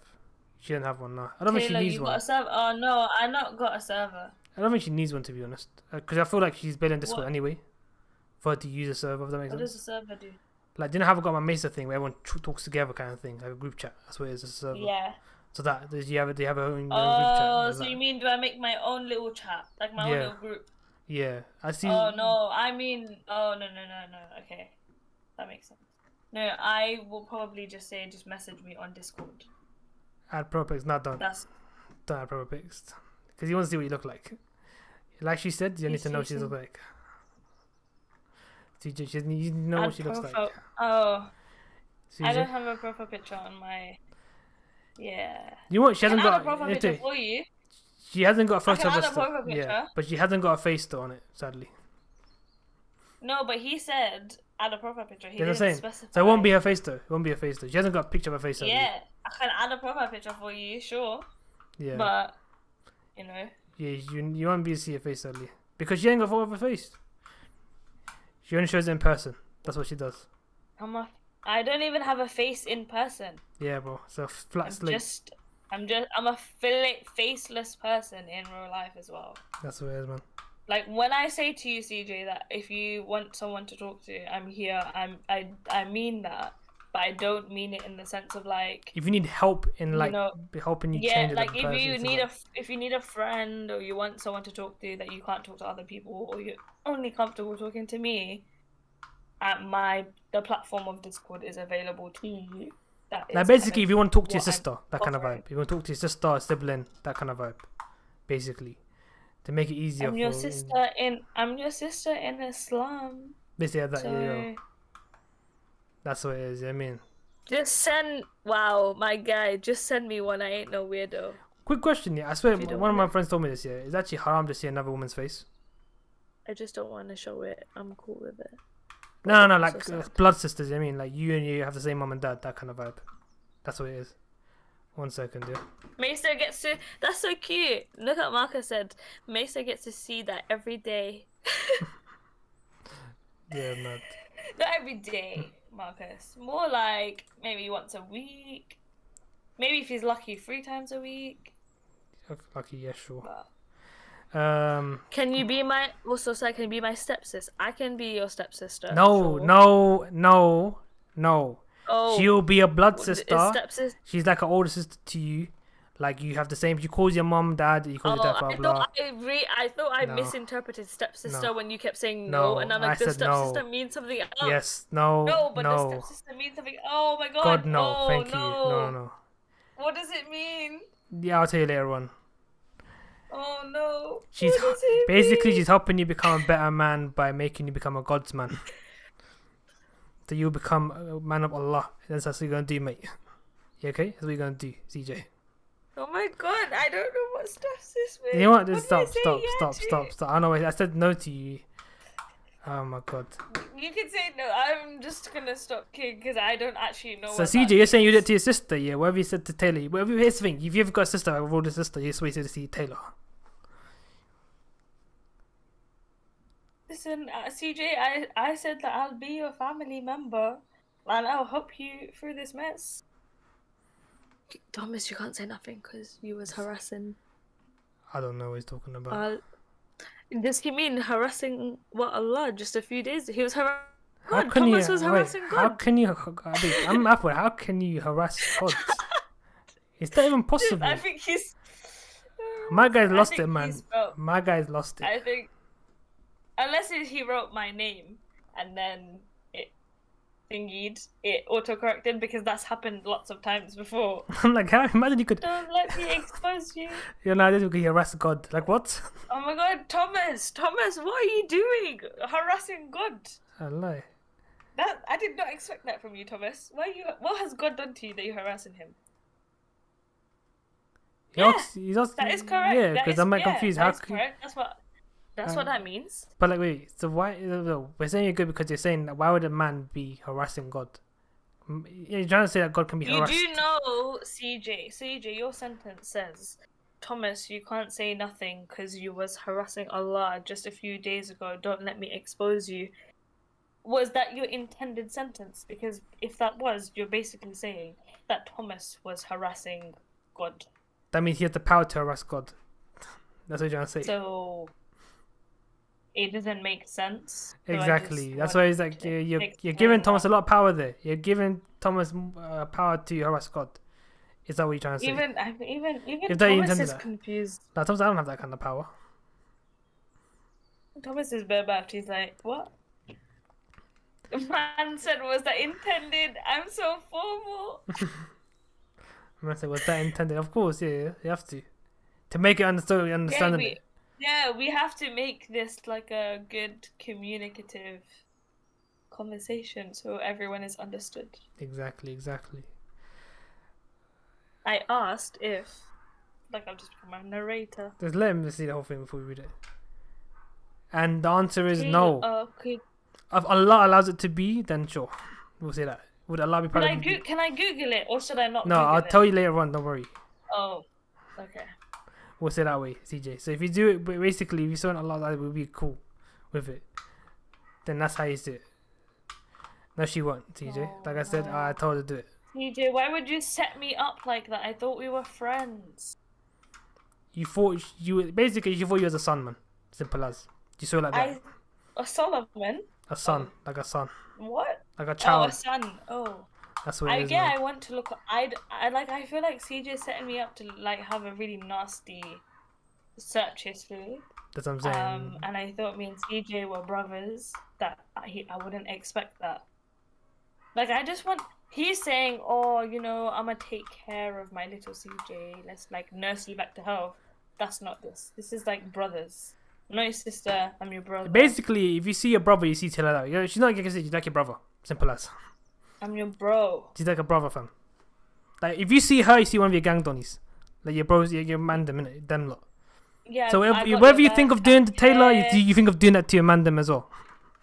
Like your boys them, and that's how you do it now. That's the good vision it That's nasty, considering. That's how you gotta do it now. So whenever you envision of Taylor, you envision one of your gang donnies. Like one of your thing, one of Crip members. Wait, even now, because I didn't snitch, CJ. I didn't snitch. I got your back to the end.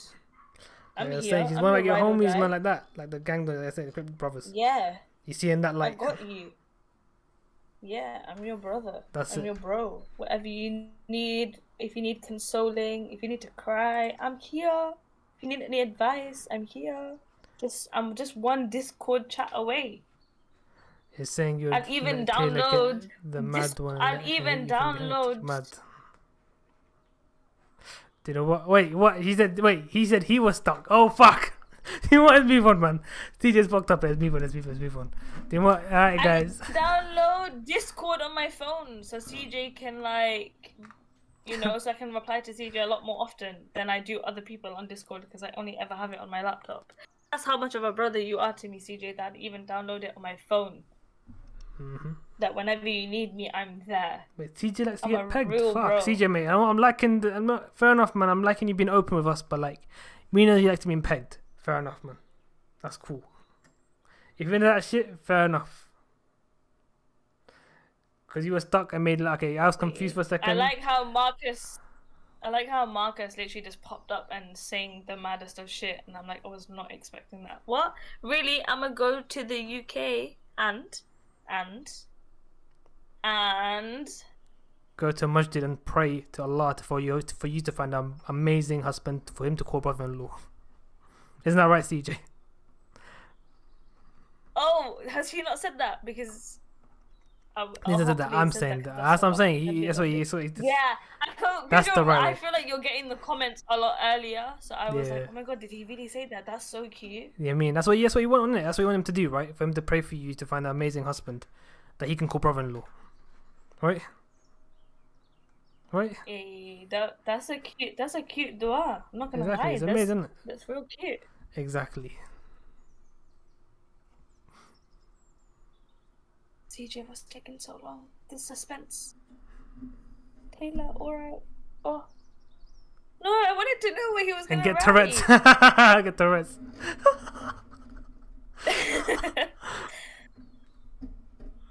I wanted to know where he was going to write after and. No weird feelings or anything. Okay. No, I just wanted to know why you said and. Just now I feel like we all ruined it. Oh, just tweaking. Oh, he wasn't gonna write anything. But basically, we're going anyways. What he knows that he truly is gonna do all for you. Make a dua. You're gonna find an amazing husband that he can call brother-in-law. That's what it is. He will do. You do this, CJ, right? You're gonna be respectful, brother, right? You're gonna do that, right? And she will pray for you as well that she can call someone a sister, because she wants a sister though. To be honest, she'd love to have a sister. Then whoever marries you, she can call her sister and have a sister that way. Right? TJ? Anyway. We're trying to be the postman, but Taylor made him the postbox. Well. Fuck. Too many new windows. Let's move on. The special done for it, exactly. Alright then, CJ, I guess you're longing it out, mate, as you normally do. No, we gotta wait because the suspense is not over. When he says it, aww. No. I said it. What are you, my maester? What? Why are you deciding a woman's life? Are you one of those men that decide? I thought you said you care what I'd say. You care about me.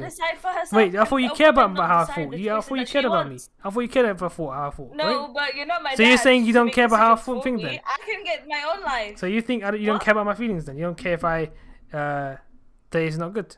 Huh? Is that what you're trying to say? So you're saying my words don't hold no value to you? I'm saying that you don't respect me. Is that what you're trying to say? That means you respect so you're saying you don't hold me for... I can't make good choices for myself that you would then... So you're saying so you're saying you don't like my opinion. Me. That's what you're saying. I thought you respected me enough to be like, cool, now I can respect my guy's judgment. But no. You don't judge my okay. Nah. See, you think that you don't trust me. You think I make shitty decisions in life that you think that I can't make. I know you will say no. So I know you say no. That's why I said no. That's why I said no. Because I know you're gonna say no. I didn't. Unless you are. No. How do you know? How do you know I was gonna say no? You because don't know I guess that's how I know you. Making decisions for me no. You don't respect. Because I respect you. I thought you a respectful person would say no. No. There you go. She said no. Thank you. I didn't say no. I said no to you, Maester. No, she said no. That's a no for you, CJ, brother. That's how it says, man. The no is the no. So yes, brother. I didn't say yes, nor did I say no. She said no. She said no. You just said no. I didn't say. She literally said no by itself, man. Simple as, alright. Simple as, CJ. I didn't say yes, nor did I say no. But apparently my dad, Maester, wants to say no. So I guess without my dad. But like I said, I know what she thinks, man. She said no. I knew she was gonna get the car. I knew. I said that. I can read her mind. She said no. Listen, without my dad's blessing, CJ, I can't do anything. So because my dad said no, I'm gonna have to say no. Because until you get the blessing of my dad, then we cannot move forward. Yeah, blame on me, cool. Even though I know you're gonna say no, blame on me. Yeah, sure. Oh, but he said that you're protecting me from him. Protecting you from me? Huh? He protecting you from me? That means I'm doing a good thing. Yes, I'm doing a good thing, right? She's saying I'm a dad, CJ, so he's seeing it as a good thing, like, oh, that's cute, your dad's protecting you from him, because you don't think that he's good company for me. No, he's saying, I'm doing a good thing, though, basically, right? Oh, God, you know what, we're making it weird, man. We're making this weird now. We're making this weird. Taylor admits Mesa Uh, We're this weird now. This is cool a day, guys. So we're making this weird now, guys. I like how Marcus just turned up. Yeah. Mesa trying to marry her up. Mad one. Well, okay. Anyway. Mesa wants you. Yeah, CJ. Oh. But Taylor really would say no, sadly. I do apologize for that. Yeah, I mean, I think you're an amazing man, but sadly, she would say no. Yeah, I mean, if you ever need somebody, how you find a better woman, someone more amazing than her, which is gonna be hard to find, of course. But if you do, yeah, you know what I mean, but I'm like, bro, I'm a gem. I'm amazing. Yeah, I mean, to find somebody better, good luck to you. Yeah, I mean, she prefers brown people. One more question. Okay, what do you prefer? Black or white people and long and or short hair? She likes brown people and medium length. I don't know, so continue. I was getting the most political answer. If you want to decide my life, my life for me. It's fine. Just take all my answers. There you go. I know her too well, innit? It's brown. What do I prefer? It's brown and medium hair. That's what it is. I don't really have a preference when it comes to race. As for hair, it's either the prison look or the long hair look. There's no in between. That is all you're getting from me.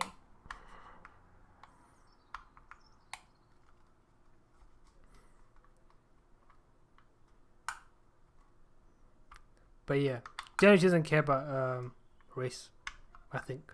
Yeah, I don't. Race, like, I'm not too bothered. If you're a cool person and I vibe with you, that's what matters more to me. Mm-hmm. As for hair, it just makes you more attractive if you've got the one grade look everywhere, or if you've got long hair. That's cool with me.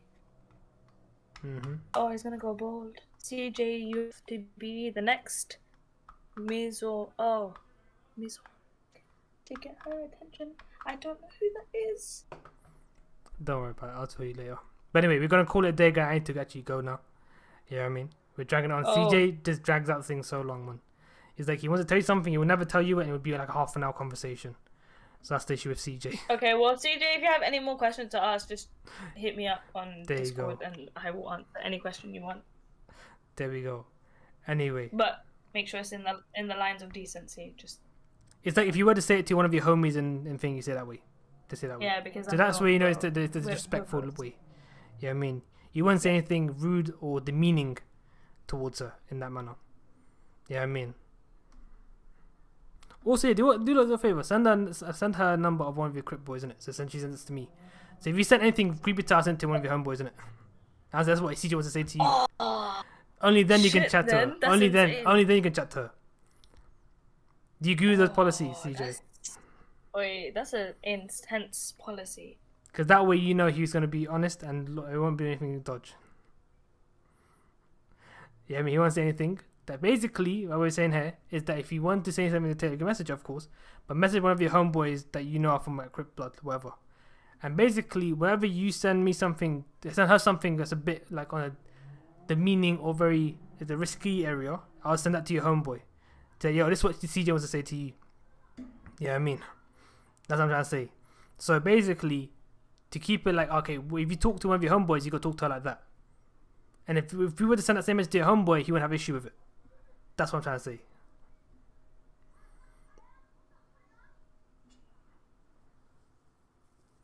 That's what I'm trying to say here. So that's how you would speak to Taylor. Thomas, man, he's getting there.